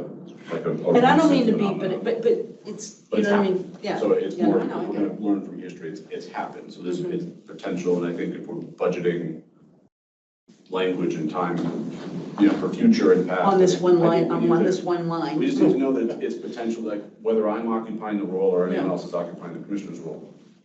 But I guess I just to dwell on Commissioner Concepcion's point for a second, because I think I do see value in staff having the ability to lean on commissioners in developing ideas as well. And saying like, really good example, we're gonna go into a regulatory round. And one of the things that we're finding on the enforcement side is we're now interpreting the existing regulations. Yeah. If one of you were to author a section of regulations, and let's say suitability is a good example, I would hope that as Yao is implementing that in a licensing process, that he would reach out to Commissioner Concepcion and say, hey, what do you think about this? Is this consistent with what you meant when you drafted it? And then come to me with here's what I recommend. And by the way, Sean, I've already spoken to Commissioner Concepcion about it. That's going to be a signal to me to say, I'm going to go reach out to her, confirm that you're okay with this? Okay, good, then we're good to go. So that environment is really productive. Yeah. But that's not a situation where, like that example works down the road, and I think is a really productive collaboration. Some other instances could be, yeah, this is what I want in the interpretation. Like that, that's a different dynamic now. Now we're using the power dynamic. And it's probably not a good example, but I guess what I'm saying is we're doing that interpretation now, and we don't have the benefit of the commissions that actually wrote it. So we're reflecting back on meeting minutes. We're reflecting back on Sean, you legislative were, Sean, intent. you were here. What's your recollection? And my thought is, all right, well, I know what I want. I know what I want. But I don't read the regulation that way. On that, you just jogged something. On that same vein, staff responses to commissioner requests, in terms of regs, I know when we were going through our conversation, we talked about getting staff input on the things that need to be addressed within in this regulatory cycle. Yeah. Are we getting that? Is that Yeah. something that, will we get that before the deadline for Friday, 30th? You'll get it, so you'll get it afterwards as Christine and I sitting down with each of you going, here's that kind of holistic list of things. So I guess those things are being identified by individual departments. But the separate task is what do you as commissioners care about? So there's going to be overlap without a doubt, but ultimately what working groups get established and what topics get addressed is going to be a discussion with commissioners. That will include and be fed by or informed by the staff list. All right, so I just want to say something. I think this has been a really fruitful discussion. I think this has been one of the dynamics when I did the assessment I heard a lot about. And I think the chair has posed a question to you, Sean, about what could make your life easier and everybody else's life a little easier and limit the incentives to go around each other. And so I want to just leave it there and see if you want to take some time to think about what some options or nuances might be. Right now, it says that you're coordinating all of the commissioner requests. And do you want to think about, or can you think about, there may be none, but if you want to take some time and just think about some nuances about certain scenarios, other scenarios, when must everything go to you? Are there times where things don't necessarily have to go to you? Is there someone you might deputize to look at certain things? So, but it sounds like there's some scar tissue. Sounds like there's a lot of goodwill among everyone around the table. And so I don't want to press it on you right now in the moment, but just let's table this question and see if you can come up with some other ideas. Is that fair? Sean, what did you say your department meetings are what day? Your department head meetings are what day of the week? So staff of each department is Monday, Friday, and then direct reports, so the 5 are Wednesdays. Would it be helpful to you if there was some way to, every Friday, if commissioners have questions you can send them on a Friday, then you can go over them with your department heads on a Monday? Or, I don't know, I'm just throwing it out there, like, instead of them coming in, from missiles coming in from every direction, if, like, every Friday, and I know we can't anticipate questions for the phone, but I'm just wondering if there's things like on Friday, send to Sean anything that you'd like him to bring up department head meeting on Monday. Without sucking up. Let's just put that out as an option and give it another one. That's another seed for thought for Sean. And let's see because he knows the system. I want to just say that this is speaking to the culture here. This is something that we have talked about even when we're, going through the governance process and procurement process. There is a separation, and it's like we are sort of in our bubble as commissioners and the way that staff interact with us. Yeah. And so I am concerned about this. This has been a concern of mine about staff not feeling enabled to have conversations with us and really talk about some of the things that we have within our, in our minds, or kind of sift through some different proposals, like just our conversations, and that was a good example that you just used, the conversation with Melissa and I. Everyone doesn't feel so free to have those types of conversations and speak with us. And that is a problem here at the commission in our culture here. So I'm just saying, like, this is more than just a bullet point. It's like, it's a major point of contention here at the CCC. The inverse is true. Staff have also sought protection from commissioners. Right. So that's true. That's a good thing. I think in fairness to us. Yeah, and I think as an outsider, you can see how it motivates people to do things that you don't want them to be doing, right? And I think it's important to delineate somehow we gotta come to that delineation of what's a fact-finding communication and a policy communication. Sean, do you have a policy around check-ins for commissioners with department heads? Okay. So we can set a meeting with your direct reports, but what about the next layer? I'd probably defer the director, like they're the manager. The direct report manager would be the manager of the next layer. So Always go through them, so don't go right to the next. I didn't know if there's a policy. I think you have a lot of standing meetings, right, with folks, With the direct reports. with the direct reports? So, Okay. and at the same time, building into that, and again, I don't know how granular we want to get about this. I know we want to provide it to the public, but using your check-in with the executive director to inform him of the other conversations you want to have. Like, I have this interest, I'm going to raise it with Cedric next time I check in with Cedric.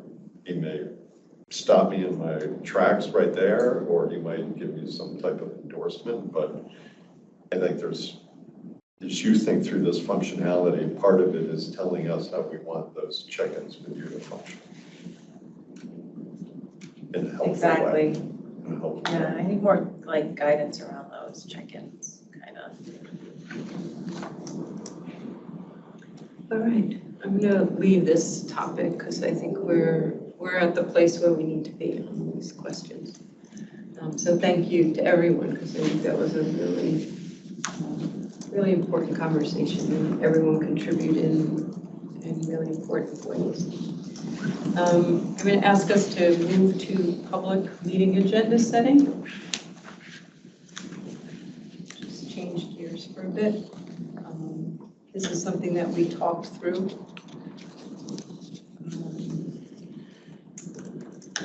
I think we talked through this before you were here, Chair O'Brien, so take a look at that.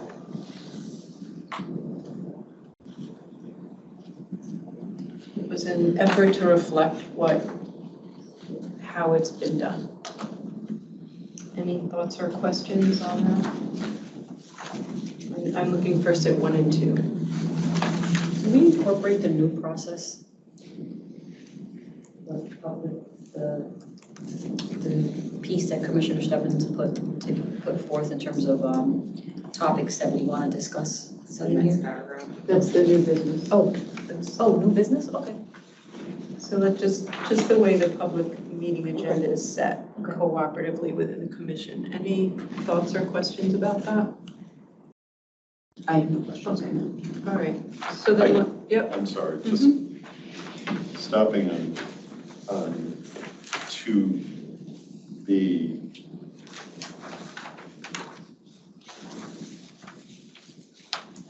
I don't know if that starts to bump up against the open meeting law. I know also we get an email from Matt with a proposed agenda, and we reply back to Matt if we have any thoughts or suggestions, but I've never gone directly to the chair, asked for an agenda item. I was just gonna ask that. What is your policy to approach you for adding agenda item?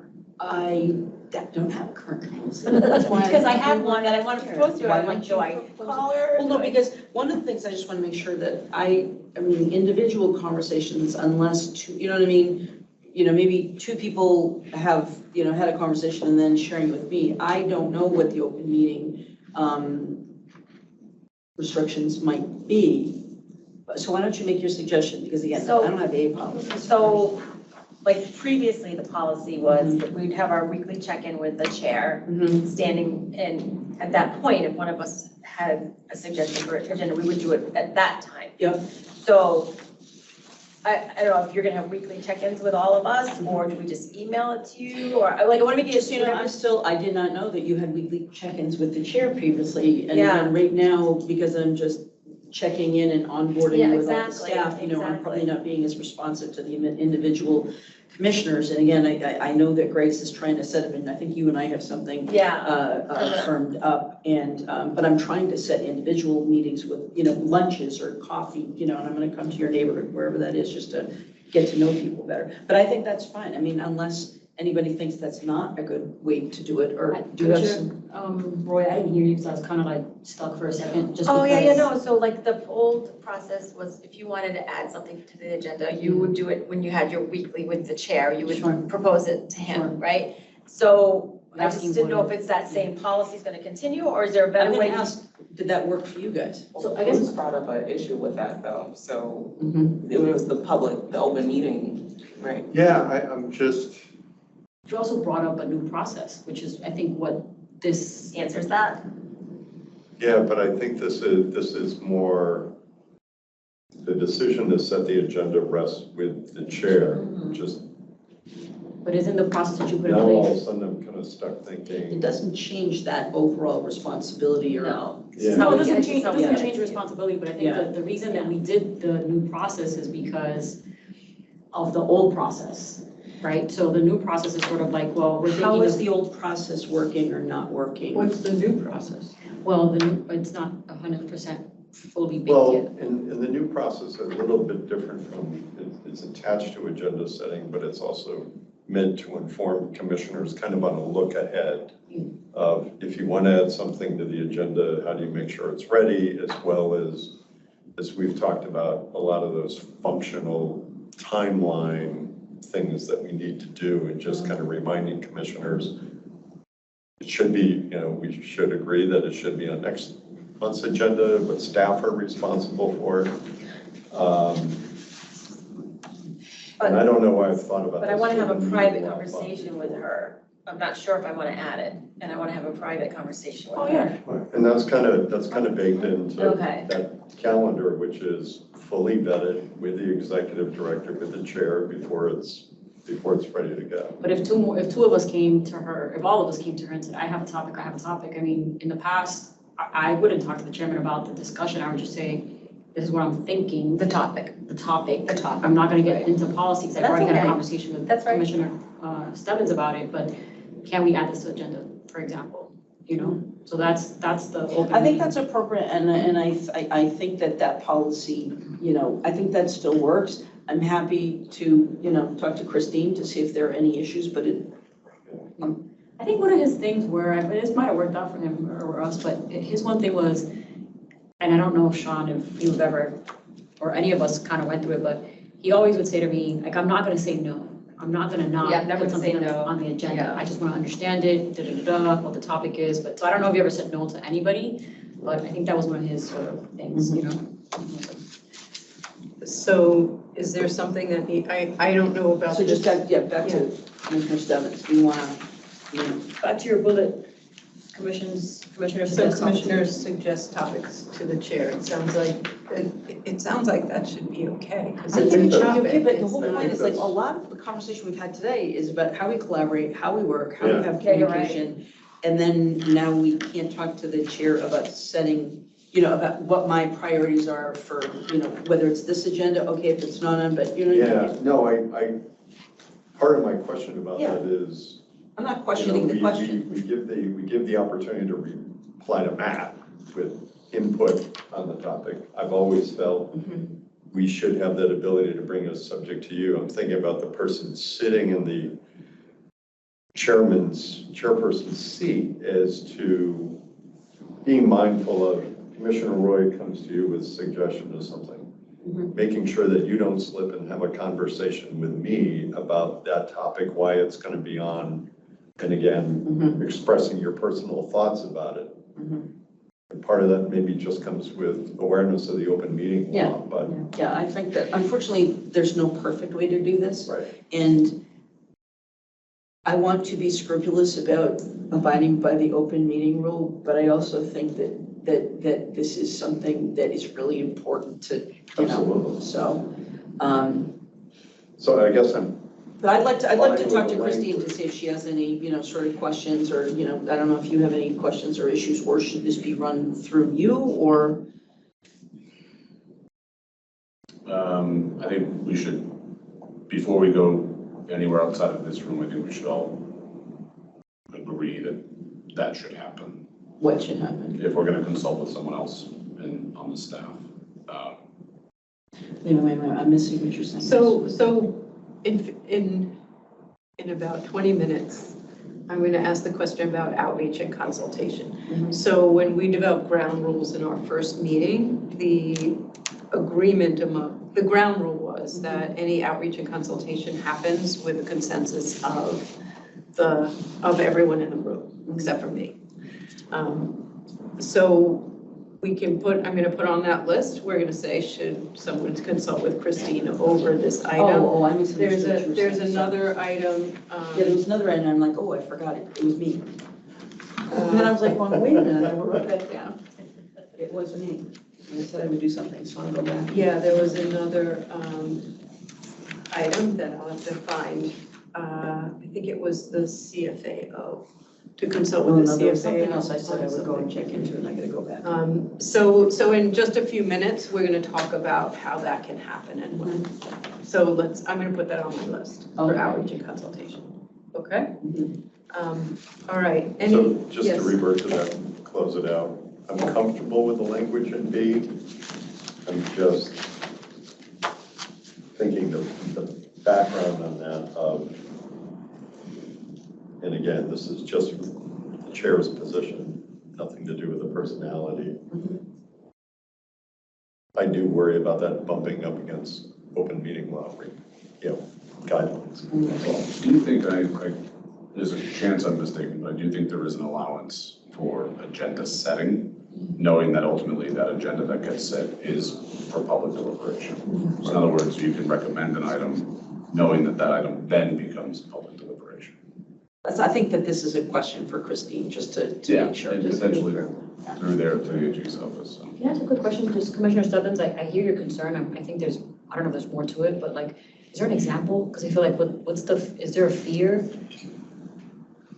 No, again, it's,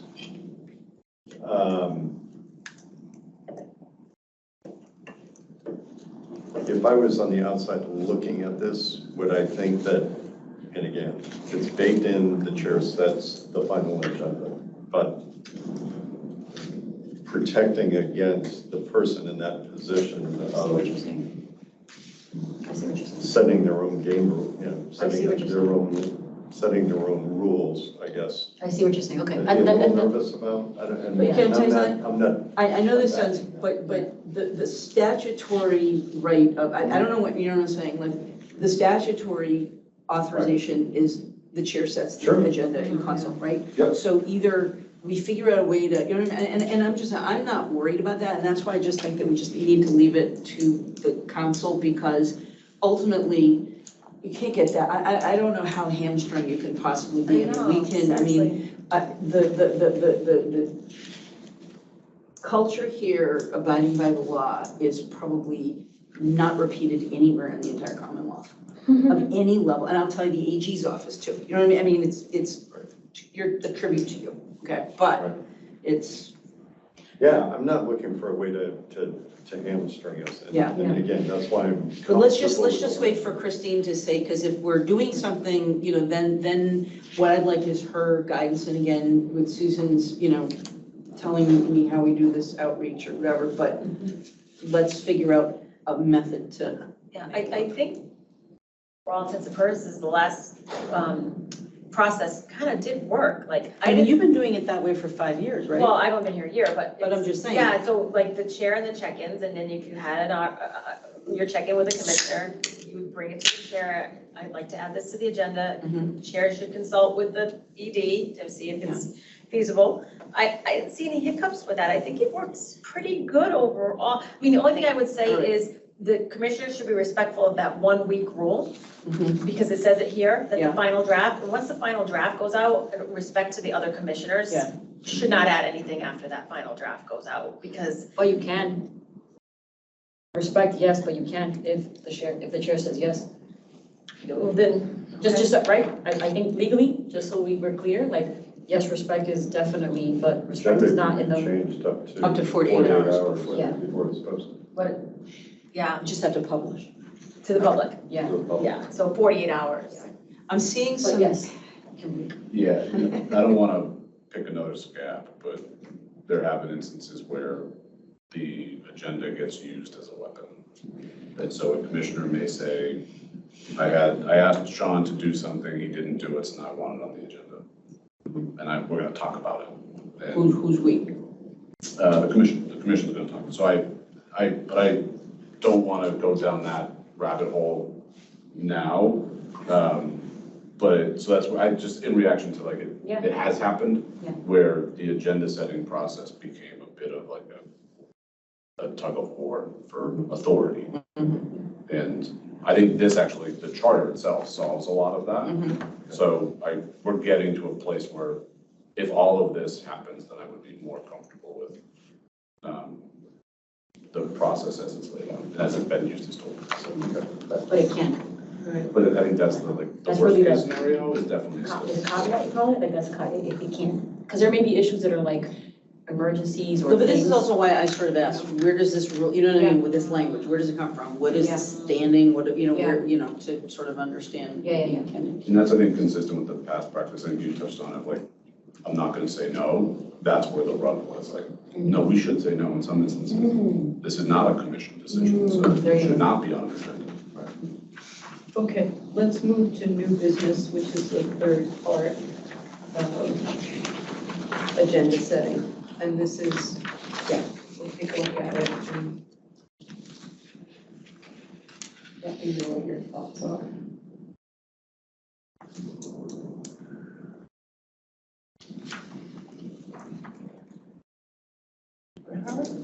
New business. The top of page 6, number 3 on page 6. Number 3 is interesting. It kind of contradicts a little bit. This sounds like there's history. Yeah. The last sentence of C is like, the item may be added by an affirmative vote of 3 of the commissioners over the objection of the chair. To take out over the objection of the chair and just say by 3 commissioners. So it doesn't look so But this is, hostile. I actually, you know, I think it's important to, you know, and this is also a way to mesh the sort of private conversations with more public conversations. But the one question I had about this is it undermining the ability of the chair, you know, to set the agenda? And how do you see it functioning, and why is this here? Because I don't think it's a bad thing. I just want to understand the rationale. Where did it come from? Why? You know, is there a potential that we're saying, okay, this hasn't been fully baked by the staff yet, but we're going to put this on and we want it done by, you know what I mean? I just want to make sure that we're, I think, respectful about the process of between the individual commissioners, the chair and the executive director, and not in a public meeting putting mandates or we're going to get this done by, and it's not ready for prime time. And then it's like, oh, you said it's going to be done in a month, and well, we're here at the next meeting and it's not done. That's the only pushback I'd have, because explain. I want to just understand. Commissioner Stebbins, does that tie to your point a little bit, this last sentence in C, to what you were saying earlier in terms of protecting the seat, the open meeting law, but also just outside looking in? I'm just curious, I don't know, maybe I'm wrong, but just curious. Yeah. To what you're saying, Chair. Well, and let me just sort of play devil's advocate here. Affirmative vote of 3 commissioners over the objection of 1 chair, okay? This is where I can almost see some scar tissue, but I also can see some potential for negotiations. Sure. And so I'm not opposed to this. I just want to understand what are you trying to accomplish, and how do we accomplish what you want to accomplish by doing this? Because you're absolutely right. I mean, 3 is a quorum, 3 can outvote, 3 can put on the agenda. Yeah. But in here, I see some potential for mischief here, again, present company excluded. Okay, I don't like the chair and the executive director, you know, they've been not following. So I'm gonna very quietly get a couple of other commissioners, or in there, you know what I mean? I just, Don't exclude us either, because yeah. we misbehave too. Yeah, no, but and again, you understand, I think that we're all, I'm gonna get it. My daughter has broken her arm 4 times, and she graduated from high school and college in a boot. And we have a gallon of that, like stuff you put on for scars. So I'm gonna bring that in. Yeah, oh my God, like. Is it enough for all of us? Yeah, you know, for her And graduation. Samuel was taking minutes. Uh-oh. I'm gonna let Sean shower. Ray got a box of bubble wrap for graduation. But Chair, this is what you've walked into, which is, it's hard to do this in public meeting, but this is what you walked into. Yeah. And there's so much distrust, there's so much scar tissue, there's so much built-in culture of all this kind of stuff. And this is the first commission I serve on as a commissioner, but you're probably right. This is like no other commission in the state of Massachusetts. I view this, especially C, right, is there's contention there, or to your point, Chair, there's mischief. I view that as basically, that's authority that exists under Robert's rules. So it's not a unique, we're not creating a new thing. It's more if this, then that, which is, so if a commissioner makes a request at a meeting for something to be on the agenda, and the chair says, in my authority, no, I don't think this is something, then that commissioner still has an outlet to appeal that decision. Yes. And maybe it's the way we characterize, like it's an appeal, it's not an override, it's Yeah, maybe it's change your really. language. But I think that's a Robert's Rules reference more so than a Yeah. governance or like new policy. I think it's really, Because you can't do it that's the according to thing. Robert's rules. Yeah. No, absolutely. We have the options. So I think we might add, in accordance with Robert's Rules of Order during a public meeting, et cetera, and take out the over the objection of the chair, because it's redundant in a way. And then it doesn't look quite as aggressive as it does. Right. I'll just say this, because I didn't know what I asked. For clarity, I'm not sure I added that language, but you can correct me. Yeah, I don't know where, it might have been a comment appeared, from it appeared. someone. I do think if I can just go back to A and B and hopefully simplify this a little bit, I would rewrite A to read, the public meeting agenda includes a new business item for items that have not been anticipated at time the agenda was set, because that's kind of the rule for it. One of the comments was 48 hours had not been anticipated, 48 hours before. So is that getting around the 48-hour rule?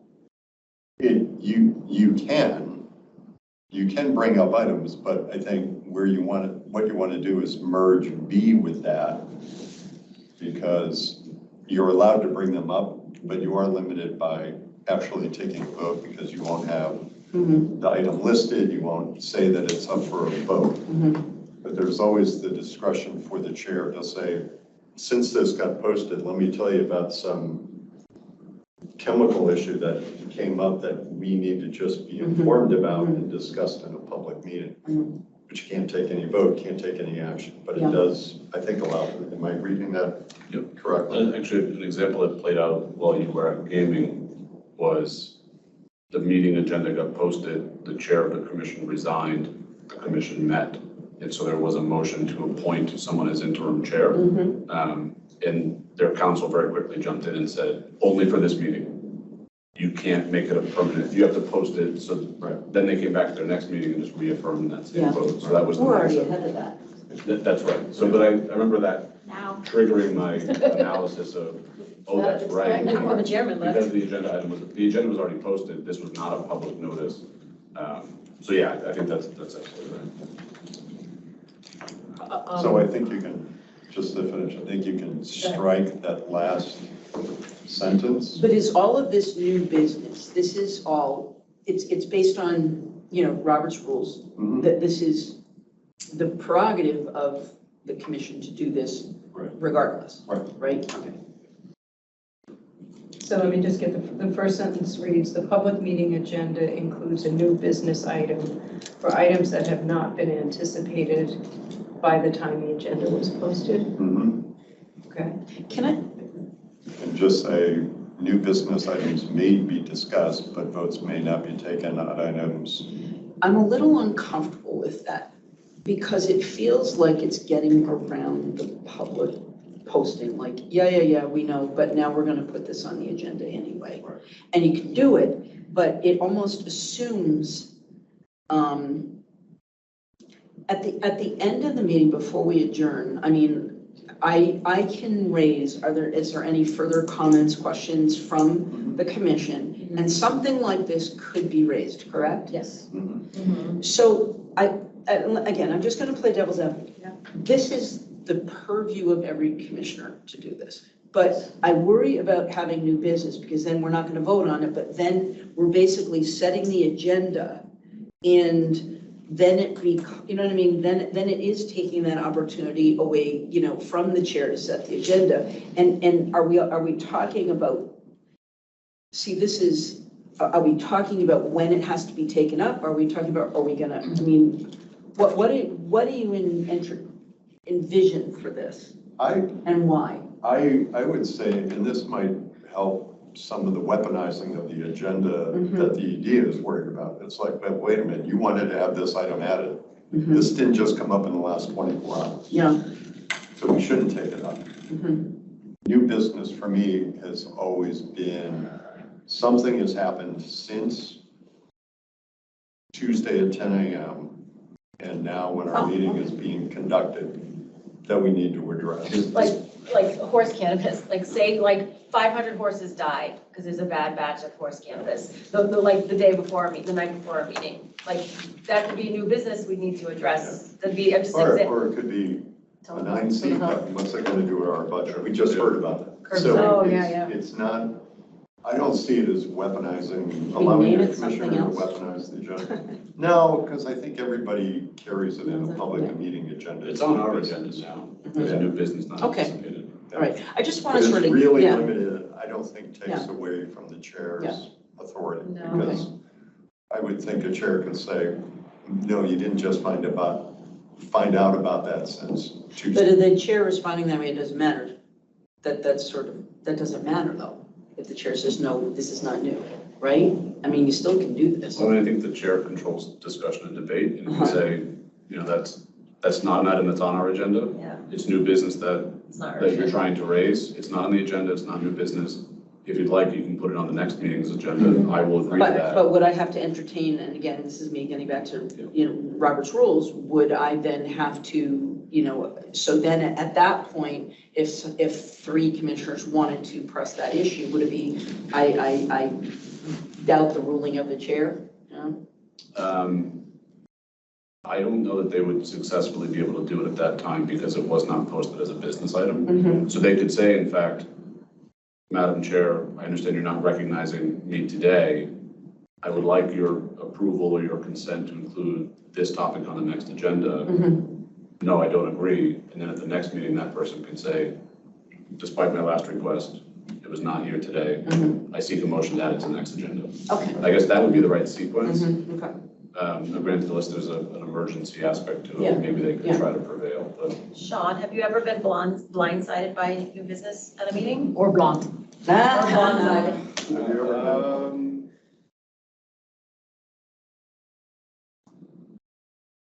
I'm trying to think, nothing really like big comes to mind, so no. Okay. There have been a lot of behind the scenes negotiations in advance of the meeting of like, please don't raise that. And then with the threat of like, well, I will unless you do the following. So that's happened plenty of times, but never with like this is a bomb dropped on us. So. And as I look a lot more closely at C, I think you should take C out. Why? Again, I want to broaden the definition of new business. We're looking at new business as an opportunity to consider or discuss something, but not vote on it because it hasn't been posted for a vote. But to raise an issue that happens between Tuesday at 10 a.m. and the end of our meeting. Maybe it doesn't go under new business, but And again, maybe that goes back to agenda setting. Or maybe if that's Robert's Rules of Order, that's already there. Like, Yeah. people- but it's good to, I mean, it's good, maybe it moves from here, my opinion is maybe it's somewhere else, but I think, you know, I think about us, all of us as new commissioners, and I was gonna say earlier, Chair, that we did adopt, not us, but the Robert's Rules of Order was adopted for the commission. And I specifically asked it because, you know, I joke around, right? Either know Robert's Rules of Order or you don't. Yeah. You know him, you have to know him for this job. Yeah. And I think the first chair that we were here would use them pretty much, you know, lightly here, there, but as a new commissioner, Yeah. if your chair or anybody else, that's also a weapon. Yeah, oh, trust me. You know, so I think that this is very key to just have it here somewhere, especially that we're creating this manual for commissioners after us. So, Yeah. I don't know. So maybe we move that to agenda setting, because it's more an agenda You setting. know, and take off over the objection of the chair, because I think that Right, sounds, we- you know, we a did little that. bit Hostile. hostile, but you know, and under Robert's Rules of Order, because we have adopted it as part of the commission, so. And did I understand, Commissioner Stebbins, that you were proposing removing the second sentence of B? Yes. Because I don't think that, I essentially think you can boil down what new business really means into what's in A with the addition of at time the agenda was set or posted, I guess is the official word. And then the first sentence in B, I think you can add that to A, and then I think you kind of cover the topic.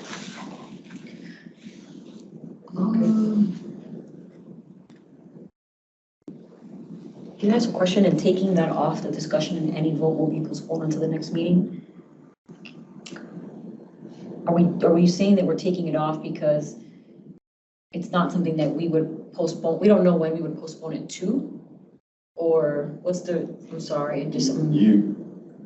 You can, there are limits in being able to take a vote on something if in your public agenda you don't list something for a vote. Got it. So, So a new business Discussion and item, we any could vote. discuss something, got it. hear from the executive director or whatever, but I think there are limits that we couldn't say, okay, then I move that we do X, Y, Z.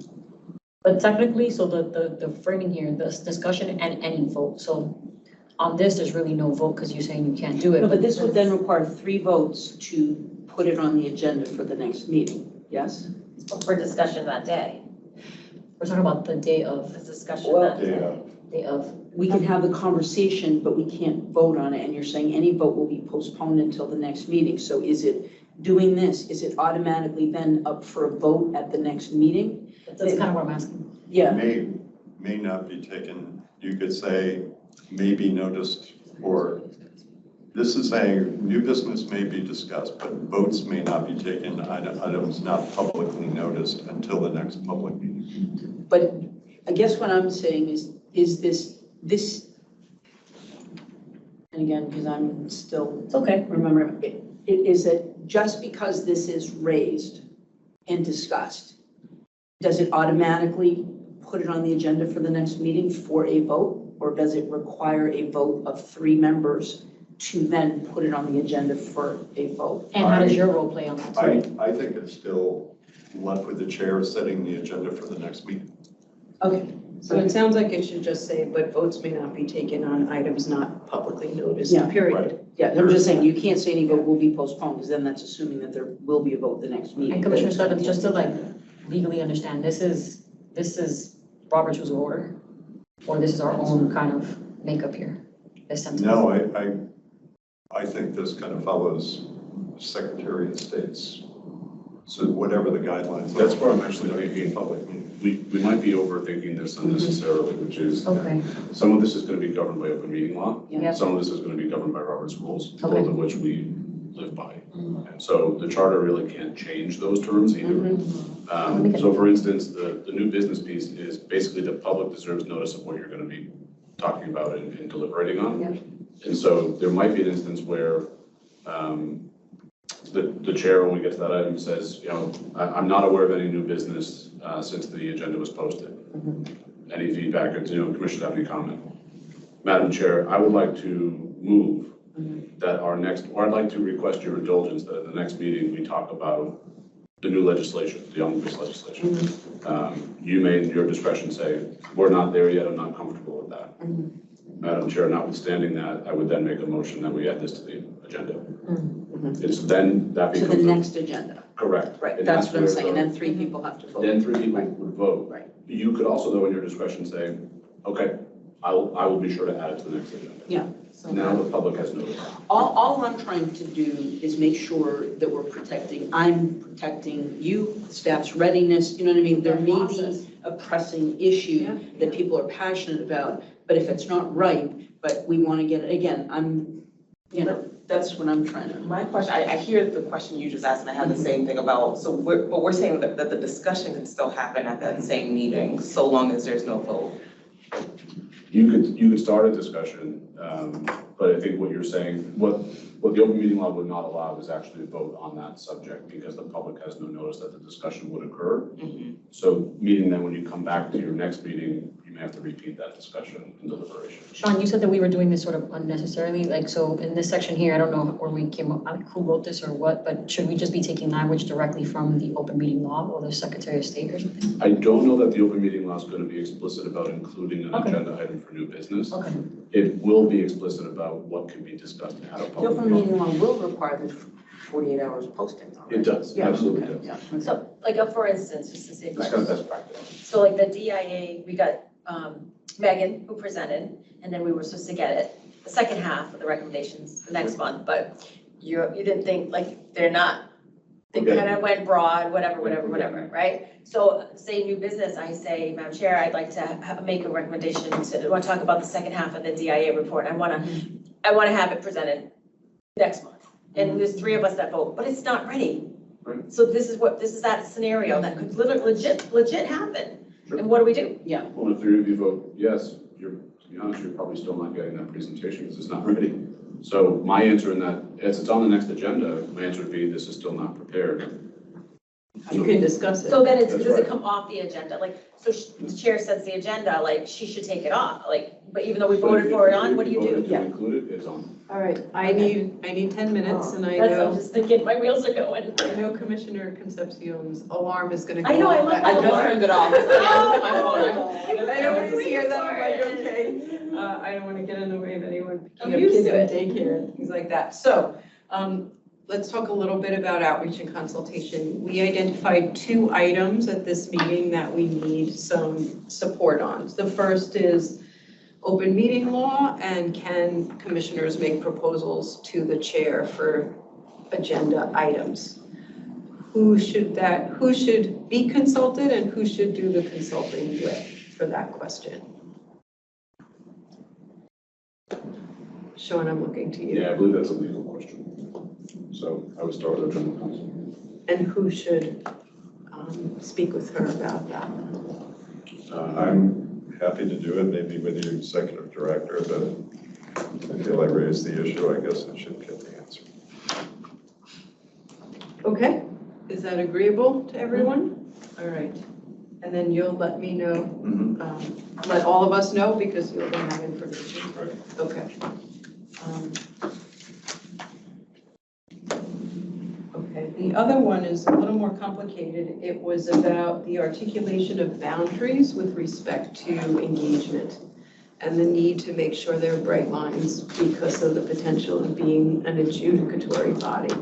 And we wanted some language for that, in particular it's in the roles and responsibilities of the commissioners at G1. What page is it on? It's page 3, just above the highlighted thing that says this needs an articulation of boundaries. Is that more of like writing somewhat of the process that Sean somewhat have in place? I think this might be Yao. It says, yeah, and probably more specifically Rebecca Lopez. Okay. Just around what is it? What information can be shared? Oh, got it. I thought it was, can we talk to them about what information can be shared? Yeah, this is more the external Got it. outreach Mhm. engagement. And who can get that information? I can probably take that one on. Okay,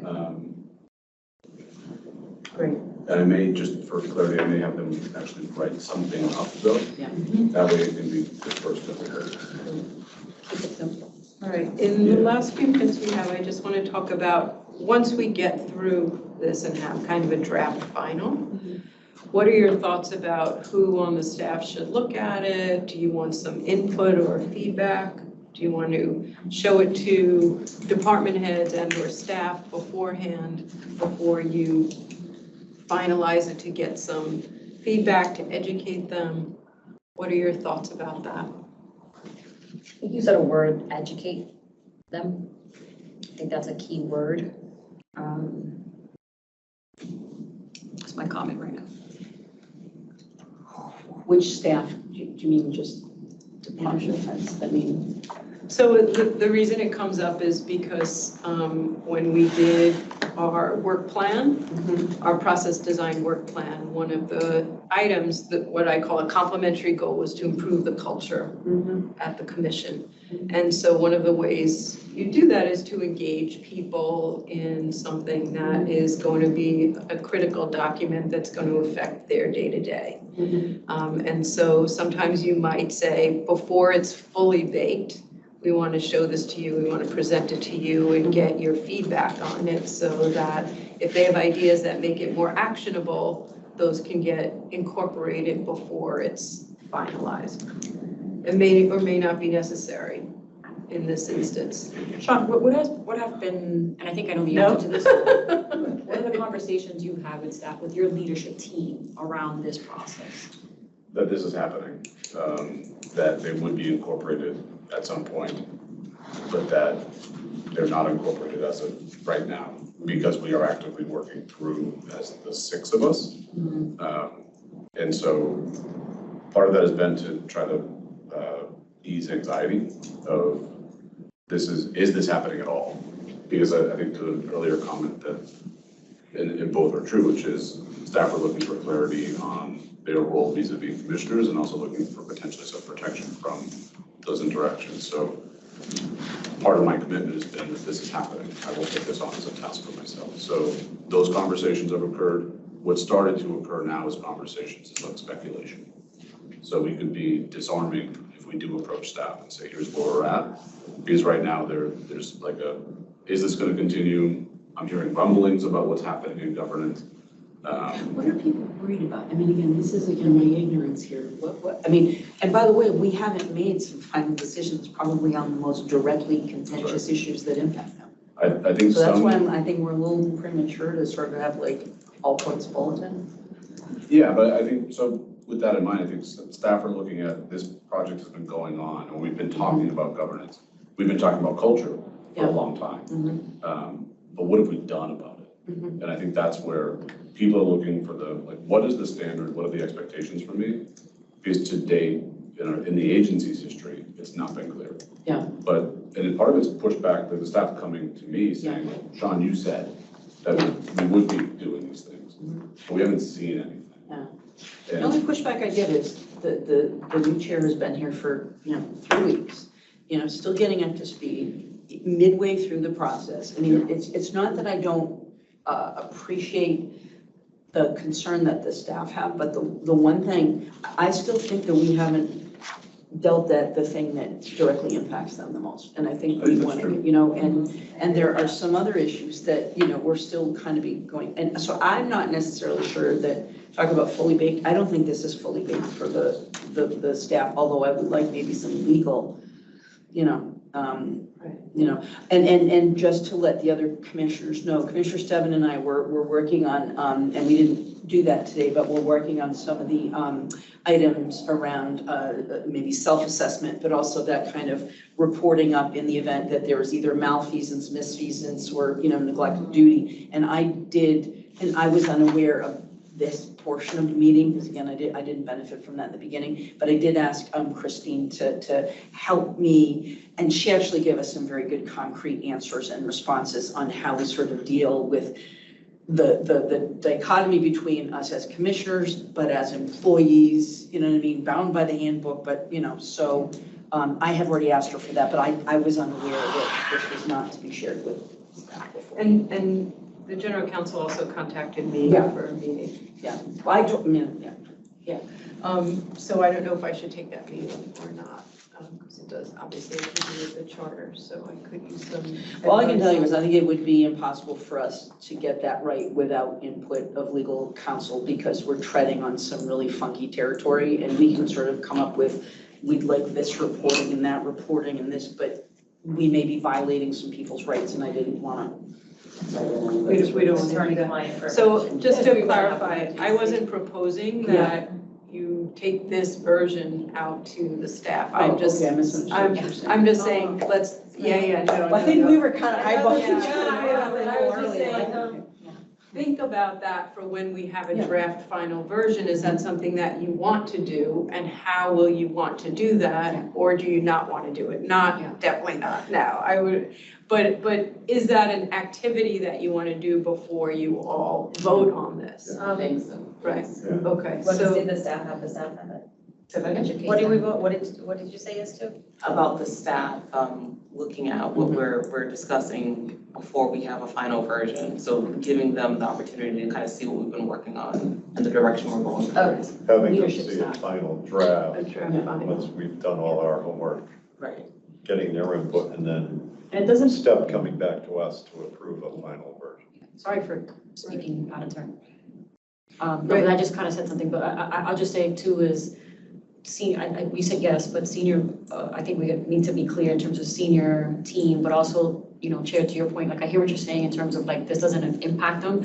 But if there's one thing that I've learned at the commission right now is that if you want to get stuff done in this place, you need to be collaborative with our staff and manage what they need to know when they need to know it. They're doing the same thing with us. They're managing us of when and how, but I think this is not a regular state agency organization. Yeah. This agency has been very innovative, very creative, very collaborative, and there's community in this agency, even though there's still stuff that we need to fix. But I think at least for the senior leadership team to have an idea of how we're gonna function moving forward, because they're gonna need a lot of that lotion that your daughter has. I think this is gonna bring their anxiety down a little bit and allow them to understand where we're at, what we're doing, and then also for them how to be collaborative, but also think about it on an operation perspective of how we function. Because I think that's also hard for them, is they don't know this cluster that we got going on as well either. So I might want some feedback about, because this is sort of two-pronged, but is there any messaging inside this document that in terms of improving the culture and the working relationship with this funky state, agency or independent commission, but how are we messaging to the staff? Because what Sean was saying before is that while we, and our frustration at how do we get an answer? I want to do my job, yet there's like, I don't know if I want you to do that. So how are we also messaging that supports how you manage, but also how staff have a responsibility to understanding the dynamic between the administration, and the commissioners? And I don't know if we need to add something like that, but, and I don't think we decided now, but I'd like people to think about that, because just saying this is what we're doing, I think the biggest hole is still that kind of how do we interact with them? We haven't, and we're kind of putting this on you to maybe come up with a solution to our dilemma and your dilemma and their dilemma. But I would want to wait until we have that more fully fleshed out, because I think that's the most important thing that we wanted to. Good thing, I'll fill this out, because my opinion is that can benefit from some staff perspective on that, as well as we're developing it. So I know that, we're talking about the final draft, but that conversation, maybe I'll look at you, Sean, because I know this is you, this is your function, this is your staff. But you're raising up your staff and the concerns that they've had in their interactions in the past also. So I just wonder if we might be able to benefit from some of that perspective as we're drafting that as well, that component. Because it's about their function, it's about their job, and it's about how they interact and, kind of give information and receive information. would you say leadership team first, Commissioner? I think, yeah, in my mind, I was just thinking leadership team, but. Okay, so this is the conversation I wanted to start. We're not going to implement anything now, but we'll come up with that kind of plan of who's involved and what kind of feedback. And also, I presume the general counsel will need to go through it just sort of for legal questions. I have a So, very specific question on the engagement. I wanted to seek the commissioner's indulgence. We have an all-staff meeting scheduled for next Friday, the 30th. I guess I would seek your consent to at least mention that these meetings are happening and that this is a project that is going on. It's come up. They do know. They know, but I guess I want to make sure I can be explicit in saying we are continuing to meet. This is a project that's ongoing. I just don't want to put that out there without seeking or talking with all of you about it first. I don't want to catch anyone off guard. I won't set expectations as far as like it'll be done by this date, or I won't get into details as far as this is what came up, and I'm not going to share gossip. But I guess I want you to know that I'm hoping to be able to do that. To try to just, because this is a question that's been looming over our agency. Can I make a suggestion, and I would defer to the commissioners on this, but one of the things I would hope you say is that this is an attempt at creating a new culture and an ability to communicate, and that we might take more time because we're really focusing on that, on how to develop a culture of respect and collaboration.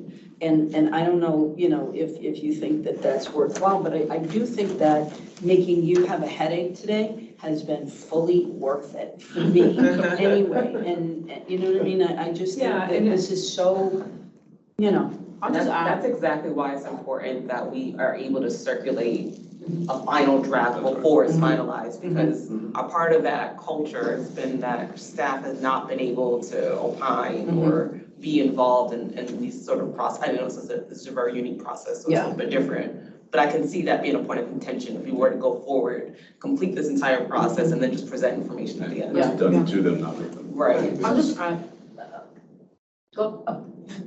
So should we, to that end, incorporate a definition of staff that perform the day-to-day functions, their assigned functions, and report to their department? Like, I feel I'm wondering if we need to include a broad definition that they report to the department head, and then to address the communication issue, like we go through the department head for this, like, there's so much ambiguity there that to protect them, to make them feel.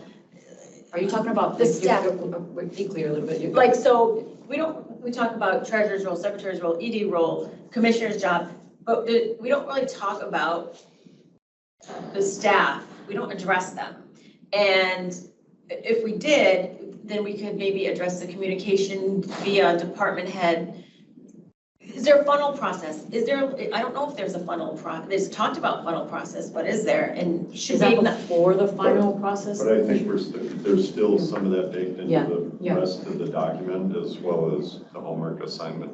Yes. That's what I took away. he's still got a lot of homework to do. You do, and that'll I come know from that, this you do, conversation. you do. I just don't know if we should speak to them directly in this document. I don't know, I'm just throwing it. Let's hold the question and That's right. we'll raise it when we get through and see what's missing. Okay. I would just for your benefit and what you want to share with staff, just be mindful of making sure the protection we have as to why we're in executive sessions is obviously not divulged. Right. Threaten our ability. It's going to FIP. So the reason I raised those, in previous all-staff meetings, commission culture has been a major topic. And one of the solutions I've identified as confronting, and I think acknowledging commission culture, is the governance project. And so I just want to reassure staff that that has not been abandoned. And I guess what I don't want to do though is scapegoat your arrival and say, well, we're now going to slow down. I'm just saying, but I think that it's understandable that allowing me an opportunity to get up to speed with this process, because it is such an important process. I wouldn't feel like I were being scapegoated. I would actually credit you. I think what I would probably say more accurately is we've continued our momentum and you've dove right in. And I think that's a credit to the pursuit of culture. So I guess I would pitch it that way. Are you saying some staff don't know? Because we go in an open meeting, we start this in open meeting, so it's like the worst kept secret if. No, it's just that people don't really know what this is all about. Because these discussions that we've had now, I guess 5 times, we don't talk about it. We can't talk about it. So I think staff know, but if you're They know what's happening, because we start open meeting. they do but, like, I think. They do, but they don't. And I'm just speaking from like having conversations, like everyone's curious about what's happening here, what are we doing, what are we working on? what is it? It's in governance, it's an executive session. People haven't seen people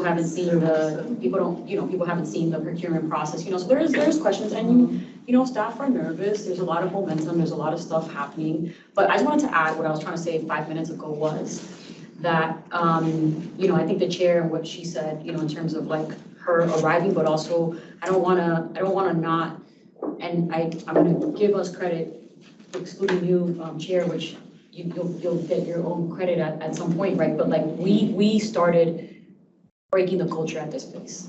And I think, we've seen it as commissioners in terms of those conversations that we've been having, breaking some of those barriers down. So I hope, Sean, that you do, when you're sending, some of the messages that the chair said, but also that you give us credit for starting to break down those barriers 18 months ago, 19 months ago, because when we got here to this commission, in terms of my conversations with staff, it's different where we're at today. And we've done a lot of work at this commission, including you, your team, your leadership team, even our former chair that just left for 3 months, right? It's been a lot of work to even get to where we're at. So I just want to make sure, like, however you voiced it and you say it, like, I just want to make sure that not only the chair is saying her voice, but that we've been here for 18 months and we've also done a lot of work to sort of break these barriers that are they're still there, but however you want to say it, I just want to make sure that that's kind of like out there, because this is not just like, we just started this, 3 meetings ago. We've been working on this for 18 months in terms of the culture and helping build this organization. All right, I'm gonna get everybody out of here.